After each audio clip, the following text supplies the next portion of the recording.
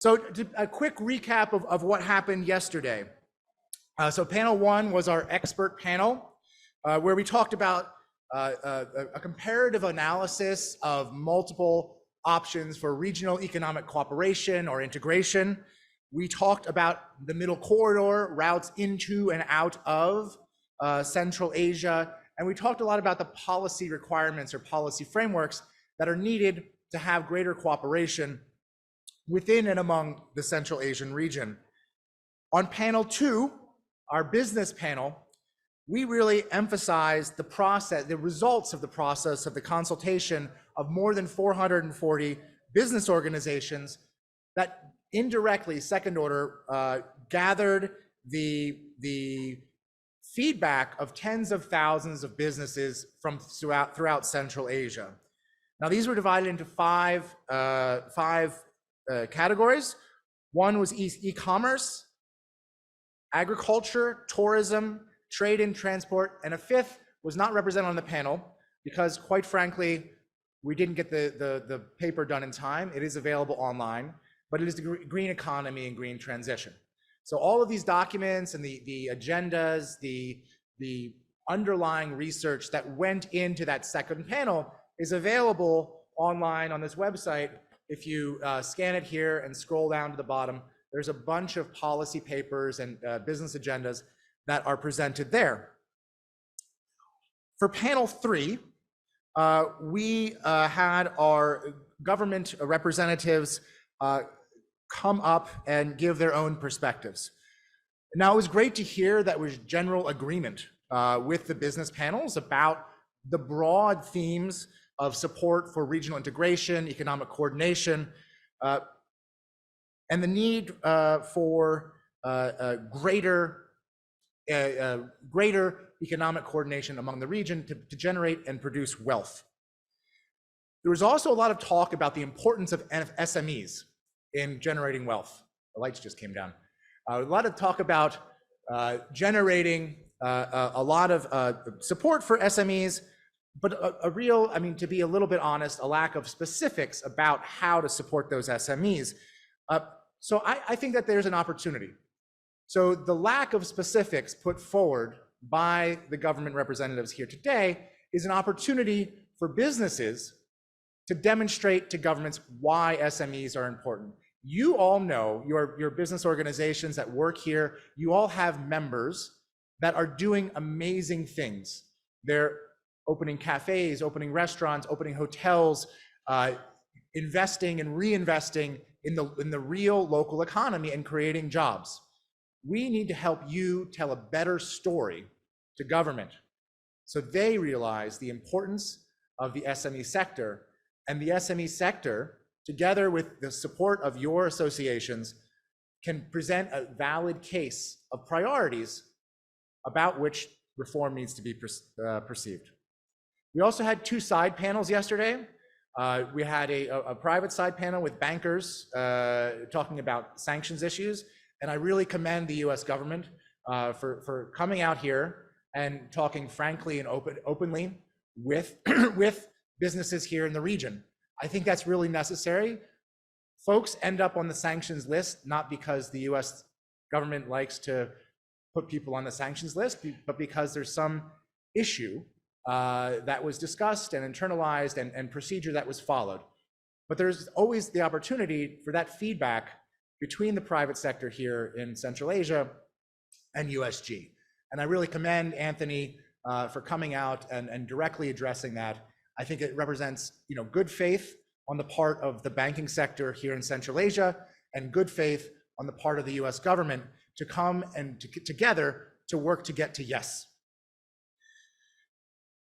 Now for today, we have three panels. The first panel talks about beyond security. So to date, many of the conversations in Central Asia has been primarily between the governments, US government, and the governments of Central Asia, a lot of it concerning security issues. Now, that's fine, but if we want to grow the relationship, we need to ask what's more. And that is really the point of this forum. So where can we expand the relationship and expand the dialogue between Central Asia and the United States. The second panel today will talk about international business perspectives. This is a group of business representatives that are working to bring FDI into the region, into Central Asia, and what their perspectives are take from the outside. Again, remember today is the theme of outside in. Yesterday's theme was inside out. Lastly, we'll talk about markets, the market and institutional landscape, and an integrated vision. The last panel, really, we're trying to tie things up and demonstrate that a lot of work is already being done here in Central Asia around three key issues, which my colleague Marcia will emphasize.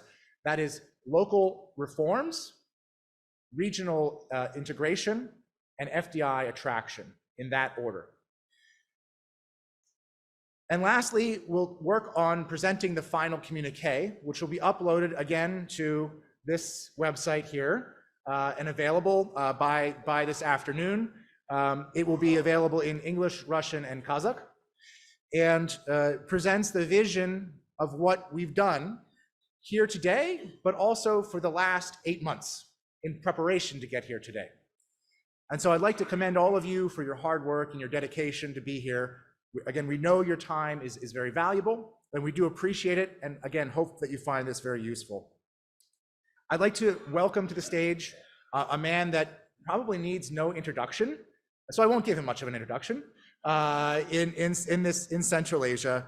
Dr. Frederick Starr, please come to the stage. Thank you.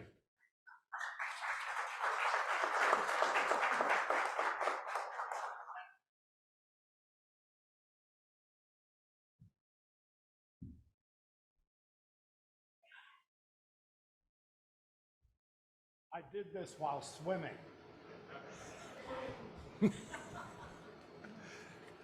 Good morning. I understand that my assignment is to discuss whether and how Eric Hontz's half-full glass can be filled. And I propose to do that, but I want, while being positive and constructive, also to be sober, be very sober. And I'm reminded of Stalin's great phrase at the end of collectivization. He said, "We're dizzy with success." I think we have to be careful that we aren't dizzy with success, that we be honest about what we have not done and what we have yet to do. And that's what I want to focus on. Now, why the caution? Because the great progress that has been achieved across Central Asia and the region as a whole is heavily driven, heavily dependent upon gas, oil, uranium resources. And I suggest that you recalculate the income figures by deleting those resources and look at the modern new enterprises that are being created and look at the degree of progress that they have brought about. Certainly, it is still impressive, but we have to realize a lot more needs to be done. Now, the question I would raise right at the beginning: has the progress been delayed by civilizational or cultural factors?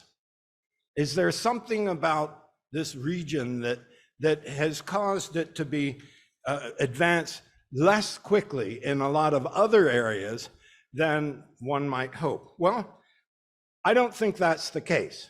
And let me just remind the non-Central Asians in the room that it was, after all, people from this region who measured the Earth more accurately than anyone else 600 years before Copernicus, who created the field of medicine from Europe all the way to India, who invented the concept of specific gravity, without which you wouldn't have modern technology, founded the field of algebra, hypothesized the existence of both North and South America as inhabited continents 1,000 years ago.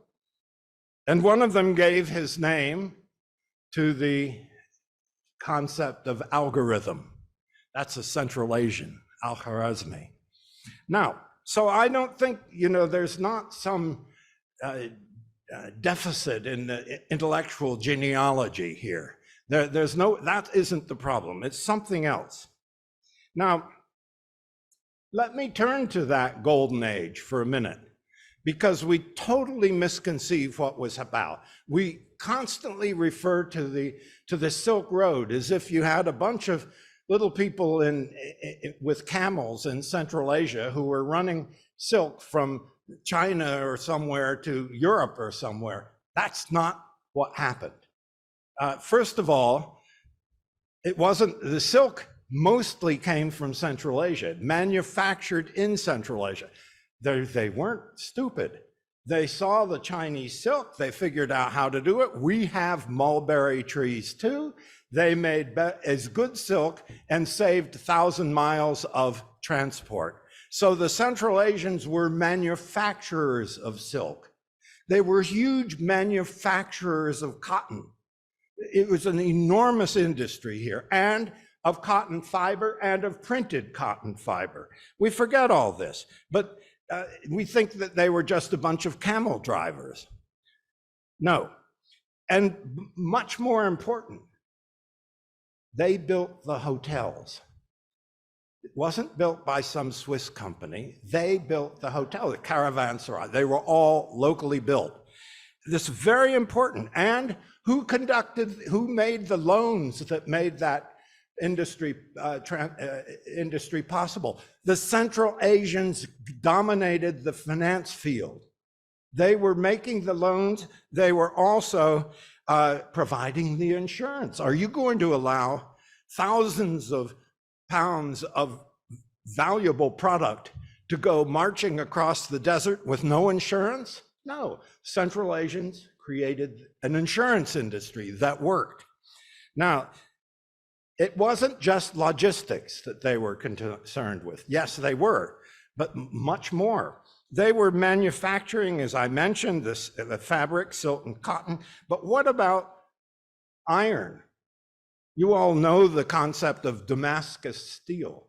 That came from actually what is now the border of Afghanistan, Tajikistan, Uzbekistan.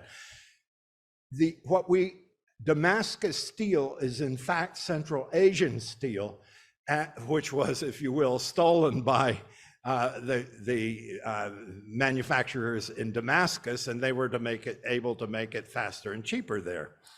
But my point is the level of technology and manufacturing was high. And I think we have to note that this happened because of a collaboration of cultures within Central Asia. There's all this talk, which I find disappointing and unproductive, about the Turkic ethnicity or the Persianate ethnicity. No, in this golden age, it was exactly the collaboration between the Turkic people, who originally were mainly in the countryside, and the urban Persianate people. They each totally depended upon the other. Neither could have, there wouldn't have been a nomadic civilization in Kazakhstan had there not been cities to which they could bring their products. There are a lot of nomadic products, and sell them. And similarly, the urban people couldn't have existed had they not had Turkic folks in the countryside providing insurance. So my point is, they collaborated. They knew how to collaborate. Now, what's going on today? There's collaboration at the presidential level. We all hear about the meetings, all publicized, when the presidents get together. That's very good. And they've talked about many subjects: technology, water, energy, and so forth. But the problem is there's very little follow-up. There's talk, if you will, blah, blah, blah, but not follow-up. There's not structured follow-up. And there's a reason for that. There are many reasons for it. I don't think it's cultural. I think there are other factors. But what I want to stress, and this is hugely important, and we keep sweeping this under the carpet. Oh, don't worry about it, we can do without it. There is no structured, organized, effective regional organization. It's now, if you take nothing else from this presentation of mine, keep in mind, you are sitting in the only serious world region without its own institutional structures. Everyone has them. I don't mean ASEAN was mentioned. By the way, 6 years ago, we took a big delegation of young businessmen and women from across Central Asia to Singapore for a week, and we met the entire high command of ASEAN, and every one of the participants sent back a report to their government that this is something worth studying. No response anywhere. But my point is, this puts your region behind the 8 ball. Compared with South America, you have Mercosur. It's complicated and not all that successful, but it's there. You have of course the Caribbean nations. The little islands in the Caribbean have an organization, very effective.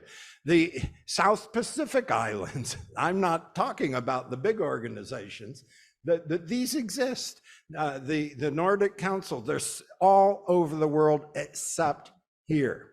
Now, what's going on? No one calculates the cost of this absence.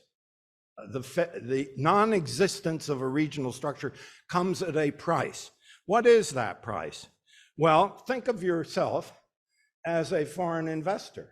You can come to Kazakhstan, you have a market of 20 million, you can go to, but add 40 from Uzbekistan. You have 60, and you can keep adding, and if you want, as I would eventually, to add Afghanistan, you're way over hundreds of millions. But that doesn't happen because it's not yet realistic to make take such an approach. Now, why does this not happen? Why do you not have people investing on a region-wide basis? Let's be very sober about this. Very simply, slow borders. People know that borders are slow. You can look, the international logistics guys, you can go on their website, they'll tell you how many minutes it takes to get across each border on the planet. And if you make that calculation, if Central Asia is low on the list, you lose. That's reality. You also have absence of a region-wide business visa. Why would someone want to do business in Central Asia as such if he has to get 5 different visas? There's no, and then suppose you put yourself in the position of a tourist. We heard eloquent talk about tourism yesterday. Good luck. You know, is there a region-wide tourist visa? No. Now, I understand there are complications for each of these. There are reasons, and I'm not minimizing that. But these are Rubik's cubes that have solutions. Now, beyond that, there's the whole field of tariffs, of standards, of laws, of regulations, and so on, which is an impediment now to region-wide trade and investment. Now, the further problem is that except for the voices of the presidents, and all presidents in the region from time to time make public statements that get into the press, and should, because they're often very important. However, this is striking failure of educated men and women across Central Asia to address the world public. They have full access to international publications, newspapers, television, etc. Very few avail themselves of it. Is this some Soviet pachmiel that only the president talks abroad? I don't know the cause of it, but it's a fact. And because you have no voices abroad, that impedes your development. You have 5 voices abroad to the extent that you have any, not a single voice. Now, what is the effect of this situation? and this is very important, it invites everyone, not just good guys and bad guys, everyone abroad, to play one of you off against the others. Divide and conquer, a concept coined by Julius Caesar when he was fighting in the Gallic Wars. He said it works, and it does work. And you are victims of divide and conquer because of your absence of coordination and cooperation. Now,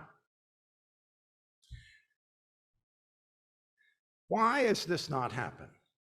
There's some good reasons and some not good reasons, and some of the good reasons are not known. Let me focus on these. First of all, we all, especially Americans, should recognize this multi-vectored approach that everyone practiced it after the collapse of the USSR. President Nazarbayev made it into almost a doctrine, which your current president of Kazakhstan wrote a book about. And he added, then the way to do it is balance Russia with China, and then an addendum, you balance both of them with the West, with the United States. But this is an old practice. The United States did this. It balanced England, this was the Russia of the day, it balanced England with France, and then it balanced both of them briefly tried to with Russia. So, okay, you have this policy. It's going forward. But here's, that is not the only factor. I want to stress that the Central Asians, it's not because they're incapable of coordinating and cooperating with each other. They're good at it, but they've tried. And in the 1990s, and this is the heart of what I have to say today, there was an institution called the Central Asia Union, or the Central Asia Economic Union. It had very active participation from Kazakhstan, particularly, and it was so successful. It covered economics, it covered law, it covered even military matters. I remember, as I've mentioned to a couple of you yesterday, I remember seeing Uzbek soldiers in uniform on the streets of Bishkek during the Central Asia Economic Union. I asked them, what on the world are you doing here? And they said, oh, Central Asia Economic Union, as if it was obvious, but it wasn't obvious. But this was all going on. This was so successful. This was so successful, this Central Asia Economic Union. I've heard several Central Asians in the last day say somehow it failed. It didn't fail. It was destroyed because of its success. Vladimir Putin asked if he could be an observer, and they had no grounds for saying no. The Central Asians, you know, neither the Chinese, nor the Europeans, nor the Americans were going to say, don't do it. They said, it's your decision. So that he becomes an observer. 2 years later, he says, well, we'd like Russia to be a member. Again, same response, silence. Central Asians had no way of resisting. They remember and become a member. And then 2 years after that, Volodya Putin again says, well, okay, now we're going to close down the Central Asia Union, and we're going to create the Eurasian Economic Union. And then he created, also on top of that, the Common Security Treaty Organization. This obliterated Central Asia. This was an institutional destruction, planned campaign that succeeded. And it succeeded so well that they even suppressed news of the existence of this entity. Look, try to find it on Wikipedia. Those who destroyed it also got it out of the news. So this is obviously, people who are aware of this are very cautious today. I'm suggesting that time for that caution may be passing. Events in Ukraine are dramatically changing the situation. It's not an overstatement to say that no matter what happens in the war in Ukraine, Russia loses. And it'll probably be a generation or more before it restabilizes in any serious way. So where does this leave us? I think that, yes, it's nice that we have confidence building measures. It's nice that Kazakhstan took the lead in creating, coordinating on a global level, religious groups, and then the financial center in Astana, wonderful initiative, bravo. On the other hand, it's global. There has never been there anything that says we are Central Asian. That would be very welcome. That means you end up today with a two-tiered Central Asia. This is not good. You have the relatively rich and prospering countries, Kazakhstan and Uzbekistan, and then you have three economies in very complicated situations, Kyrgyz Republic, Tajikistan, and Turkmenistan, very different among themselves, but it's two tiers. This invites divide and conquer, and that's the reality. And what this means is that Central Asia has what technically we say has a low level of agency, a low ability to affect change on a global level as Central Asia. Central Asia's agency is far lower than the individual agencies of some of the countries within the region.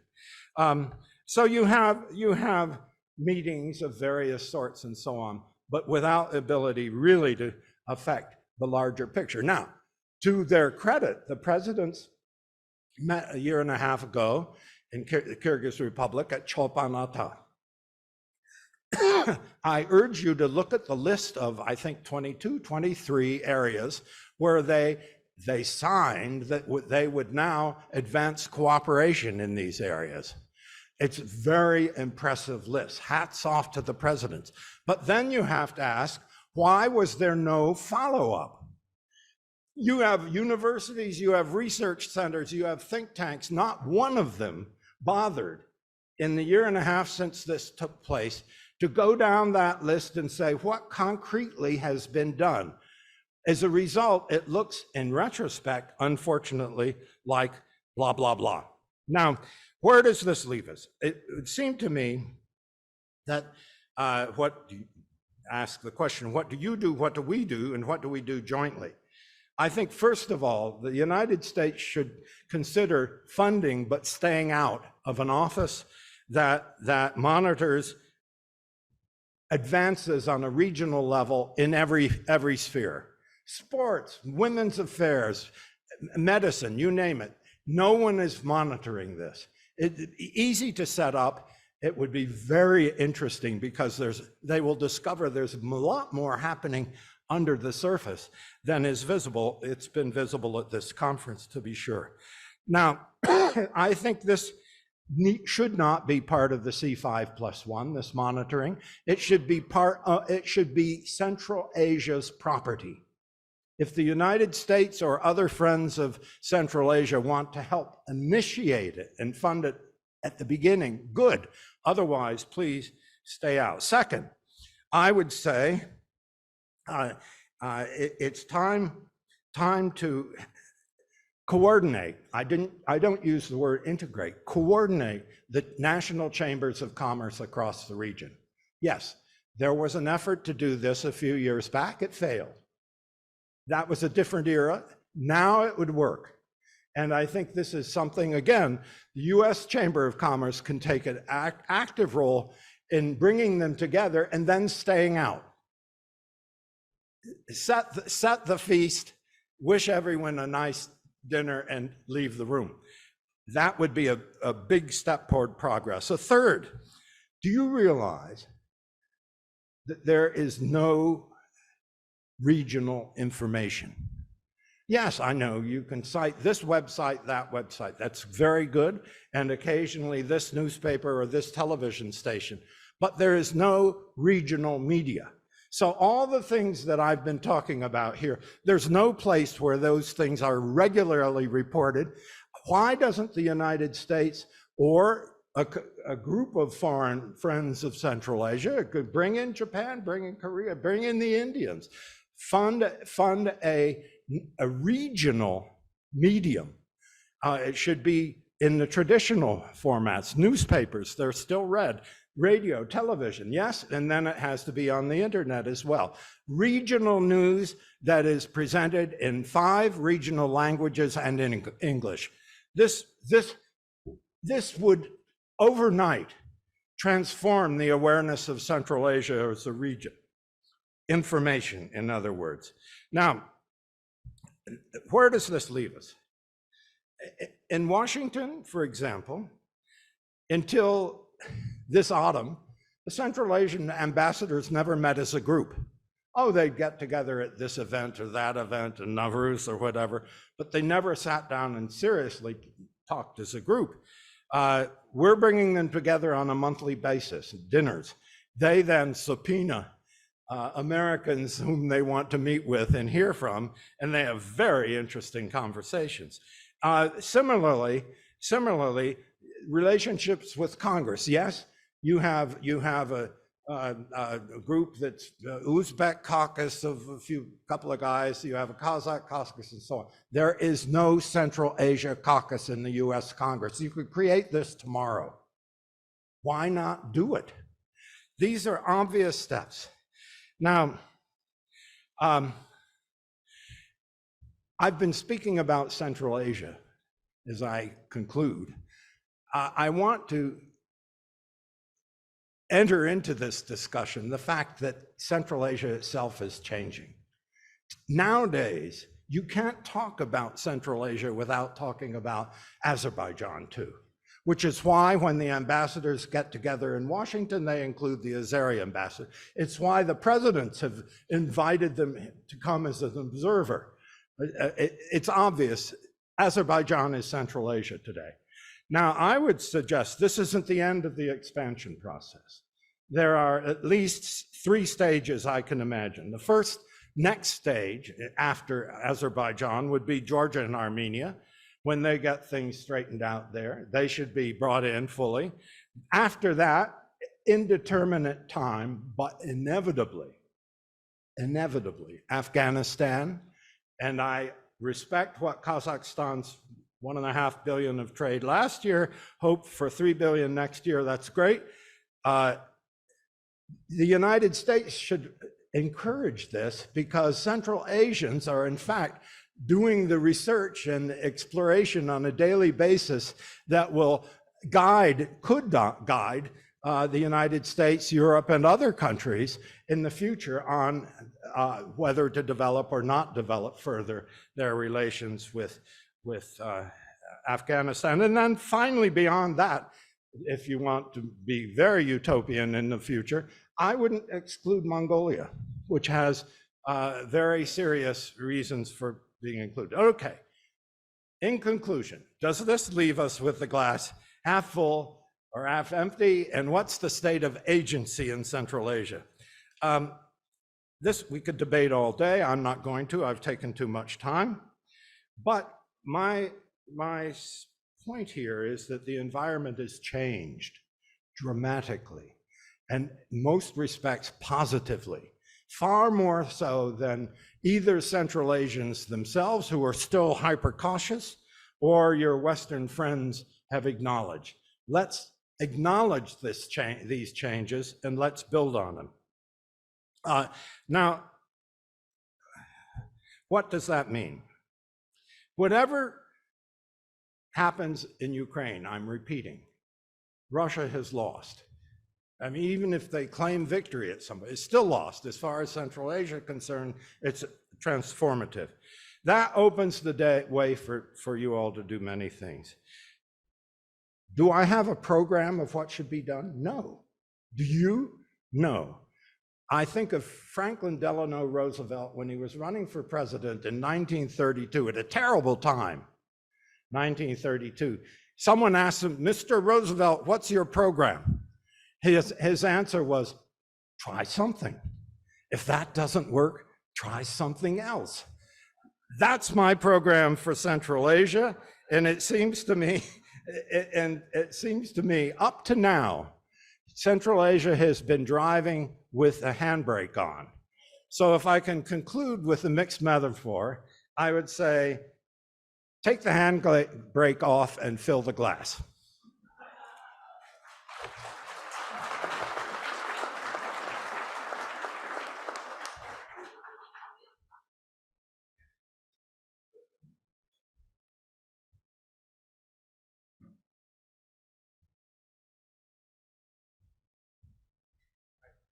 Thank you so much for the inspiring speech and the mixing of metaphors. I'm very honored to welcome a good friend in this process of regional cooperation from the European Union or the European Commission, Mr. Henrik Hololei, Honors Class Advisor to the Directorate General for International Partnerships. In the past, he has been Deputy Secretary General of the European Commission, Director General for Mobility and Transport. He has a lengthy resume and cares deeply about engagement with Central Asia. So, Henrik, if you could come to the stage, please. Thank you.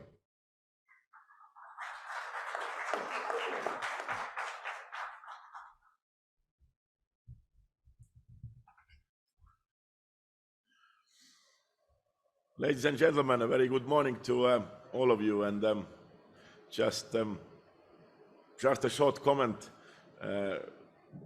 from the introduction. I do indeed care a lot about this region, and that's why I'm here. And I'm also extremely pleased and privileged to be here in Kazakhstan, in the beautiful city of Almaty, and to address you at this exciting event. Over the last 4 months, I have visited all the Central Asian countries, and most of them more than once. And I'm every time very delighted to come to this bustling and fast developing region. I would first like to express my gratitude to the organizers for inviting me and giving me the chance to add the EU viewpoint and elaborate more about our intensifying cooperation with the Central Asian region. In recent years, EU-Central Asia relations have gone from strength to strength, with several high-level visits and first ever EU-Central Asia summit to take place later this year. I'm glad to be here at the historic juncture. We are taking our partnership with Central Asia and with Kazakhstan to a new level. And I would like to take this opportunity to commend the many ambitious reforms implemented in Central Asia over the past years. We wish to deepen our cooperation with all Central Asian countries through our Global Gateway strategy, with an offer based on partnerships and a human-centric approach, with a strong focus on skills building, a cooperative way to trade, digital and green transitions, and transport connectivity in the framework of the Trans-Caspian Transport Corridor, a flagship of our Global Gateway strategy. With about almost 80 million people and a large young population, the region offers many opportunities.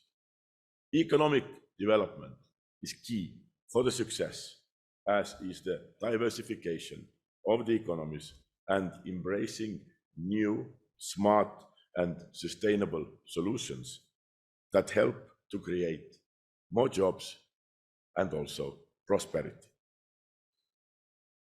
EU is the most important trading partner for Central Asia, accounting for 1/4 of the combined trade. At the same time, EU is also the biggest investor in Central Asia, with more than 40% of the accumulated investment in the region. So we have a good base to build on, and I hope we continue to do so through deepening our cooperation as well as our partnership. I feel the positive developments in this region and in this country, the drive for modernization and reforms. I'm happy to see the vibrant business community and more investors from Europe and like-minded countries establishing themselves here and contributing to the positive change and the economic development of this region.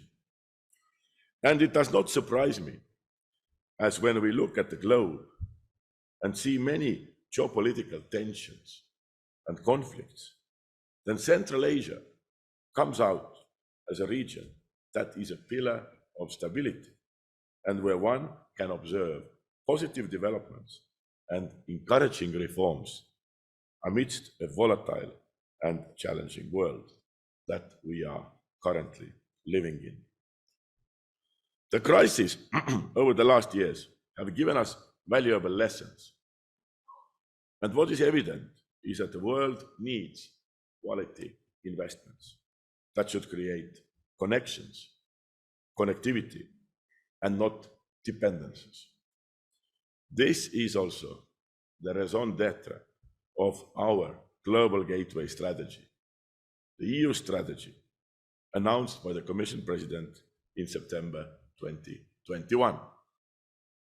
Global Gateway stands for sustainable and trusted connectivity that works for the people, the businesses, and the globe. It is in line with the commitment of the G7 leaders from June 2021 to launch a value-driven, high-standard, and transparent infrastructure partnership to meet global infrastructure development needs. It supports also the Partnership for Global Infrastructure and Investment and is a perfect tool to work closely with our key allies like the United States and other G7 countries and like-minded G20 countries. Across the world, Global Gateway aims to mobilize up to 300 billion in investments between 2021 and 2027. And it uses operational tools such as technical assistance, policy and economic dialogue, trade and investment agreements, and standardization to create better conditions for quality investments, which are the backbone of the success. It is the European Union's offer to partner countries to accelerate their twin green and digital transitions. And it aims at developing 360-degree packages to respond to their infrastructure needs and also at the same time to improve their regulatory frameworks. Global Gateway focuses on infrastructure that responds to the various current challenges. It is anchored in 5 policy drivers. First, digitalization, then climate and energy, third, transport and connectivity, fourth, health, and the 5th, education and research. It is not just based on physical, sustainable infrastructure, but also on soft skills and regulatory environments. It combines investments in the hard infrastructure with investments in the enabling environment, regulatory frameworks, norms and standards, technology transfer, and know-how. In doing so, it creates a powerful, transformative package whose core are large-scale projects with a strong infrastructure element. Global Gateway supports partner countries to promote their own strategic autonomy. It is a way to connect Europe and partners across the globe based on common objectives, trust, and sustainability. Private sector engagement is a strategic priority for the EU to harness their expertise, resources, and innovation to help sustainable development objectives and promote best standards. Notably, by bringing the much-needed private sources of investment while steering and incentivizing sustainable investments. Without that, we would simply not succeed, and we would not be successful. The EU supports local private sector development in partner countries, but the involvement of EU business is also key to attract private funds into the countries. The EU's estimated contribution includes 28 billion euros in grants globally, to which we need to combine actions from the EU member states and European development finance institutions, as well as investments mobilized from guarantees and blending. Global Gateway is implemented in a Team Europe approach to reach scale and create tangible and visible impact on the ground. This means EU institutions, EU member states, their development finance institutions, the European Investment Bank, and the European private sector. Businesses have a key role to play in bringing investments, knowledge, and developing skills on the ground.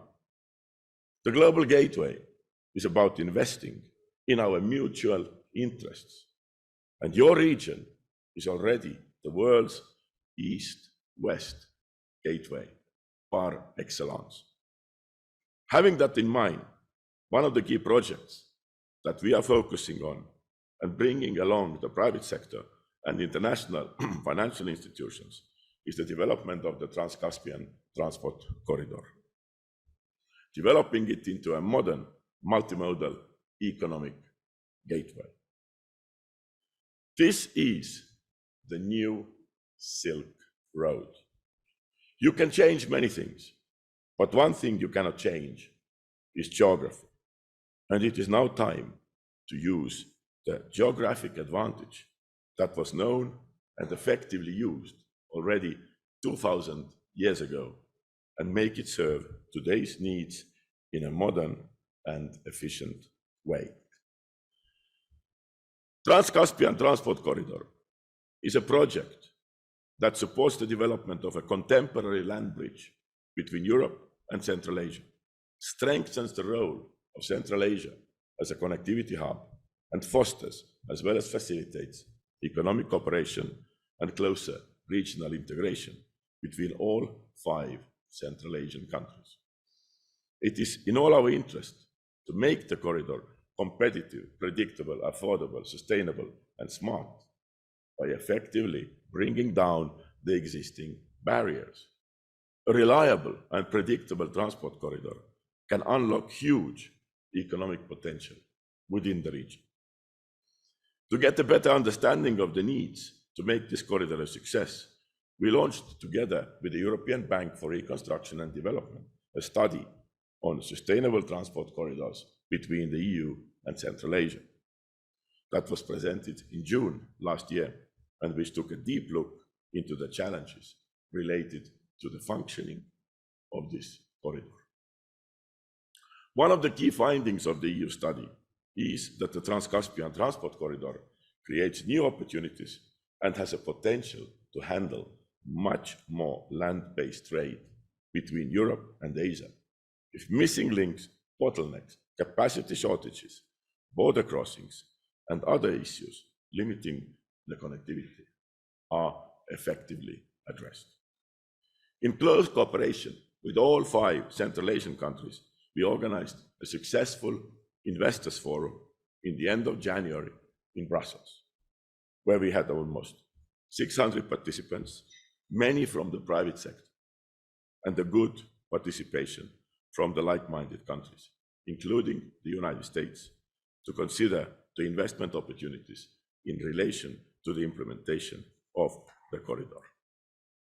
The Investors Forum took forward the conclusions of the study and supported the EU's and Central Asia's political commitments to enhance and reinforce connectivity and to turn them into tangible operational deliverables.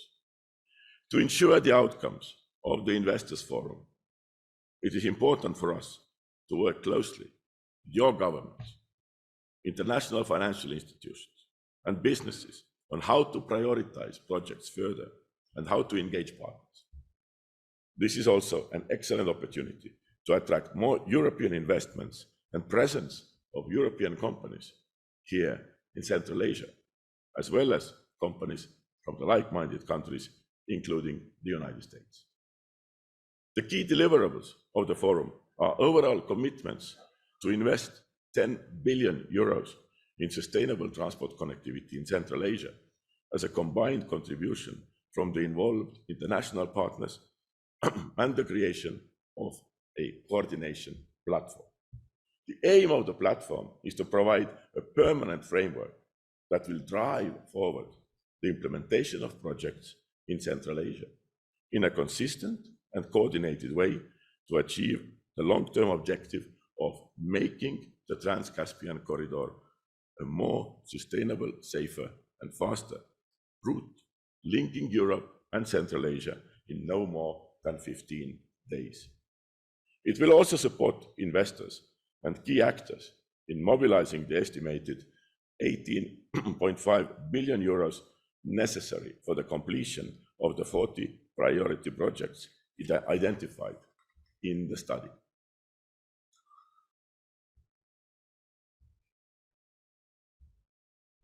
We have prepared an initial concept paper for the platform,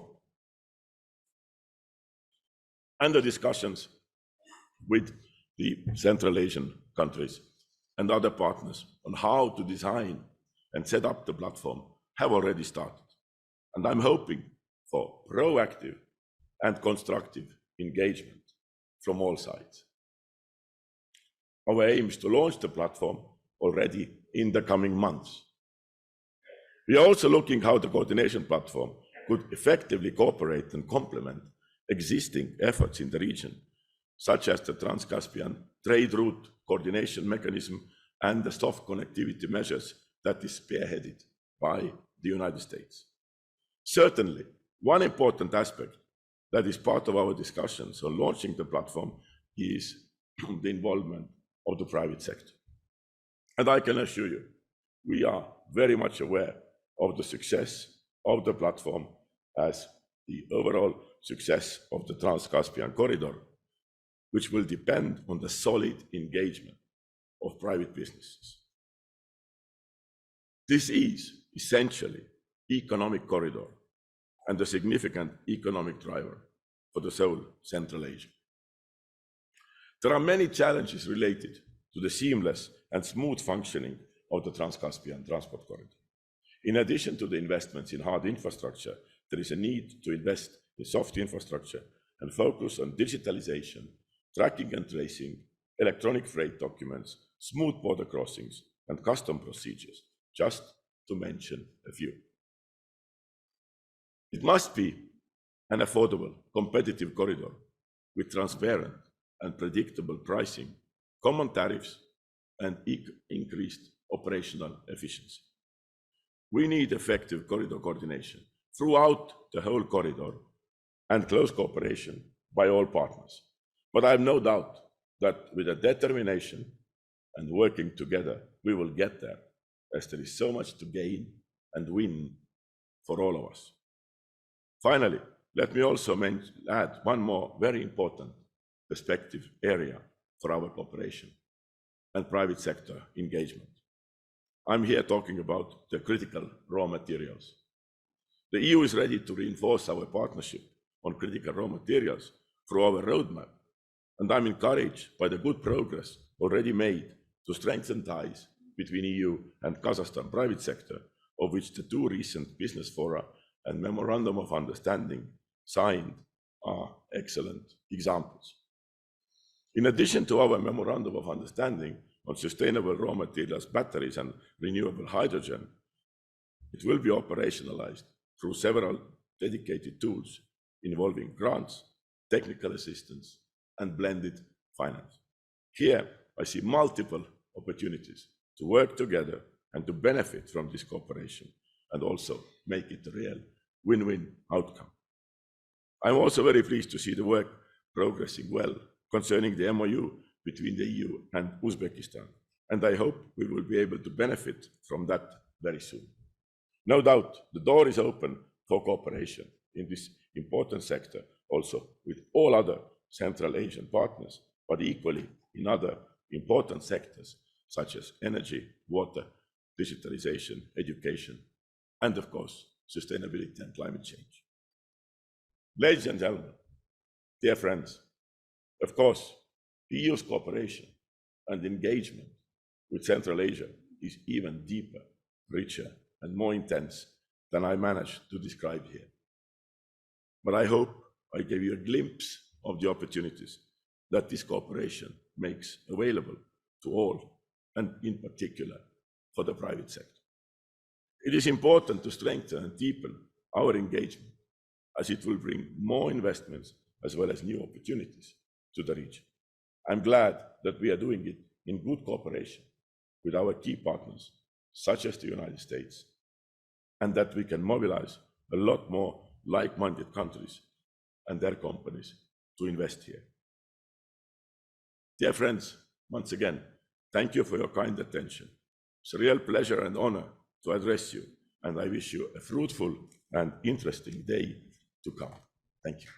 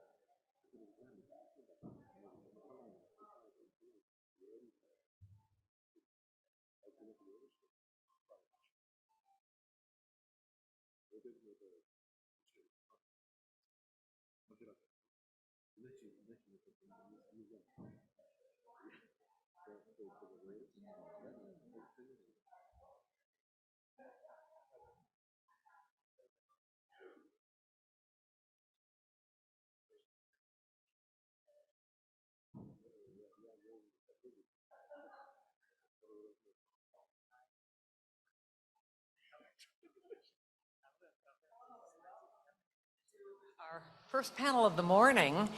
We're all just getting ourselves organized, and you can tell already we know how to line up. We put ourselves in front of our pictures. You know, yesterday, in listening to the government panelists speak, this troika came to my mind, which was that regional prosperity is going to depend first on these internal reforms, on regional integration, and then also on foreign direct investment, or sustainable investment, as we just heard it said by Mr. Hololei. And he also said that all this depends on business. So our first panel this morning is going to first look at this connection between internal reforms and regional integration. The next one will bring in the international perspective of finance and investment, although we'll hear a lot about investment here as well. And then the third panel that Eric Hontz is going to moderate will bring in how business is going to play a role. Now, these are all rather cold concepts that you hear these big words, but I want to remind all of us here that this is all about people, about the people of Central Asia. It's about enabling a child to wake up in the morning and have a glass of water that will not poison her, or that families will not die in their beds because they had to turn on electric heaters because their electrical system, the energy system, failed to accommodate a surge in demand. We're talking about the human capital that is going to literally be the basis of everything that happens in the future. And I'm pleased to have our colleagues here. As a former member of the international financial community, I can say that there is one thing we all share, is that we firmly believe that rubrics cubes do have solutions. And you know, we're talking about pessimists and optimists. We are idealists. I would say at heart, this is the most mission-driven group of people I think I've ever had the pleasure to be associated with. So I say that in introduction to a group of very fine people, and I will introduce them in the order in which they'll speak. To my left, Mr. Oskar Namazbayev, who is the Associate Director and the Deputy Head of the Kazakhstan Office of the European Bank for Reconstruction and Development. Then Ambassador Kestas Yangauskas, from the European Union Ambassador to the EU, to Kazakhstan. Mr. Luis Riviera, who is with USAID Central Asian Regional Director. Ms. Yekaterina Benjamin, the country officer of the International Finance Corporation, IFC, in Kazakhstan. And then Mr. David Stephen Knight, the lead country economist and program leader for equitable growth, finance and institutions in Central Asia for the World Bank. Thank you so much. Oskar, please take it from here. Right. Thank you, Marcia, for the introduction. It's my great pleasure to be here in a beautiful and snowy Almaty, undeterred by the air traffic collapse last night from Astana. I think many of people who were traveling last night witnessed that, but we made it here, and it's great. But let me start with the following. With my memories from my childhood, when I was as a 5 or 6 year old kid running through the halls of this Alatau resort. That's what we knew this place. And now I'm sitting here.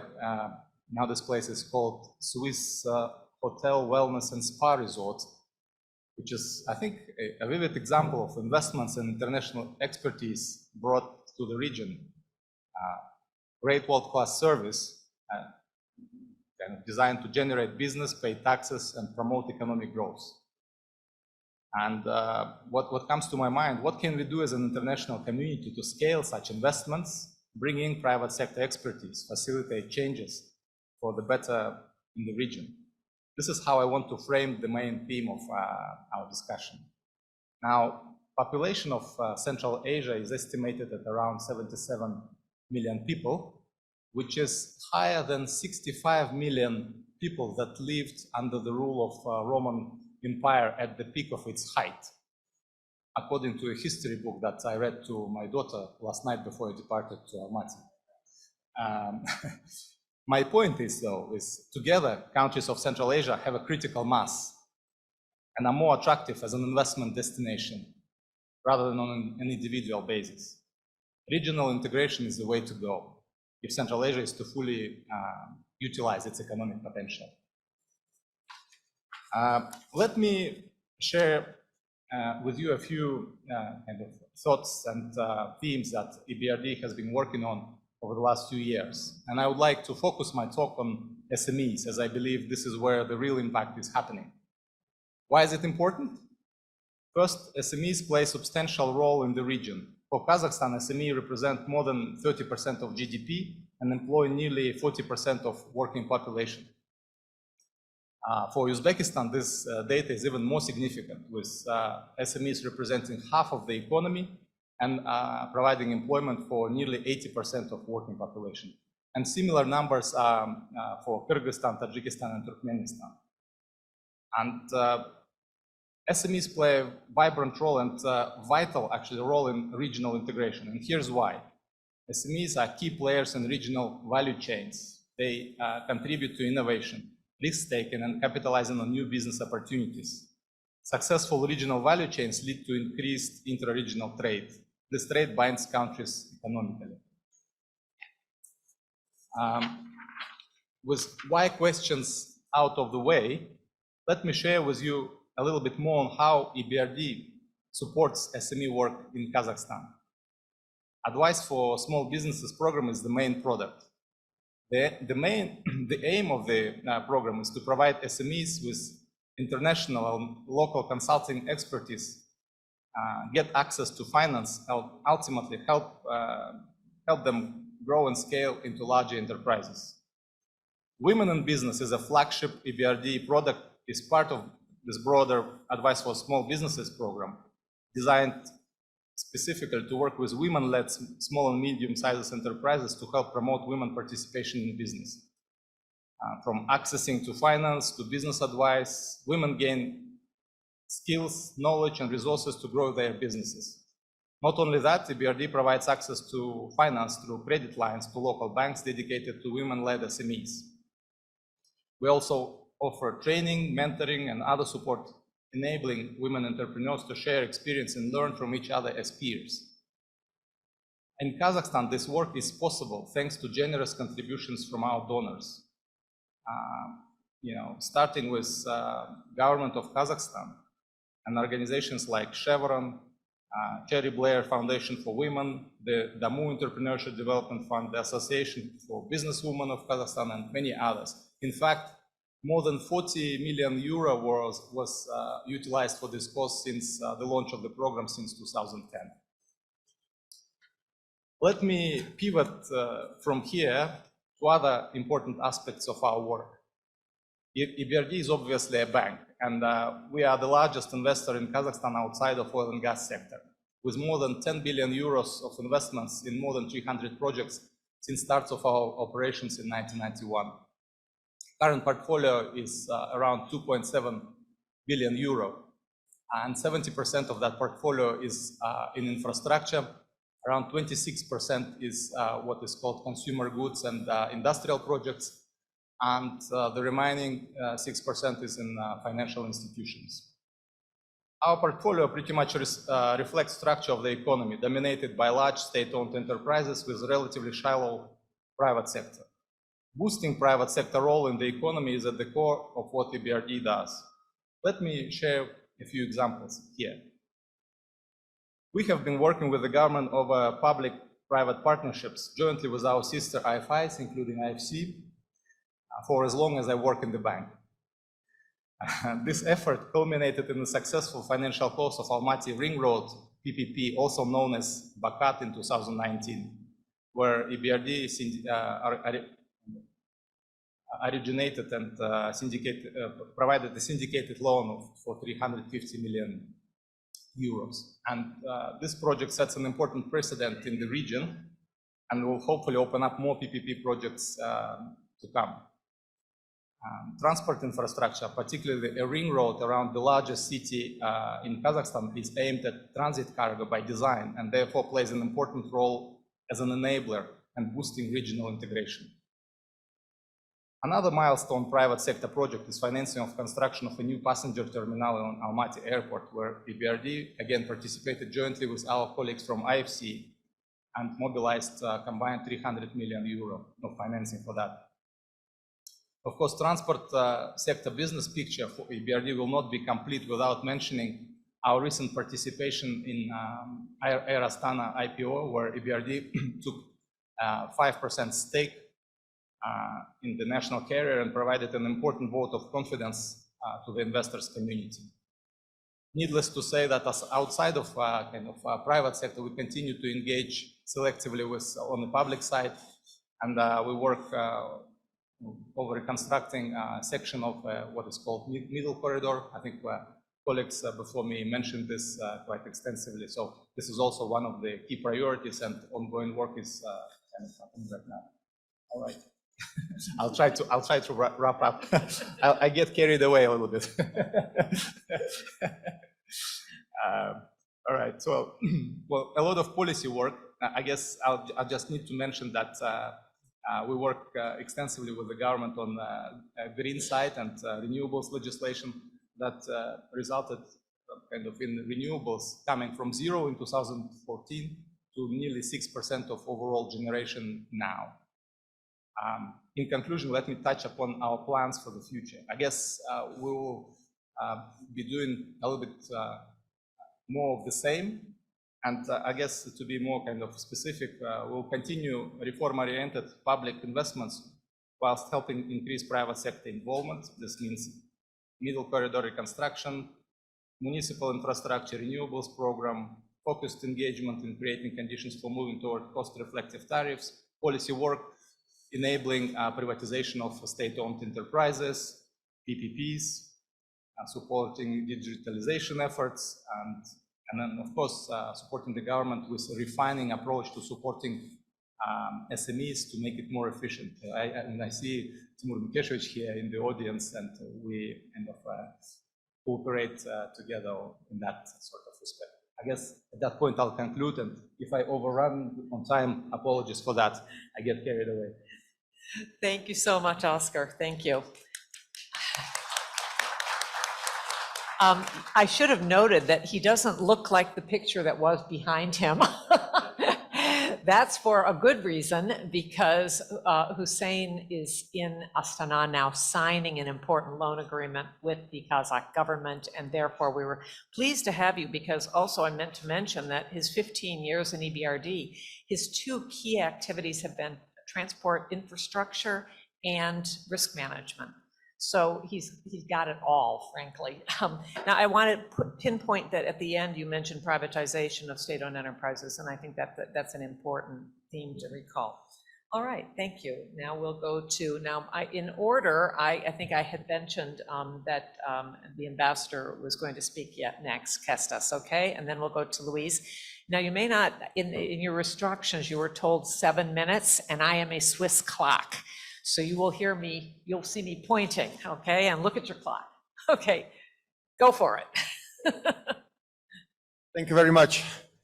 Good morning. Good to see you, ladies and gentlemen. First of all, thank you to the organizers for inviting European Union to what is the US Central Asia show. Happy to be here as partners. And because, well, for us, we always naturally looked at the 5 Central Asian countries as a region, because we truly believe that the cooperation that worked for us in the European Union on a larger scale of 27 probably could and should work for the region of 5 countries. And therefore our programs, now here in Kazakhstan and other countries, we're celebrating 30 years of our relationship. Programs that we were implementing throughout these 3 decades, 99% of them were always regional. And we tried to tackle things that are common: the border management, the law enforcement, fighting drugs, helping health, water management, and of course, advancement of the small, medium-sized enterprises. Again, because we truly believe in that, because they are the backbone of our economies back home. Now, here in Kazakhstan, European Union is Kazakhstan's main trading partner and the main investor in the region. We are second. And interestingly, I noted that this year, China surpassed Russia in foreign trade for Kazakhstan. Our trade grew last year by 6%. And it's now 42.5 billion euros. No, we are not dizzy with success. Looking at Dr. Starr there. What we do is we have one good model, very well functioning agreement, enhanced partnership and cooperation agreement. Kazakhstan was the first to sign that in 2016. It's fully ratified and enforced since 2020. And actually, in a couple of months, we hope to sign similar deal, similar agreement with Kyrgyzstan. Our agreement with Uzbekistan is initialed, and we started negotiations with Tajikistan. So again, trying to expand to the region and bring it as a pattern, because these agreements cover basically all areas of life, 29 major areas of cooperation. WTO, I think, is a very good example where some countries are members. We support the rest to join. We use the instruments of GSP Plus and so on for the countries, for some other countries in the region. So for the trade, we really see this as a much bigger market, being the region. Now, we speak of the war, of course, and tragic January events here 2 years ago. Yes, they were the disruptors, the shocks, but they were also the catalysts for what started happening.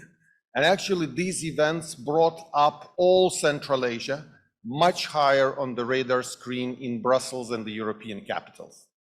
And that's a good thing because the region is not new, but some things started changing and it focused and refocused our attention as well towards this region.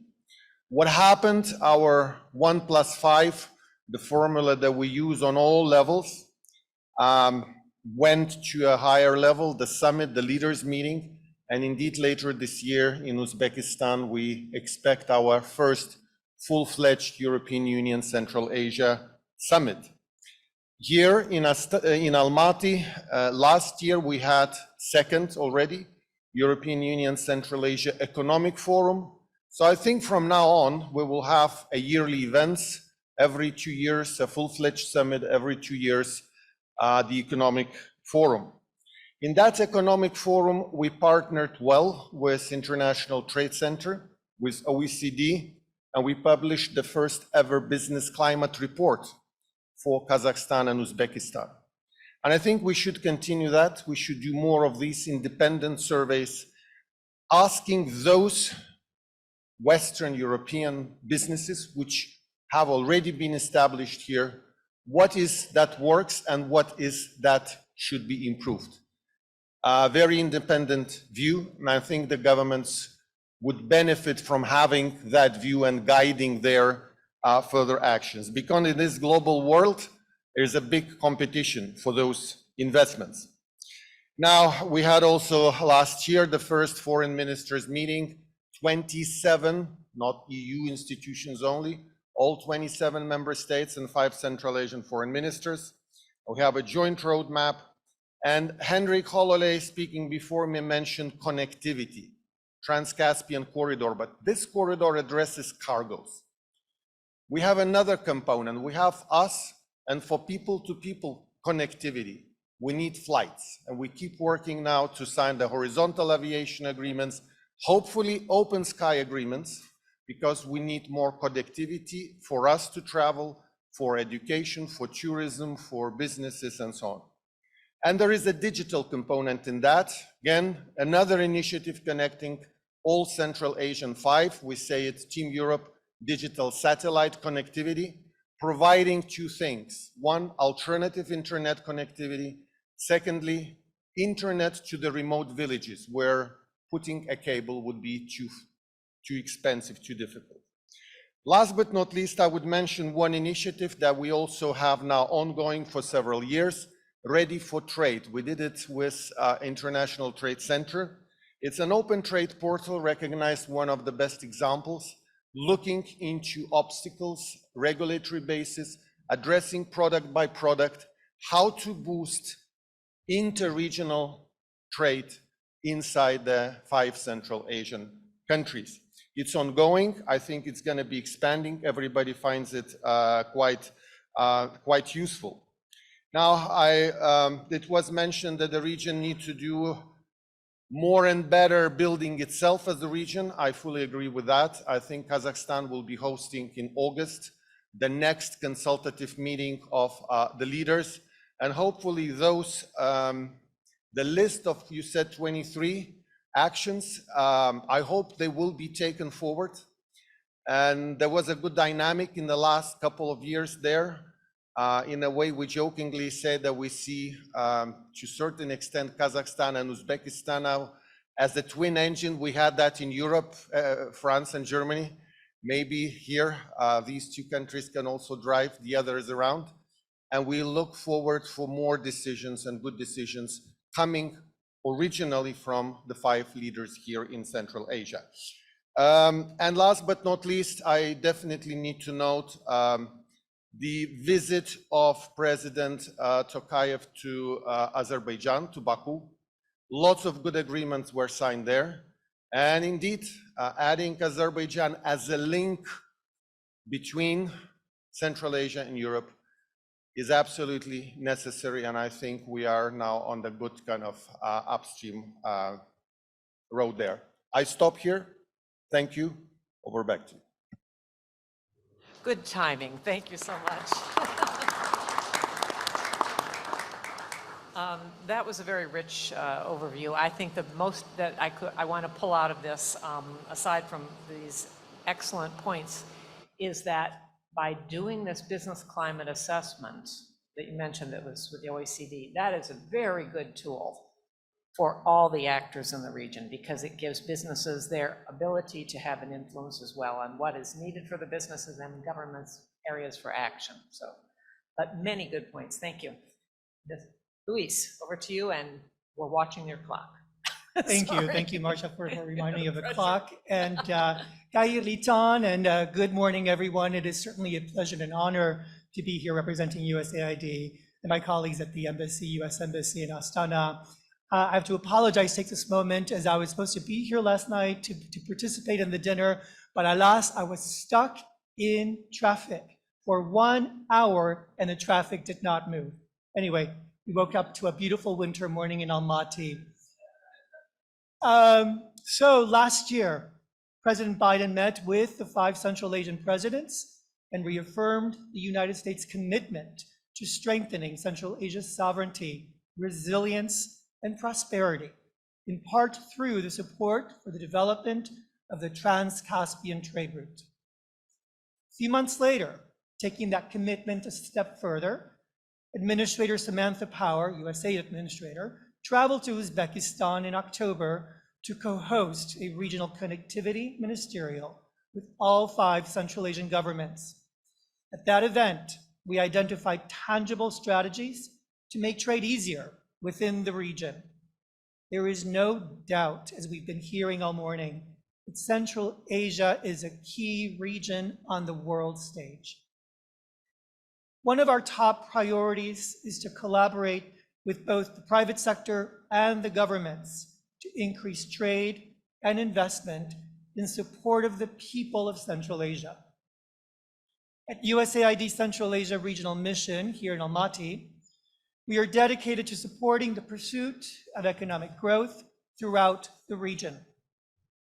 Through its 12-year history, the USAID Central Asia Trade Forum, or known as CAREF, has established itself as the premier regional event for trade policy dialogue, business connectivity with hundreds of policymakers, businesses, and thought leaders coming together every year. Over the past decade, this event has facilitated trade among Central Asian nations, which has more than doubled, reaching $6 billion annually. And this past year, USAID helped Central Asian exporters sign 19 contracts worth over $15 million and sign 170 letters of intent for over $77 million of deals. We're also proud to be supporting Tajikistan with their accession to the World Trade Organization. USAID is also providing technical assistance to businesses in Central Asia to facilitate investment. And that is by increasing firms' competitiveness over the past 4 years with an investment of $3.5 million. USAID facilitated $115 million in investments for companies across Central Asia. These investments and technical support have contributed to the creation of more than 30,000 new and improved jobs in the region. With these successes in mind, I'm very proud and excited to announce that USAID has recently launched the Future Growth Initiative 2.0. This activity extends our work with the private sector, bolstering both the digital and green economies in all 5 Central Asian nations.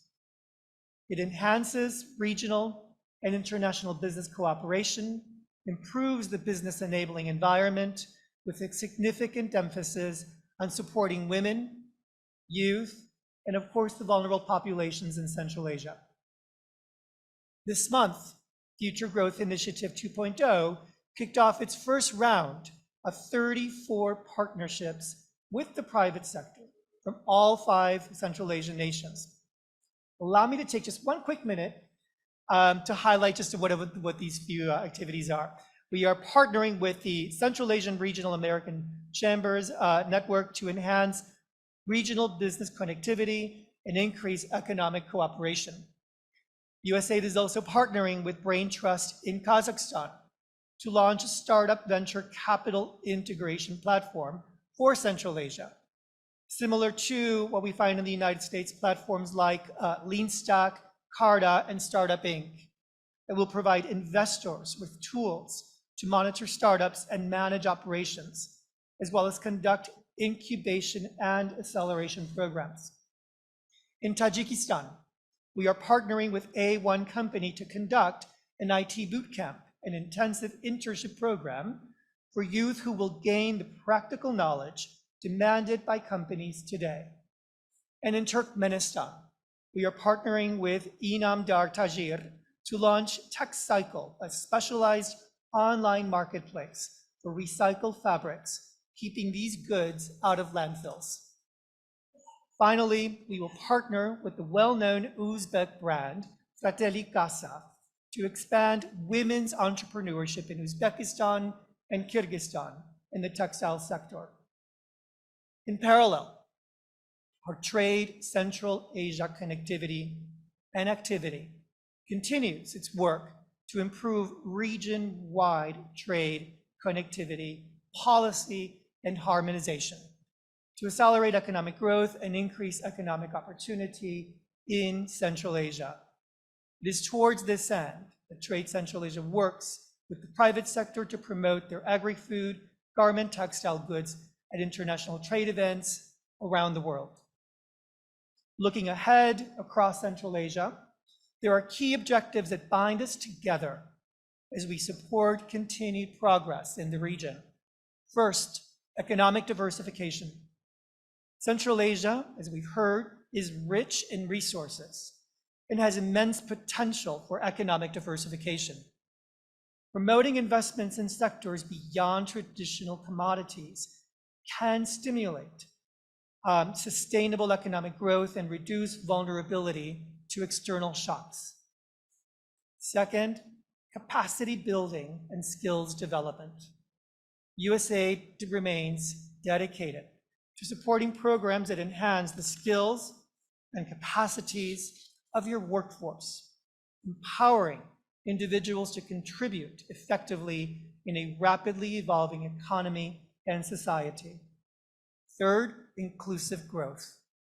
We must prioritize initiatives that empower marginalized communities, gender equality, and promote social inclusion, ensuring that benefits of economic growth are shared equitably.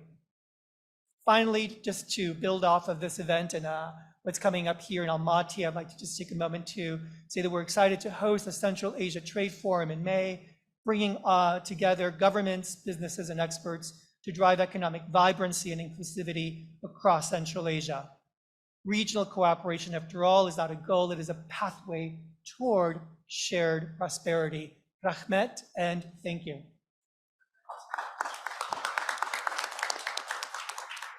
Congratulations on a new program, this new initiative, 2.0.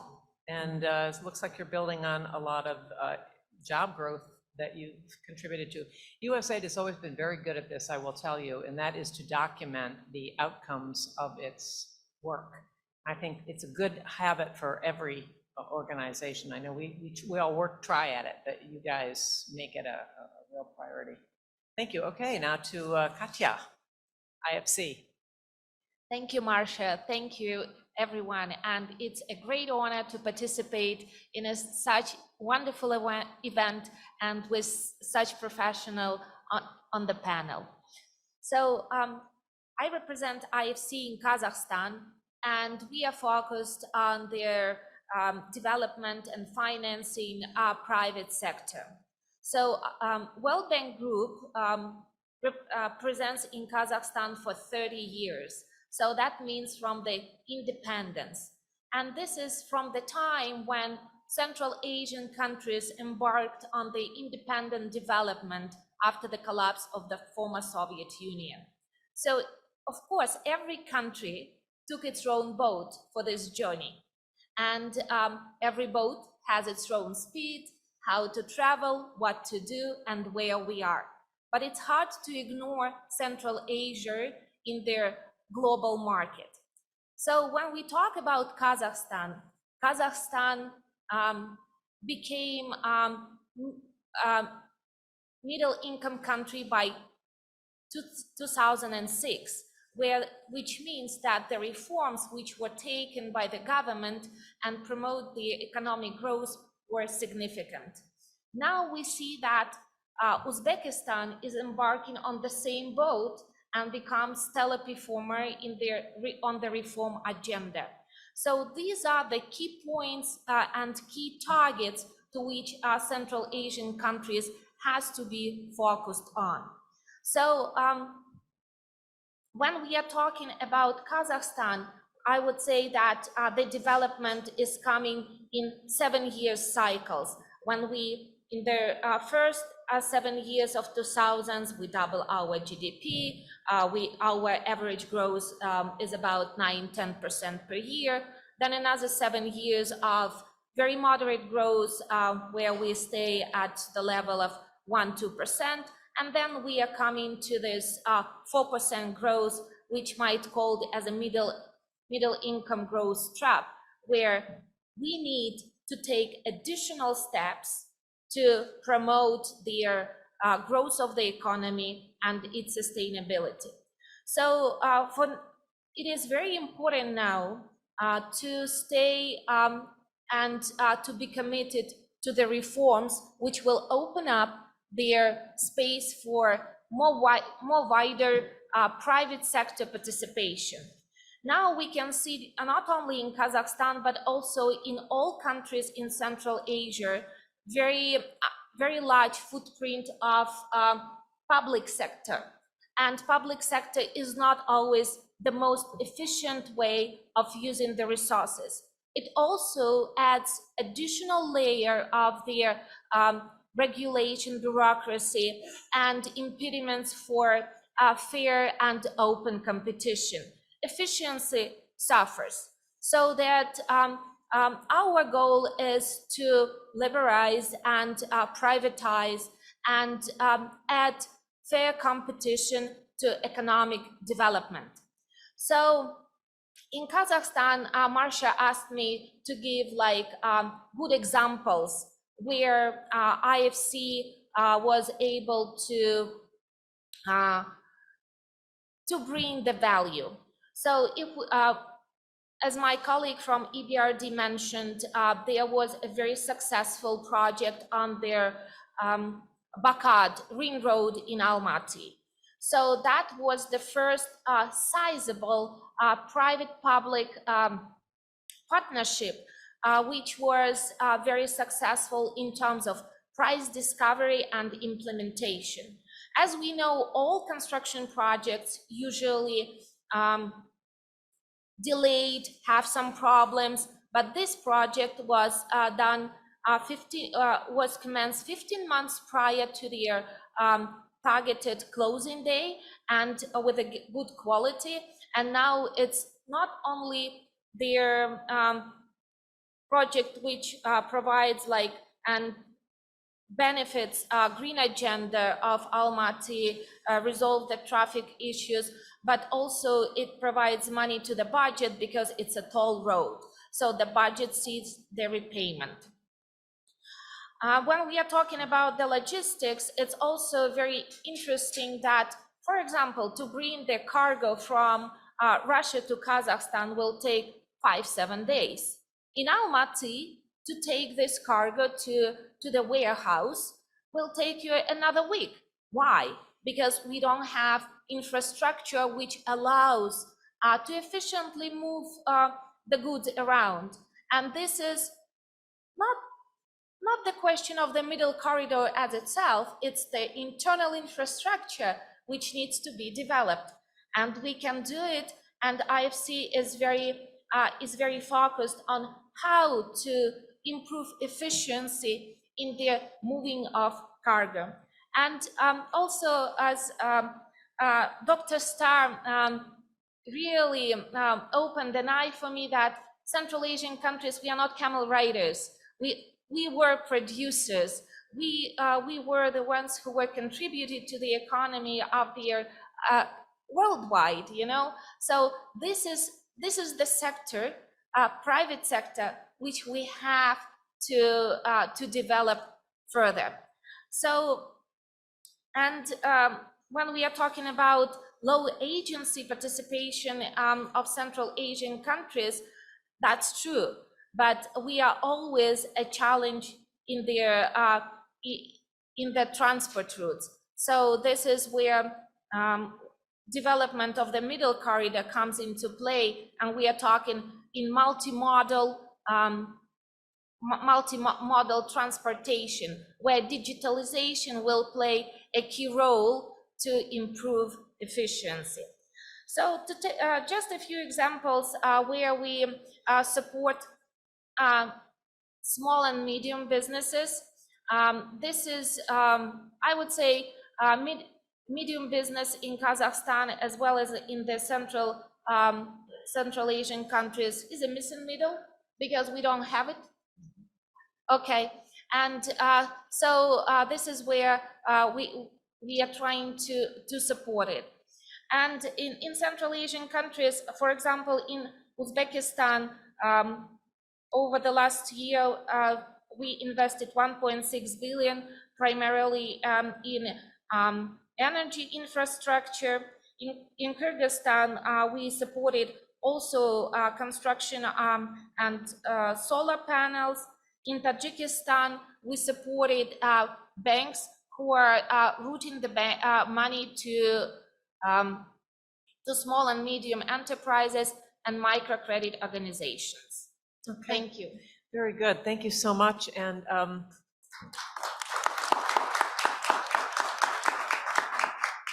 she brings to mind a point that I want to repeat that I made yesterday, and that is the acquis communautaire of the EU is 40% about internal transport. So what makes the EU so efficient is this ability to cross borders so quickly. And I appreciate your mention of that issue. It's just underlies the entire idea of integration. So finally, our last speaker, and I'm sorry to be so pushy on timing, but this is a shorter session than the others, and that's why we are trying to keep on track. But thank you, Dave. Thank you. Thank you very much, Masha, and thank you for having me. So let me jump right in. There's a lot to do and say, and of course, time is precious. So I just wanted to start my remarks with a dose of realism.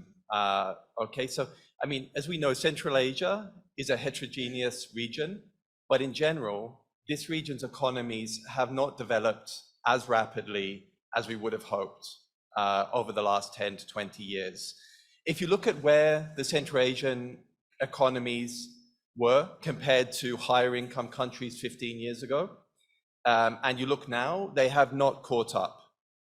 They have grown, but they have not grown faster than the higher income countries as we would expect to with convergence. Some have got further away from the target, and even those like Kazakhstan and Tajikistan that have converged, progress has been very limited. And, you know, with certain exceptions, such as in natural resources, foreign investment flows have been weak. And these countries also trade less than would be expected given their size and income levels. Why has Central Asia not been such an attractive investment project, foreign investment prospect? Well, as many have discussed, it's largely due to excessive state control and state regulation in markets. We estimate that in some countries, SOE revenues are equivalent to more than 40% of GDP. And in several countries, SOEs are present in more than 80% of competitive markets, in competitive sectors. And, you know, and Central Asia is not yet well connected. As I mentioned, they trade relatively less. Trade barriers are considerable, and it's not only, we think, related to distance and infrastructure, but it's also due to more rudimentary trade policy frameworks and high border compliance costs. Taking into account, for instance, all the costs incurred in a trade, joint World Bank UN estimates are, and you might be surprised by these numbers, but this is what they show, that trading costs from Central Asian countries to take, for instance, Germany, are equivalent to 200% of the product value for most countries, and in Kazakhstan, more than 100%. And our analysis shows that services trade is also heavily restricted, and digital development frameworks are relatively underdeveloped. So this is just to say that there clearly is an agenda for action. I might sound negative, but I'm actually not. I'm very positive about the prospects for this region. And the main reason is that these constraints are actually well recognized. And we are seeing increasingly national authorities and regional action on these agendas. The World Bank as a whole, with our brothers and sisters in ISC, is very active in the region. To complement Katja, I'll talk more about the IBRD IDA side. We are active in nearly every sector in economic and social spheres. We have a large and growing program in Central Asia with an active portfolio of more than $13 billion across almost 90 projects. It's actually the third largest World Bank portfolio in the world. And of course, we work on the principle of the cascade. That is, whatever economic investments that we make in the World Bank, it should catalyze much larger private flows, either through other development partner action like the IFC or through the private sector directly. But anchoring much of the work that we do are our economic policy partnerships in each country. And we work very closely on developing key economic reform programs. And I'm closely involved in this with my colleagues. And I believe that we're entering a new wave of progressive market-led reform in the region because we're seeing impactful and well-crafted reform programs being developed. Just for taking a couple of examples, Uzbekistan now, I think is entering its second deeper phase of market transition reform, which is now well underway. We've seen a new good practice competition law enter into force last year, which created a much stronger competition agency. A new foreign investment law is expected to be developed soon, and the government has just announced further plans to unbundle and liberalize sectors such as telecoms, building on the unbundling they have just completed in the energy sector and the chemical sector and the rail sector. So a lot is happening there. We're also working closely in Tajikistan on an ambitious liberalization reform plan.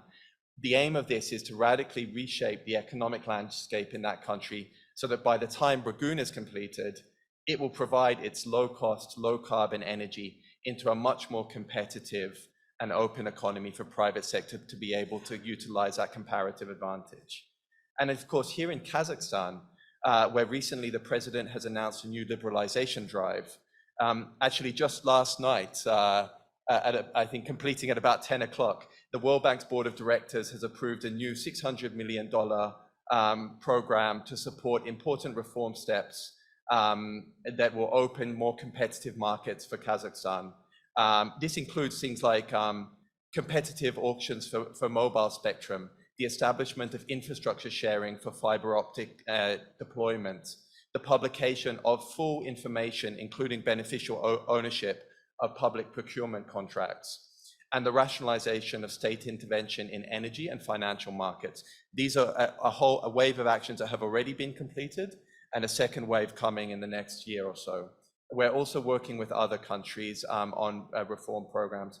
But we are talking also here about, and there's a lot being said about coordinated action in the region, and I would just like to support all of these statements. I think to really bring quality and volume of investment and trade flows, the international business community really needs to see that it can work across not only countries in the region, but the whole region, and can easily access international markets from here. In economics, we know that there's a clear rationale for public intervention where there's public goods or market failures, but we usually apply this at a national level.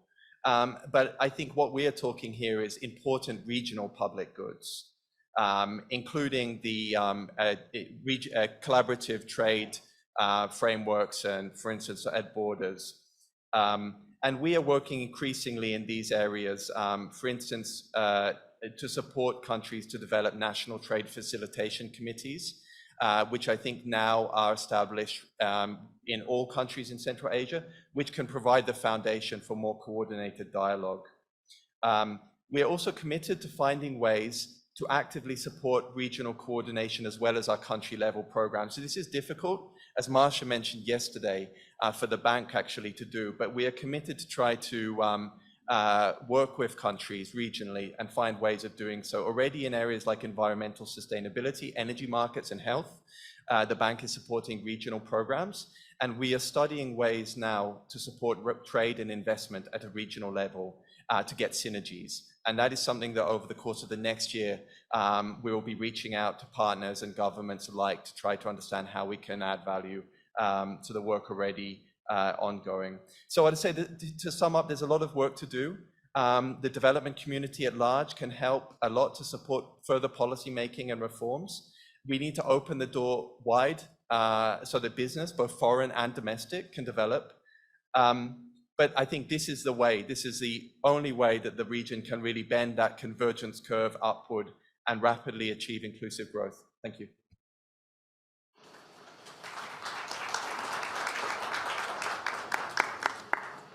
Thank you, Dave. I'm going to ask the whole group a question that's going to come right out of your final remarks, but in the meantime, I want you to prepare your questions. Go and stand at the mic, please, on either side.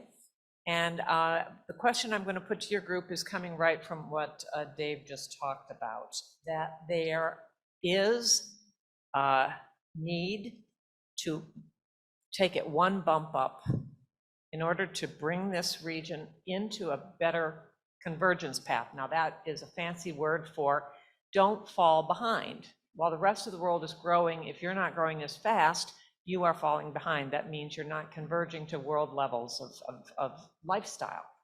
So what strategies can we do to make that bump up to get these cross-border problem, to make this region a real region for investors? And just one idea from each of you, one quick lightning round idea, a strategy to move the needle.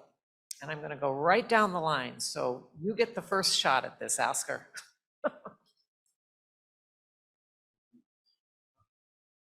Thanks. Can I? Yeah. Well, I mean, listening to other esteemed panelists, I was just like, it occurred to me that it's a multifaceted problem. It's not just a single solution or silver bullet that boom and you have this the whole region integrated. So I think it takes kind of efforts from everybody, and it's a great. For example, this forum is a great kind of opportunity to speak and bring up problems and issues with the authorities and among ourselves. I think that's a good first step. I heard a lot of interesting thoughts and kind of deep understanding of the issues that the region is facing. And yeah, I think we just need to keep moving. That's my kind of solution. Keep moving. Fair enough. I'm making my notes here. Good question. I think as the international donor community, we should pay attention to areas that the governments are currently prioritizing. Let's not start over. What are the governments themselves prioritizing and focusing on, and then let's support that. So just some quick examples here. Digitization, business processes, making cross-border trade more efficient, quicker. Some examples, IT skills training of society of people here in the region, and expanding border access. Some examples that we spoke about. The infrastructure upgrades that were discussed earlier, those are some quick wins. And also, I think discussions that are taking place with the governments themselves. Those are some quick things that I think we can support. Two ideas, 1.5, one soft, one hard. The soft one is building on the keynote speaker this morning idea of Central Asia being a region. I still hear time to time some colleagues from Central Asia mentioning a term post-Soviet. We are the post-Soviet countries. How long will you keep doing that? What kind of identity is that? Are you proud of it? Does it motivate you? Does it drive you forward? I think Central Asia is good enough. Your countries are good enough. Hartov, invent something else. Be proud of this region. Set the goals high. You can do it. But don't kind of use this term as an excuse for some reforms which have not been implemented for 30 years. This is soft idea. The hard idea, look at the international ratings and not be afraid of competing. For us and for our investors, you present countries here as opportunities, and indeed there are plenty. But businesses from far away look at risks and they look at ratings. And that matters, and I think continuously building reputation for the region is absolutely crucial. And that includes business climate, that includes rule of law, that includes how you deal with circumvention of sanctions and all of that. Look at business climate reports, Media Freedom Index, Transparency International Index, Human Development Index, and compete and get better in those, and that will drive the region forward and that will bring investments.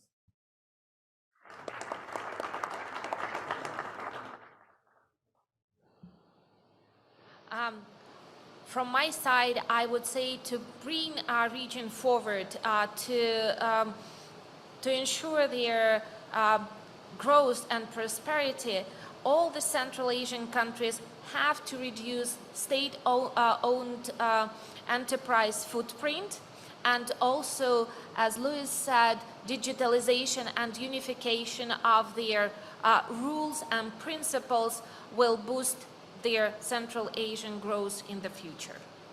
Thank you. I would focus on behind the border reforms of opening up backbone sectors in the economy. And this is about SOEs, but more than that. So to ensure that there is fair and arm's length regulation in key sectors, and that there is a clear and transparent role of the state. So even if there is an SOE, of course, it should be separate from the policy and regulatory functions of the public sector. And even if there are subsidies, they should be competitive and transparently published. And also they should be designed in a rigorous way to make sure that they're achieving their goals, evaluated against success. Thanks.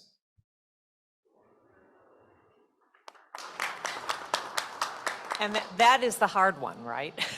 Those are the hard ones. As you can tell, as financial institutions, there's never a real single change, right? There's always that complex multi-linkage, but I think you all hit on some very good ones to move on. Okay, we're going to take one question here and then go across, please. I have also answered to your question. So my name is Dilek Toktogaziev. I'm a chairman of Association of Berry Growers of the Kyrgyz Republic. And I was a minister in 2020-2021, Minister of Agriculture in Kyrgyzstan. And we decided to focus on some niches. For example, now it's, for me, it's a berry sector, berry industry. And I suggest to focus on this. Our association, we exported more than $60 million berries last year. And we would like to suggest to establish maybe association of berry growers of Central Asia and develop this brand of Central Asia. Because when we were this year, first time in, like second time in Fruit Logistica in Berlin as exhibitors, it was very difficult for us to say, what is, where are you from? They ask always, Kyrgyz Republic, where is it? Where is it? And I think that we have the same problem with other countries. I mean, in Kazakhstan and Uzbekistan, Tajikistan, Turkmenistan. So maybe we will develop this brand, like Central Asian Association of Berry Growers. And we had a chance to speak with our colleagues from other countries. And they said also they would like to develop this berry sector, berry industry. And I would like to suggest my leadership for that. So we have a good experience from, like, we established our association in 2022. And during this 1 year, like 1.5 years, we made a lot of things in our country. So, for example, we import more than 12 million seedlings from Italy and Turkey. And we would like to suggest to import technologies from United States, because like just some statistics in our country now. So it's old varieties. We have just 8 tons per hectare. Our productivity, I mean strawberries. In United States, in California, it's 70 tons, like 9 times difference in productivity. And I think that we have good chance to import this, like to transfer technologies from United States. We need some support from development institutions for that. So I mean that support from maybe to make some loans, to finance this transfer of technologies. Our farmers are ready to pay. So we don't need maybe some grants, etc., but we need just some financial tools for that. And other support we need, it's to help with sales to global market. And I, for example, suggest to work with such company like Driscoll's. And if Driscoll's can help us, do you know Driscoll's companies? They sell strawberries, raspberries worldwide. And we would like to have access to worldwide market, because now we sell to like Russia. Our main market now is Russia. And I would like to say that this year it was historical for our association, because it was first year when we start to export our dried berries to Europe. So we would like to develop this market. And I think that, as Dr. Starr said today in the morning, that I wish that this CIPE, our like B5+1, will not like blah blah, but we will have real some steps. And I suggest to start with berry sector. Okay. Thank you. Well, I think that you didn't have to take a course on marketing. You got your point across, and I think to the very right audience, and maybe to the people in the audience as well. But thank you for that Central Asia branding. I love it. We'll go over here to Alisher. Thank you so much, Alisher Shaykhov, the National Venture Fund, Uzbekistan. You know that that was really good remarks about that. We have to forget about that we are post-Soviet countries, and that's good idea to understand for us, but also to yourself. Why? Because you know that we have been accustomed just to only listen about advisors, and we're listening for 30 years. And we have to just look what actually we got. I came from Academy of Science, and this is why I like the figures. Let's look to the beginning, because we became independent, and all of you and the many other institutions start to support us, especially in the development of the private sector. What's happened? In 2004, I returned back from Belgium and became the chairman of Chamber of Commerce and Industry, and we have the only 10% of the share of SME in GDP, 10%, because no one actually didn't help us really to develop the private sector. It was just many projects, it's more for the public. We started, and after that, in 2005, there was a problem for Uzbekistan. We almost lost all the cooperation with EBRD, USAID, and others. And what's happened? By 2017, we succeed to reach the GDP, the share of the SME to the 60% without the support.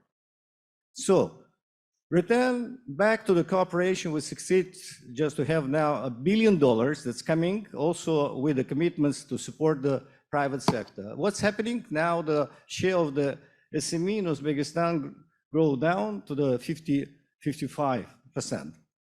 So, and the question is, we are happy that you are now today sitting here, but I think there's our president making a lot of reforms, calling to all of us and also to the, especially to the ministers, go to the field, looks how it's going, talk with the business. And I think that we mostly see you on the conferences, but we don't see you really in the regions, and you're not talking with the people, and you have to know, and this is, I think, the one example about the opening the market. You commit about the opening the market, and yesterday I think this was what I learned, that two sides don't know what actually we're looking for together. So we have our vision, you don't have your vision, and because of course that's our problem. We have to see clear strategy, regional strategy, a strategy of each country, a strategy towards the United States, towards the EU. But what's the business like to see?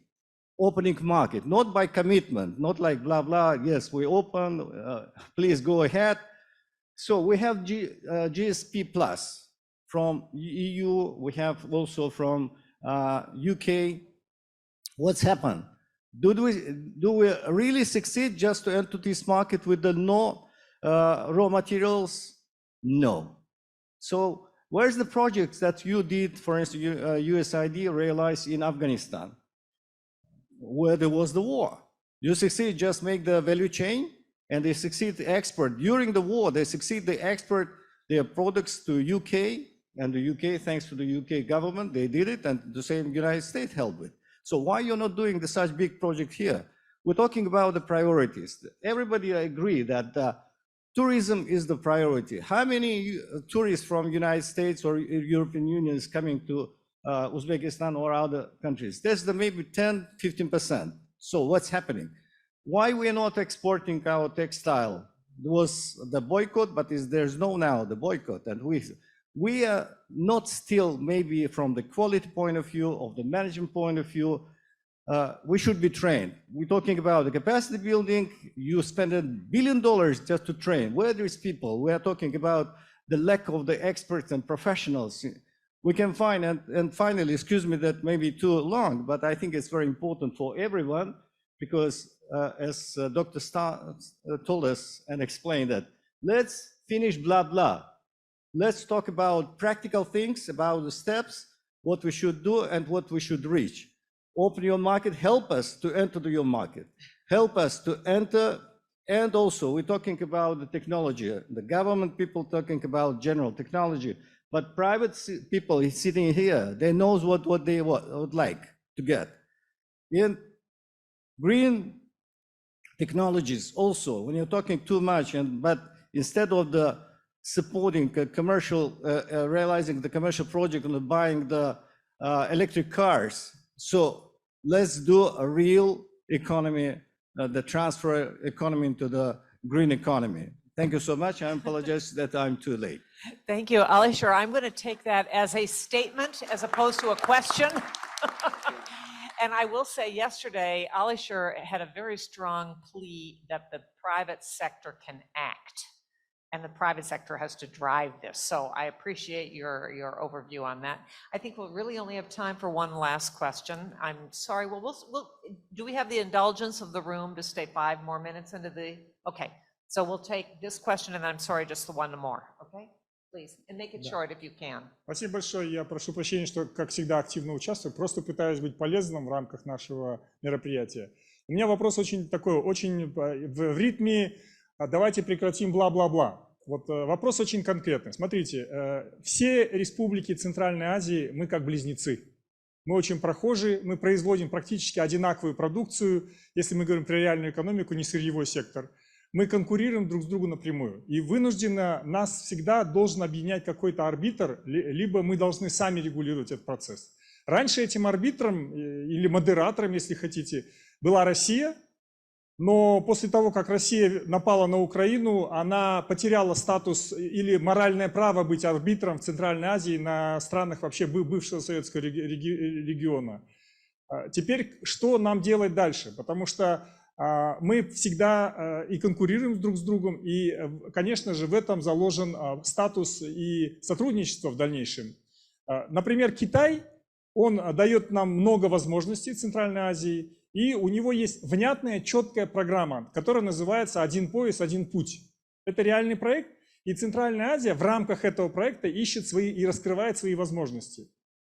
Вопрос звучит в практической точке зрения. Мне кажется, что для Европейского Союза, для Соединенных Штатов Америки необходимо в регионе Центральной Азии разработать такую же экономическую программу, как «Один пояс, один путь». Тогда у нас произойдет не бла-бла-бла, а произойдет кристаллизация наших экономических и политических и общественных процессов, которые выльются во что-то реальное и которое будет институционализировано, как господин Старр хотел и требовал от нас, потому что институционализация должна кристаллизоваться и строиться на какой-то внятной парадигме, внятной программе. Если этого не будет, тогда все это останется на уровне бла-бла-бла. Thank you.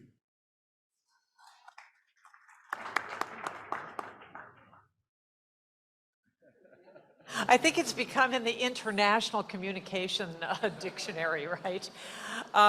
I think that this requires a little bit of an answer because BRI is a state-led infrastructure program that essentially supports surplus production in China, quite honestly. It is useful for China. That doesn't mean that Western investment isn't also useful to Western countries because it brings back and creates jobs in the home country. But is it feasible to have a BRI under any of your organizations? Does anyone want to answer that? Rise to that challenge. Yes.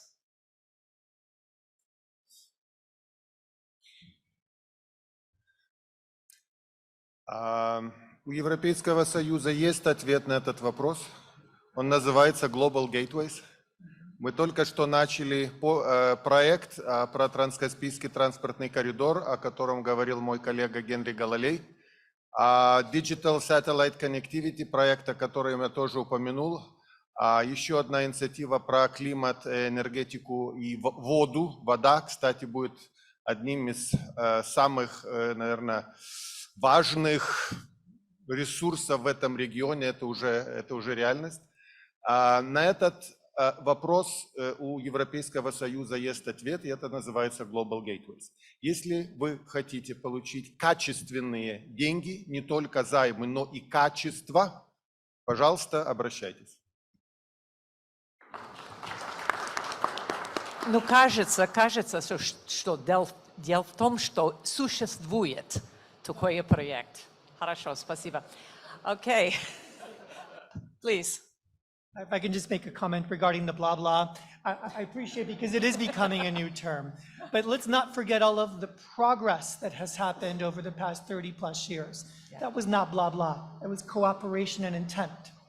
So there is no question or doubt the fact that the region is changing and needs new products, new tools, closer cooperation with us, the international organizations. But how can we cooperate when we also wonder, are you cooperating and talking between governments and private sectors? And that's true in each country that we're in here in the region, so we can better understand how we can better tailor our very limited resources. I say very limited in a world context where the resources are only in demand in other parts of the world. So how can you position yourselves as Central Asians to really drive the need and target the limited need in areas that you want to focus on? Thank you. You know, if the Berry Association people can do it, why can't the ministers? The data has shown, by the way, that all the dialogue is at the very top. It's not happening deeper across agencies, and that's a stark fact. Okay, our last question. With respect to the time, very short.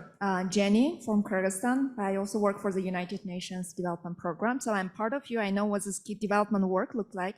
But just one question. I have not, we know we have so-called DPCC meeting, we coordinate all the donors come together. I wonder, you keep saying about Central Asia, you need coordination. I wonder, do you among yourself have kind of coordinations to make sure that foreign aids are really specifically addressing the needs of the country and this region, but not overlapping your interests? We heard a lot about climate, women entrepreneurship, digitalizations, but sometimes it just personally gives me the feeling like one donor said, oh, we need to invest then, and all this local governments, they all run for that direction. So you do your financial reallocation, where you're going to invest, is actually significantly shaping the national and the kind of regional economy. So I just wonder the coordination among yourself, because I have not to reach to that level to see the internal kitchens. Another very quick comment is, when you talk a lot about more bilateral project, you said IFC we invested in Uzbekistan, or USA we invested in Kazakhstan. It seems like bilateral collaboration is much more effective rather than you working with the whole Central Asian. And we do not have that many like you working with the whole Central Asians. So my suggestion is, once you completed your project to a specific country, how do you translate that to other part of Central Asia to make sure it has this kind of accelerates the impact toward the region? Thank you. That's a critically good question, and I'm going to apologize. Maybe I can take that next question, and we'll do two, and then that will be it. Very quickly, please. Thank you. Я являюсь председателем Ассоциации возобновляемой энергетики в Кыргызстане. У нас в ассоциации более 150 компаний. Вы знаете, что 90% генерации в Кыргызстане производится из водных источников. И у нас в ассоциации более чем 80% это те компании, которые строят ГЭСы, малые ГЭСы, ГЭСы. Что хочу сказать. Сейчас вот предыдущий спикер отметил, что проблемы воды, энергетики вообще в регионе сейчас будет очень актуальной. Так как Кыргызстан воспроизводит 100% воды внутри Кыргызстана, у нас с соседями будут вопросы по воде, поэтому предлагаю, как глава Ассоциации возобновляемой энергетики Кыргызстана, объединиться другим нашим соседним странам в регионе, создать такую большую платформу региональную, которая объединяет зеленую энергетику, возобновляемую энергетику и в том числе водные проблемы. Конечно, есть такое изречение, как инициатива наказуема. От бла-бла-бла сейчас, наверное, надо переходить к делу. Как предыдущая сказала, инициатива наказуется, поэтому возьму, наверное, на себя такую смелость, предлагаю, вот как Кыргызстан, объединиться всех наших региональных партнеров, которые двигаются по возобновляемой энергетике, по водным вопросам. Давайте создадим единую платформу или большую ассоциацию, или какое-то такое движение, чтобы мы могли 10 лет, на 20 лет, на 30 лет вперед наши проблемы по зеленой экономике, по зеленой энергетике вместе, совместно, сообща решать. Спасибо. I'm going to take the prerogative of the chair and combine those two questions, answer them quickly, and then summarize so that we can move to our coffee break. Those two questions give us an opportunity, if you are going to tackle the green energy transition, which we all agree is one of the top priorities, that is the issue that this group of panelists can sit together and talk about how to do it in a more coordinated way. So the question was coordination. You all have something going on in green energy. You also have some renewables and whatnot. And I do think from my own days in working in this field that donors tend to love to have a billboard. This was financed by USAID. This was financed by the World Bank. At some point, maybe we need a platform of donors to say, we helped create this new drinkable water and clean energy future. And I would say that's a challenge to us here as well, right? Okay, so I think that probably summarizes it right there. But I wanted to say that in the early 90s, I was always interested in how words were created with Russian verbs. So to park became parkovats. And I think we have blah, blah, ovats. and we can blah, blah, boo you, and we can, but we want to put that in the past tense, and we want to put that behind us. And again, I come back to one of the key elements they all touched on was small and medium enterprises. Those deal with people, hiring people, and enabling this productivity and this growth surge that we would like to see. Based on our Barry example, it also takes us to the region and the world. Thank you. May I ask you all, please, for the next panel to come back? Maybe we'll give us an extra 5 minutes. Is that okay? We'll steal 5 minutes from the next panel. Please be back by 11:35. Thank you. Thank you all.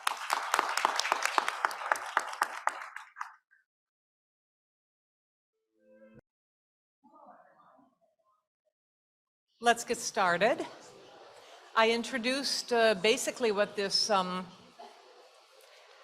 introduced the objective of this panel earlier, but I want to say that this is where the money comes from. So we're going to get down to brass tacks. We're going to talk about how we're going to help build partnerships that build businesses through finance. Let me move quickly to introduce our speakers. To my left is Jennifer Meal, US-Kazakhstan Business Council. No, we're not sitting in the same order. Okay, fine. So I will just list them in order of what their speaking order as opposed to their picture order, okay?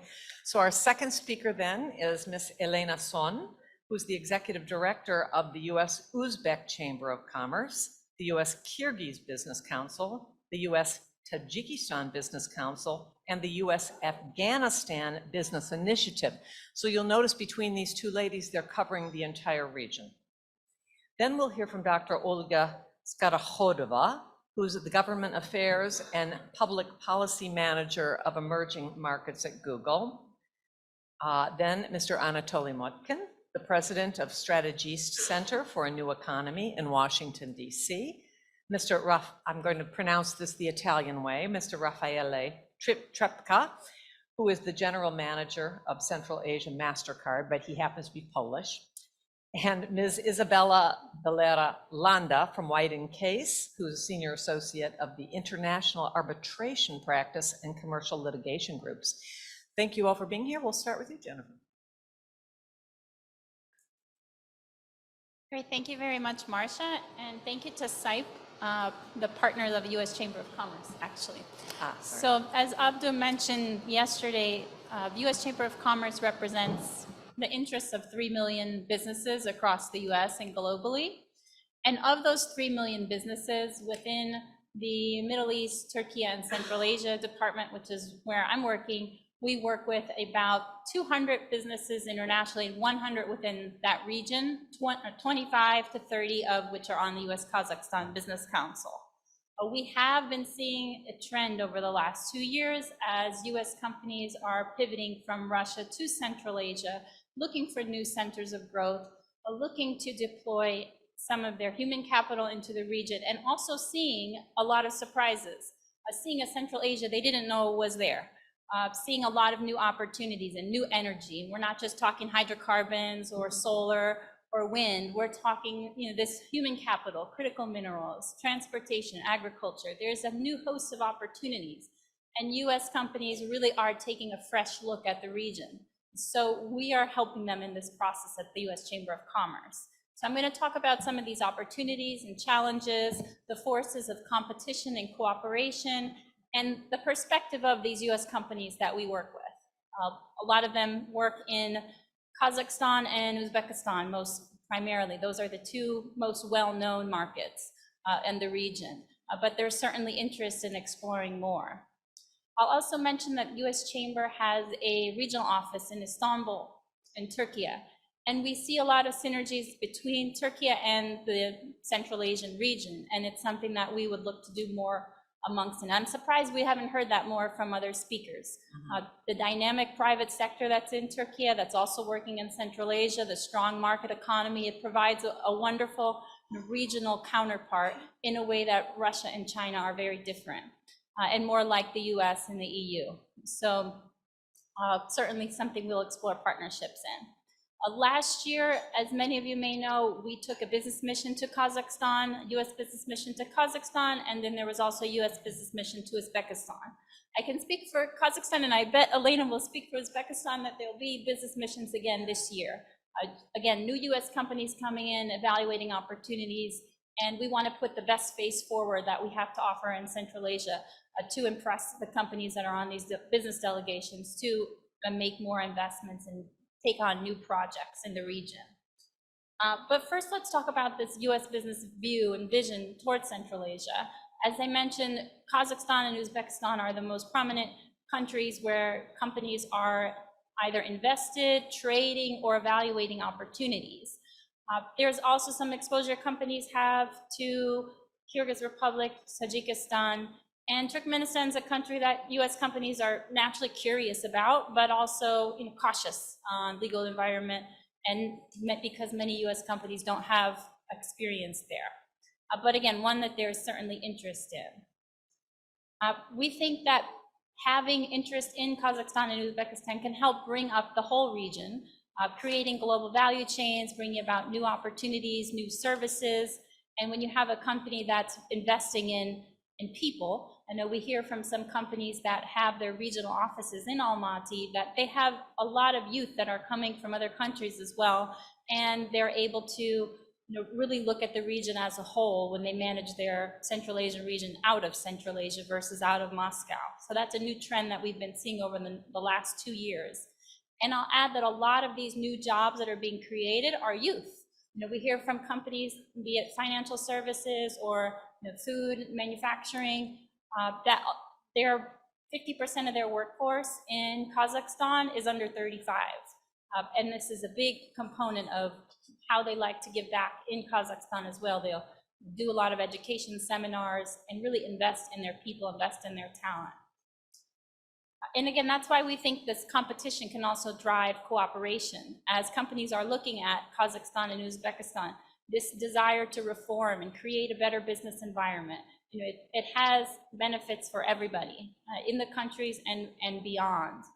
So that's one thing that we really do encourage, these ambitious reform agendas that many of the presidents have put forward. Companies are watching, and the progress sometimes is slow, but it needs to be continuous. And the speeches that are given, they're watched closely by U.S. private sector. We've seen things like we want to bring a new international bank to Kazakhstan, for example. And so people are watching a lot of those statements and looking for reforms that back up a lot of the alignment there.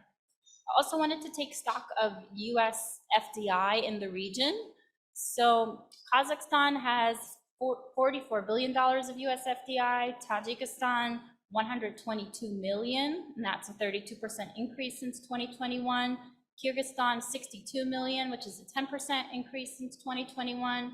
Turkmenistan 51 million, a 260% increase since 2021. I think a lot of this has to do with post-COVID investments from donor agencies, and Uzbekistan is 40 million. So you look at that really stark difference, 44 billion for Kazakhstan, and the next highest level country for US FDI is Tajikistan, 122 million. And what's the difference?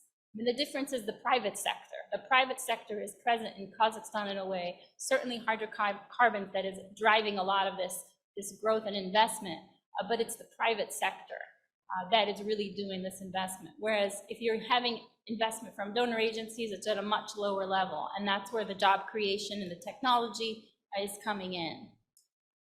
We also want to show that the US private sector is very supportive of regional initiatives like the C5+1 TIFA, or Trade and Investment Framework Agreement Council.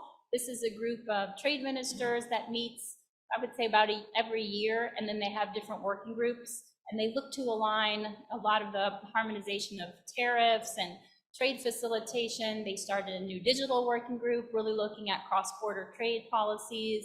And we have seen new interest from companies such as Olga on my left, Google, and we have other digital companies too that are looking at the region in new ways. And a lot of this infrastructure on the digital policy is really key for them to do more in the region. As a result, we also see companies supporting new SMEs and startups through initiatives like the Astana Hub. And that's something that, of course, we want to continue, and it's in the digital Silk Road, as it's called. We talked about GSP for EU, and I believe UK was mentioned. I have an update to share about the United States GSP.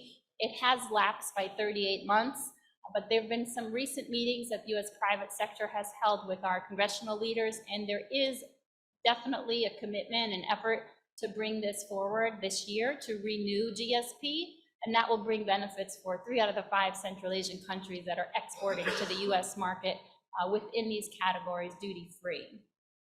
But we also think and agree with many of the other speakers about more efficient trade and logistics. We hear so often from our members about how expensive logistics costs are in this region.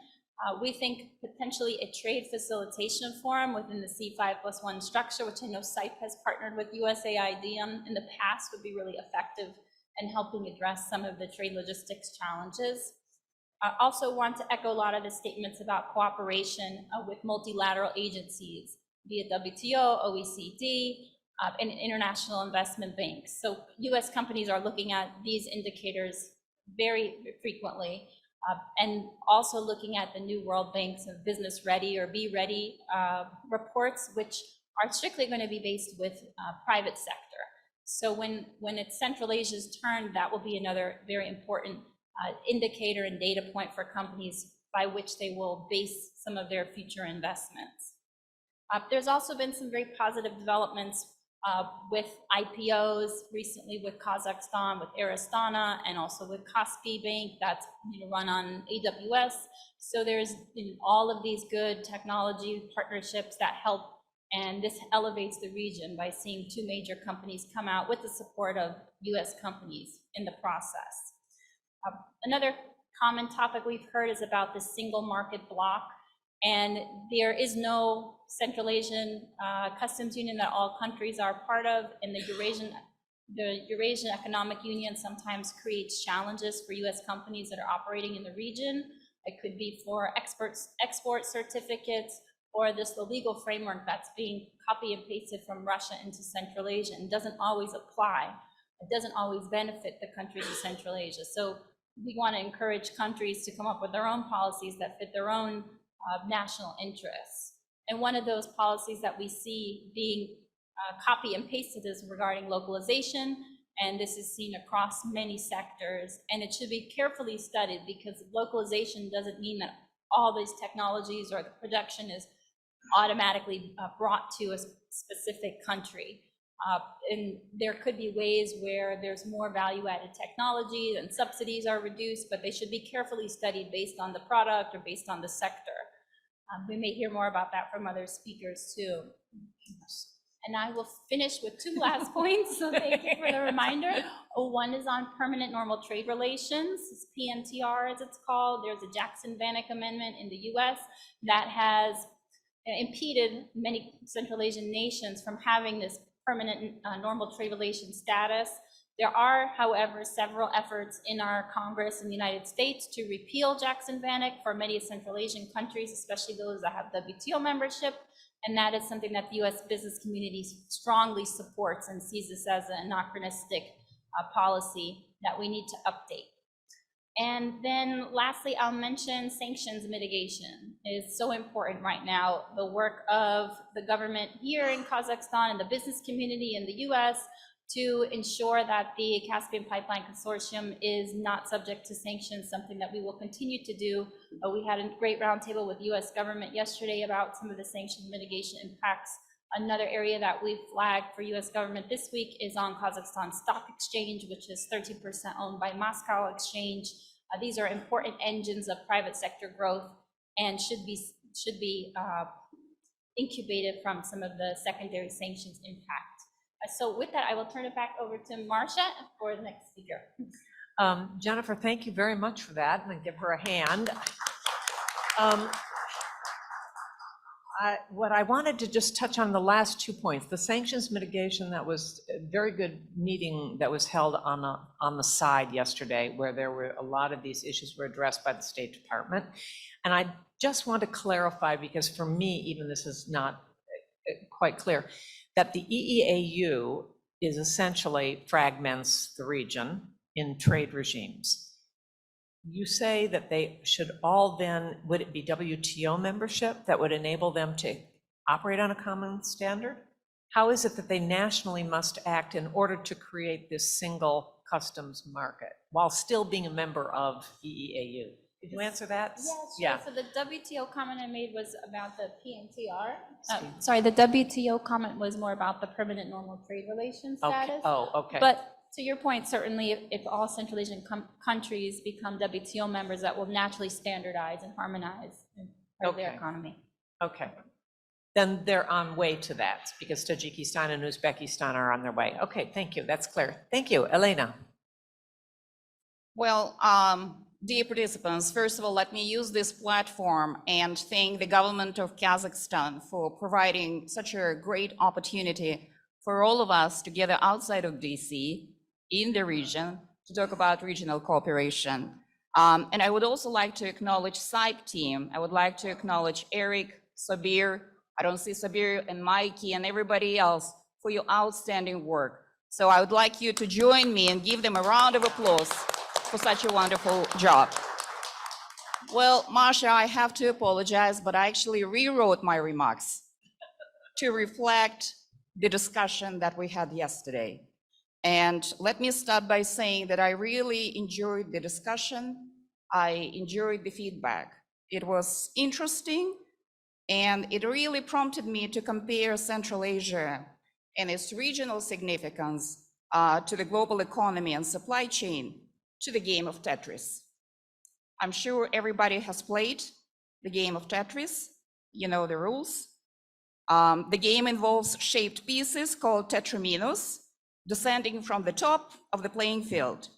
And as a player, you manipulate, you shift, and rotate these geometrical figures into place to complete and clear lines before they build up and overwhelm you. Well, think of Central Asia as a tetramino that needs to fit and fall into the right place in order to become an integral part of the global economy. Is it doable? Yes, absolutely. But it requires a very skillful enabler. In this case, there are two scenarios. Scenario number one, the skillful player is you, which makes it very straightforward. You can analyze, anticipate, mobilize, strategize, and make a collective decision on the best opportunities to fit it. But the more complex scenario is when the player is not you, but the international business community, and they decide where you're going to fit in. So hopefully, B5+1 will energize this collective thought on making the right moves for you to win the game. So again, I'd like to kind of like use this opportunity and maybe offer a few ideas on how you can possibly increase your chances of winning the game. And again, these are not recommendations. I'm not in the business of giving recommendations, otherwise I will charge you, but just merely my suggestions to stimulate collective thought. So last year when I was in Tashkent, we hosted a dinner with our members. All of them are Fortune 100 companies. Google is here, Visa is here, White & Case is here, Coca-Cola was here, Microsoft, HP, Boeing, Caterpillar, GE, GM, and many others. And so one of the questions that I asked them, I said, name one country that is the most profitable for your business. Guess what country they named? Any suggestions? The United States of America. All right, so as a leading US business organization, which is based in the United States in Washington, DC, with the goal of attracting more American companies to Uzbekistan, Kyrgyzstan, and Tajikistan. Unfortunately, Afghanistan right now is inactive. Our biggest challenge is convincing American companies, especially SMEs, to leave their most profitable market for unknown territory with a different business culture, financial regulations, and operating environment. And my number one suggestion to you is for the regional business audience to put themselves in the shoes of American private sector and think about whether they will invest in their own economy and calculate their own return on investments. As many of you know, working with American companies is not easy. Trust me, I work with American companies on a day-to-day basis, and sometimes I really need to take aspirin or something because I have a headache. So the US was created by lawyers, is a country of lawyers, and is driven by the rule of law. And we have one of my members, a lawyer, on this panel as well. So it is also driven by the set of business principles requiring each company to make responsible choices, and I repeat, responsible choices on behalf of their shareholders to invest in the right economy. So the decision-making process is lengthy and requires a thorough review of macroeconomic stability, legal norms, trade tariffs, supply chains, and the strength of consumer markets, and whether presented opportunities are worth pursuing. So as an example, quite often we are approached by Central Asian companies from all 5 markets with the same or almost identical request, for example, to identify a company that can help produce confectionery items or agricultural machinery. So 5 markets, 5 marketplaces, basically.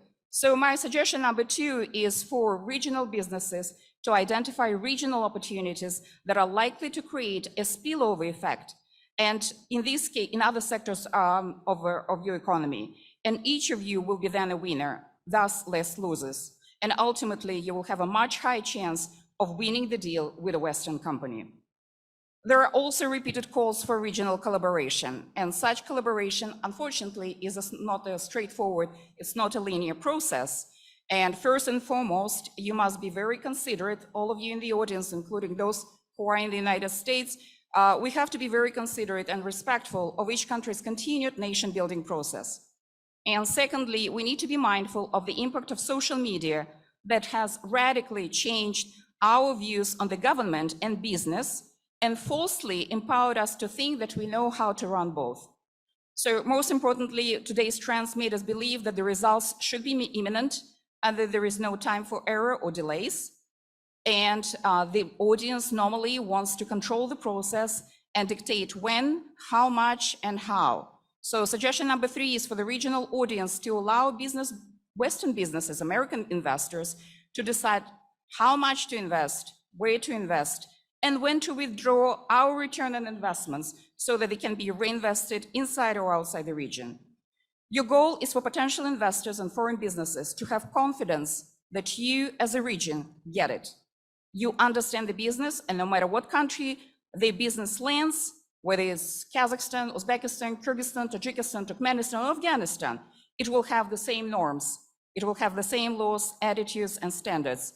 In other words, market access will be the same no matter what. And if you're looking for the examples of successful regional collaboration, don't go too far. Look at the American business. Each company in this room actually has a division that looks after Central Asia, Caucasus, and Turkey.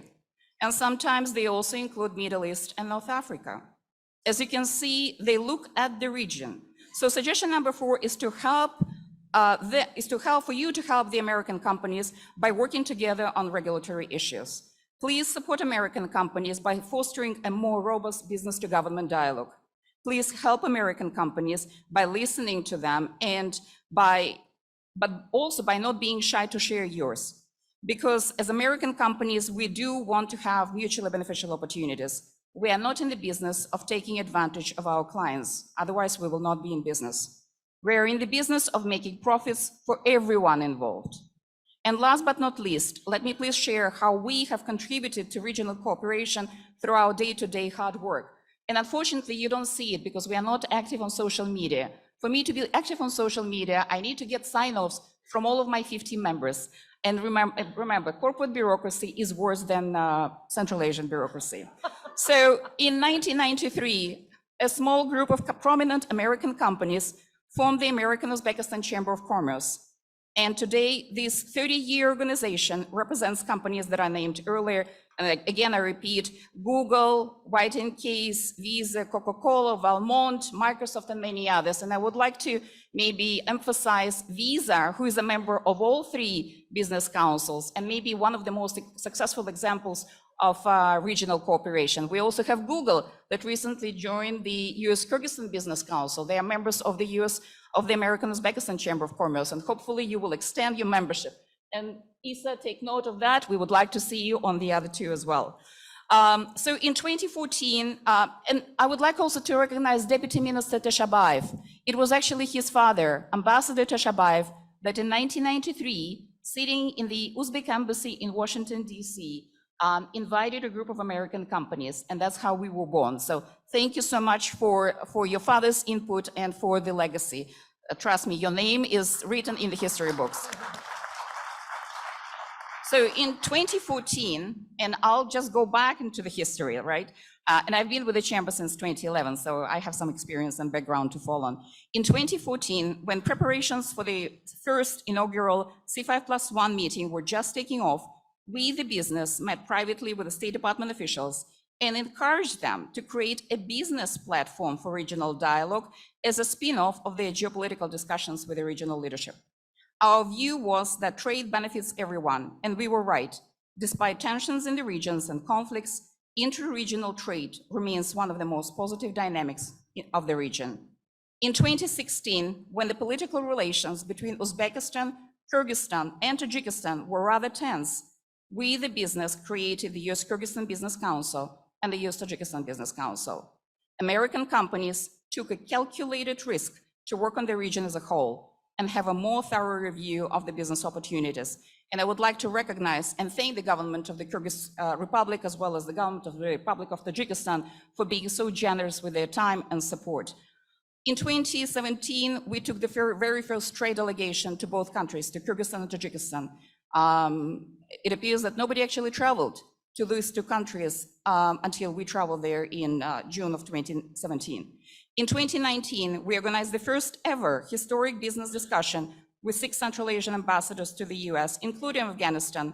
We did not talk about Russia, we did not talk about China, we did not talk about geopolitics, we talked about business and how American companies can enter the regional market. And that same year, we held the very first Central Asian panel with top trade ministers representing all 6 regions covered. We also traveled with the Embassy of Kazakhstan, Embassy of Kyrgyz Republic, and Embassy of Uzbekistan to Coca-Cola's headquarters in Georgia, Atlanta. We met with UPS and we met with other local businesses just to show them the opportunities that can be developed through regional cooperation. And right before leaving, I actually hosted all 5 Central Asian trade attaches for dinner, just to see what else we can do as a business, as a body, to attract more American companies.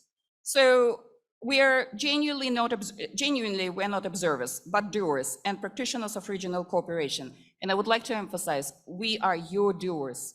We are doing your work in the most complex political and business environment, which is in the United States. And Ambassador, you know, and Ambassador Umarov, you all know how complex it is, how difficult it is to work in the United States. So again, thank you to all of you for your hard work. And thank you to you, Elena, for summing up. Yes, I will go right there. So, and my last tip for all of us is to work on not being labeled. And I have to say that it was my line, and I was really looking forward to this particular paragraph, but then the EU ambassador took it. So, but anyway, I'm just going to say my last tip is for all of you to work on not being labeled as Eurasian, Central Asian. Study the experience of other markets outside of Eurasia. Remove the label that puts you in the box where you feel restricted. Work to become the right Tetris, a critical piece of the puzzle that the global economy cannot move without. And there is a lot of work to be done, but do not be driven by impulses. I repeat, there is a lot of momentum, but do not be driven by impulses and calls to do something more in you. Do not spend time inventing another bicycle. Spend time wisely. We do not have too much time. Look at what you have, what works, and make sure that when working as a region, all your interests are considered and included. Be mindful that as with any process, any losses are on you, but the gains are so rewarding and worth collaborating as a region. And remember, Central Asia is not a geopolitical space. It's not a cultural space. It's not a historical place. It's a corporation. It's a business. Not vertical, but horizontal, where everybody is equal and everybody has an equal share. So on this, I would like to end. Thank you for your time.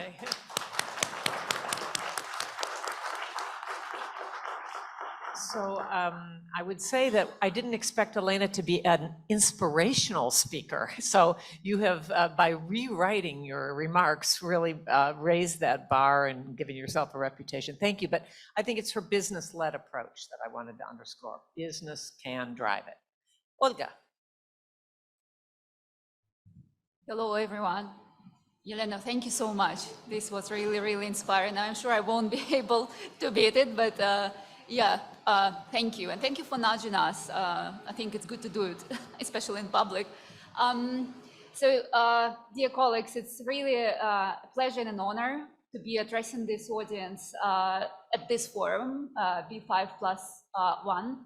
I was personally really looking forward to this specific event when businesses talking about the region, talking to the officials, and I think that's a platform that we all have been really looking forward to.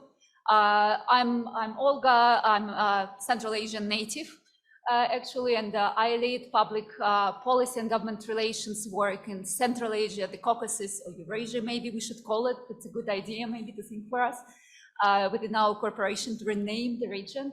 And I'm also leading the work on such initiatives as AI economic opportunity within Google for emerging markets. So I actually want to talk about three things today. I really want to note and acknowledge the progress that has been achieved by the region once it comes to digital. And then I want to look ahead. And I want to share some thoughts on how important it is to have the right regulatory environment to leverage digital and AI. I think I won't surprise anyone because I will be talking about AI opportunity here. So in terms of what has been achieved in the past, really, I think that we should all agree that digital was really an engine of growth and change in emerging markets and in Central Asia.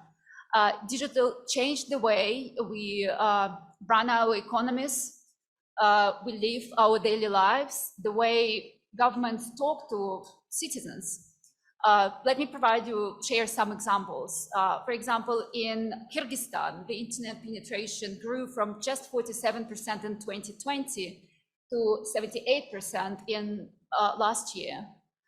In Kazakhstan, the country that hosts this beautiful event, today, the way the government talks to citizens is completely different from what it was some years ago. 92% of public services in Kazakhstan now are offered online.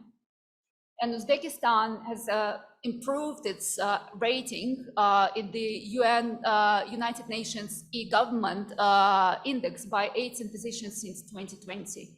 And the overall IT expert of Central Asia as a region doubled actually since 2020.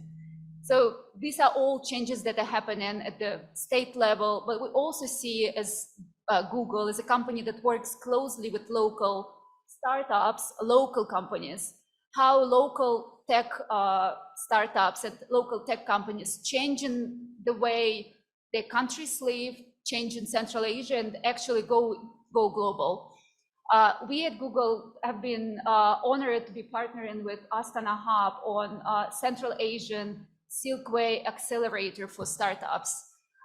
In just 18 months, we have scaled 55 startups from really all across the region. And let me share a couple of stories of these startups and how they change the region, their countries, and really go global.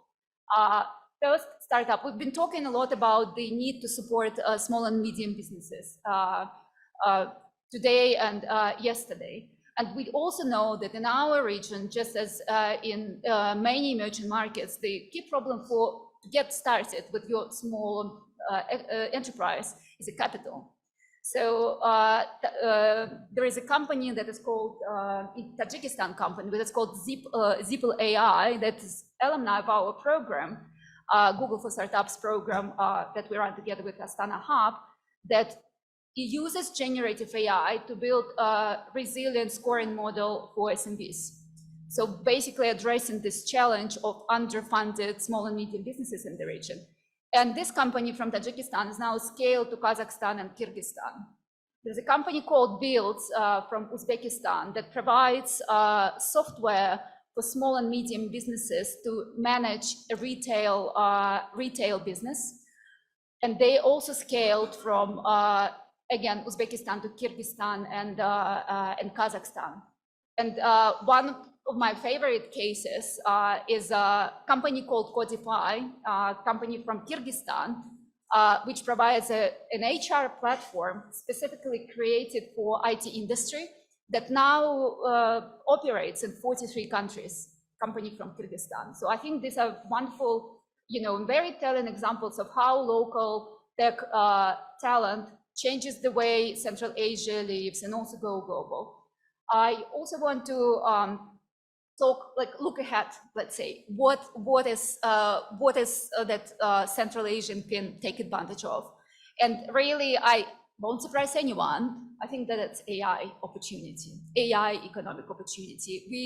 I think we as a region, as Central Asia, as part of emerging markets region, I think we're in the front of a one generation opportunity to really embrace AI and to drive digital transformation and economic development with the help of AI. We have plenty of research that actually shows that there are factors that can drive quick AI adoption in countries like Central Asia for several factors. And let me share a few of those factors. First one, young population, young tech-savvy population. 26 years is the median age of people in Central Asia, comparing to, I think, about 40 in Europe or maybe even higher.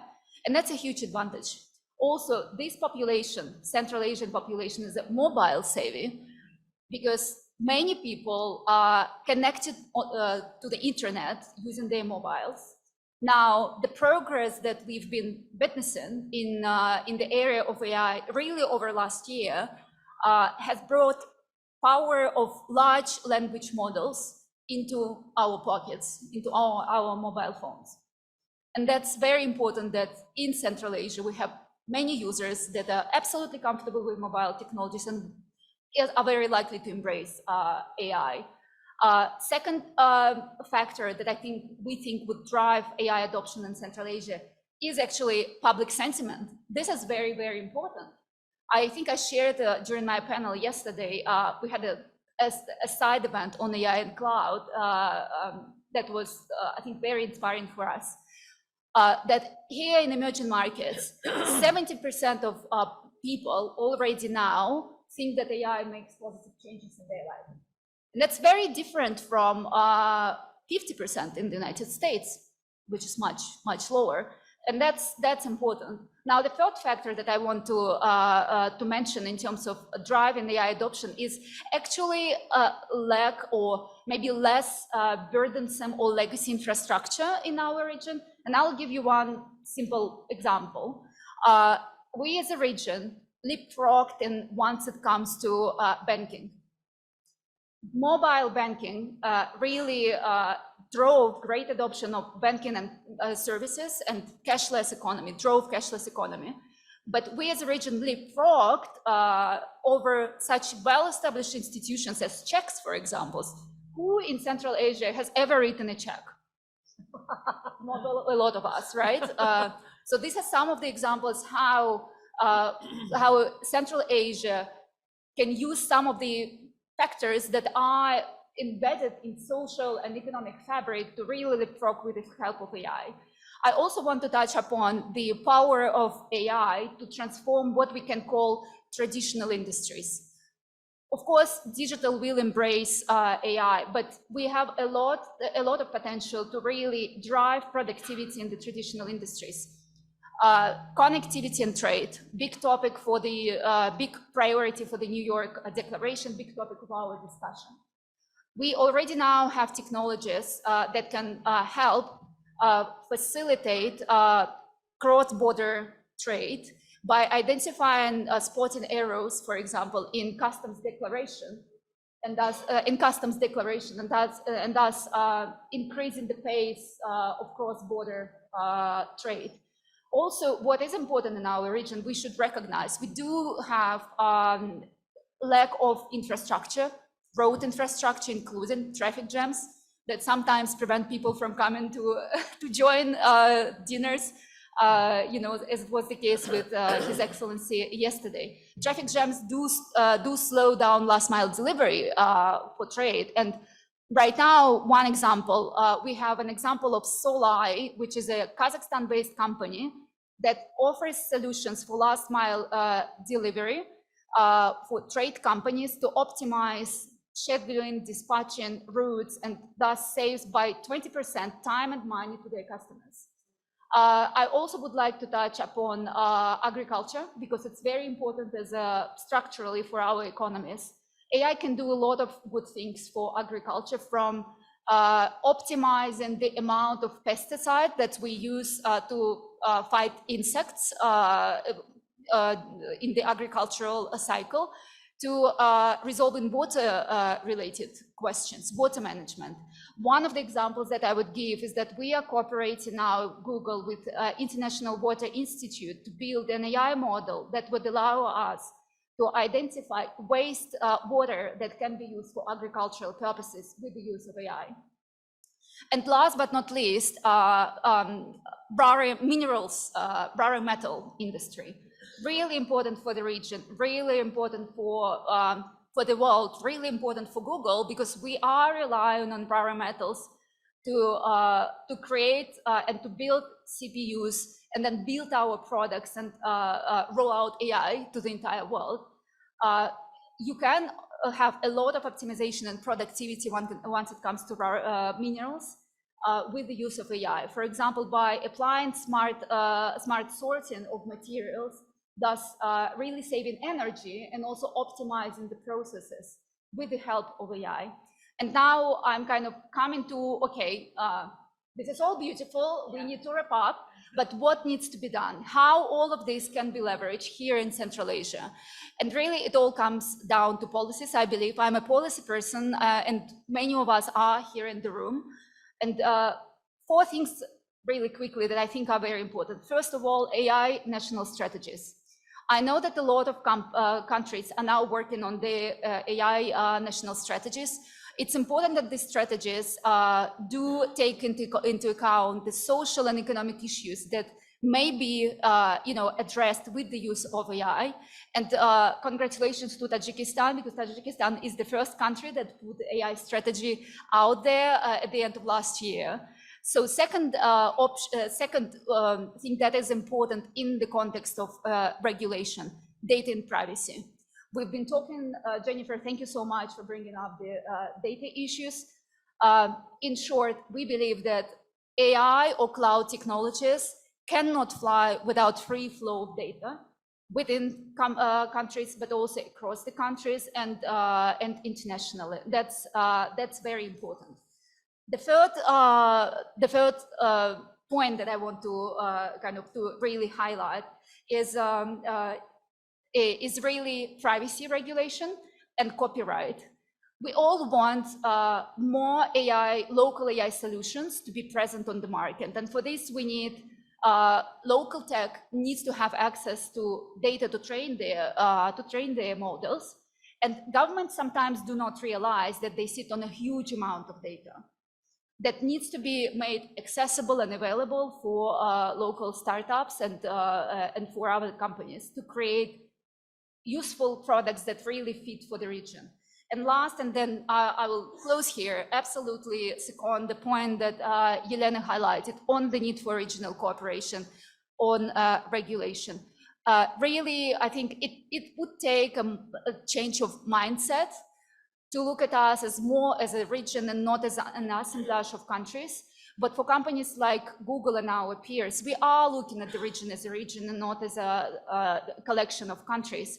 And really also for local startups ecosystem, have a harmonized, forward-leaning, future-proof regulation once it comes to digital is important in terms of them planning, scaling, going out and conquering the world, as we've seen from some of the examples that I mentioned. I think I will stop there, but thank you so much for this opportunity.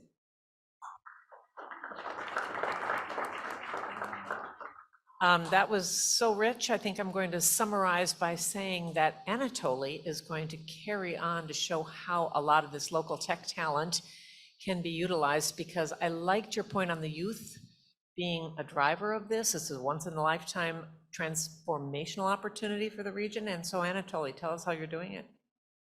Thank you. Thank you, CIPE, for promoting this important initiative, and to government of Kazakhstan for hosting us here. And again, B5+1 starts with B5. And again, as everybody actually on this panel was speaking about, it's important, the regional approach and not only the country-wise approach. So the uniqueness of IT industry, that the collaboration is just embedded into DNA of this industry. And it's true that different countries like Uzbekistan, Kyrgyzstan, Kazakhstan started at a different point to develop the local IT industry. At some point, the governments realized that it's better to work together and to promote the region as a digital single market, even as a bigger region. And I agree here with Elena, as it could be a Central Asia and Caucasus, and even bigger, and I'll actually elaborate a little bit more later. So the IT industry initially was as a way to increase the experts, and then it was to develop and to preserve the local talent, and it's important. And here, the international, mainly American companies, came to the region to seek for cheap talent, let's say the truth, but at the end of the day, that also brought their expertise and knowledge. And the knowledge transfer in the IT-related world is the key. So the IT industry is important as a unique industry that resolves many different issues, like gender equality, equal opportunities for people from different socioeconomic background. And when the companies, international, mainly American companies, came to the region, and I'm talking about the engineering companies, not about the big vendors, they came to seek with existing customers to seek for cheap talent. And it worked as a model, like we were also strategies developing local talent and providing them to the international companies. And then at some point, 1.5 years ago, when the recession started, and the big companies and the medium companies, instead of hiring people, started firing people, then actually the region of Central Asia started promoting itself as a trusted IT destination. And we see Minister Shermatov from Uzbekistan, Minister Musin from Kazakhstan, Minister Kutnaeva from Kyrgyzstan, traveling to different venues like Web Summit in Lisbon or Web Summit in Doha in Qatar, promoting the entire region. And it's important that also the region started being perceived as a trusted IT destination. It's not up to the big company that opens its R&D office in Kazakhstan or Uzbekistan to say to the customer, like, you don't care, it's me to decide what is the country or the region that your product will be delivered from. No, the final customer, it could be Walmart, it could be UBS Bank, whatever, they decide and they should approve that they will get the product delivered from this specific country or this specific region. And it's much easier to bake the cake together, all these 5 countries combined, and to say that Central Asia becomes a trusted IT destination, also source of talent, not only as a service provider, but also a digital services provider, but also as a product provider. And many local, and I agree, as is John Azimi from Zippel and I, and many other gifted talent from and gifted youngsters from this region already provided products that are consumed globally and not only regionally. But to become a single digital market, as we know, again, in Europe, and you could become digital single market, we need some kind of unification to unify the legislation. And again, when we were conducting a research about even the taxation for the tech sector, it's different from country to country. It's liberal, but it's different. It would be easier for global companies, engineering companies who create jobs and actually prevent the brain drain from the region to operate when they have it unified. So to unify the taxation, the legislation, and to adopt the best practices and not the worst, sometimes global or regional practices, and to promote jointly as a region. We already have successful cases like Silk Road Hub in San Francisco, We have already Al Farabi Hub established just last week in Riyadh, in Saudi Arabia, and much, much more. And all startups and companies from the region are able, these are not country hubs, even if they're established by one of the countries still. And it was really inspiring to see both ministers from Uzbekistan and Kazakhstan standing during the ICT Week 1.5 years ago in Samarkand, saying that we will start acting as allies, as one region. So being one trusted IT destination, it's more than just being attractive for international customers and international companies who provide digital services providers. You could also act as a digital services provider for new regions, for new markets.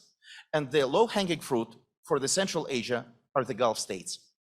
We see that what happens now in Qatar, in Saudi Arabia, these countries are passing major digital transformation. They need digital services.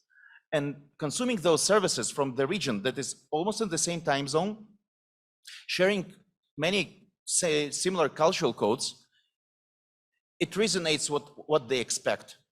And promoting the region of Central Asia in the Gulf, it also creates a win-win-win, a triangle of wins for American technological companies who have vast presence in Central Asia and Caucasus, for the companies here in the country themselves, creating more and more jobs, and also for the Gulf states, getting trusted solutions that do not collapse on a daily basis, as many times it happens today in all these 6 countries of the Gulf. So just to summarize, I think that unifying the legislation, the taxation, and also working together on promoting the region as a one piece, as a trusted IT destination, will make the cake much bigger and deliver much more benefits to the region than acting country by country. Thank you.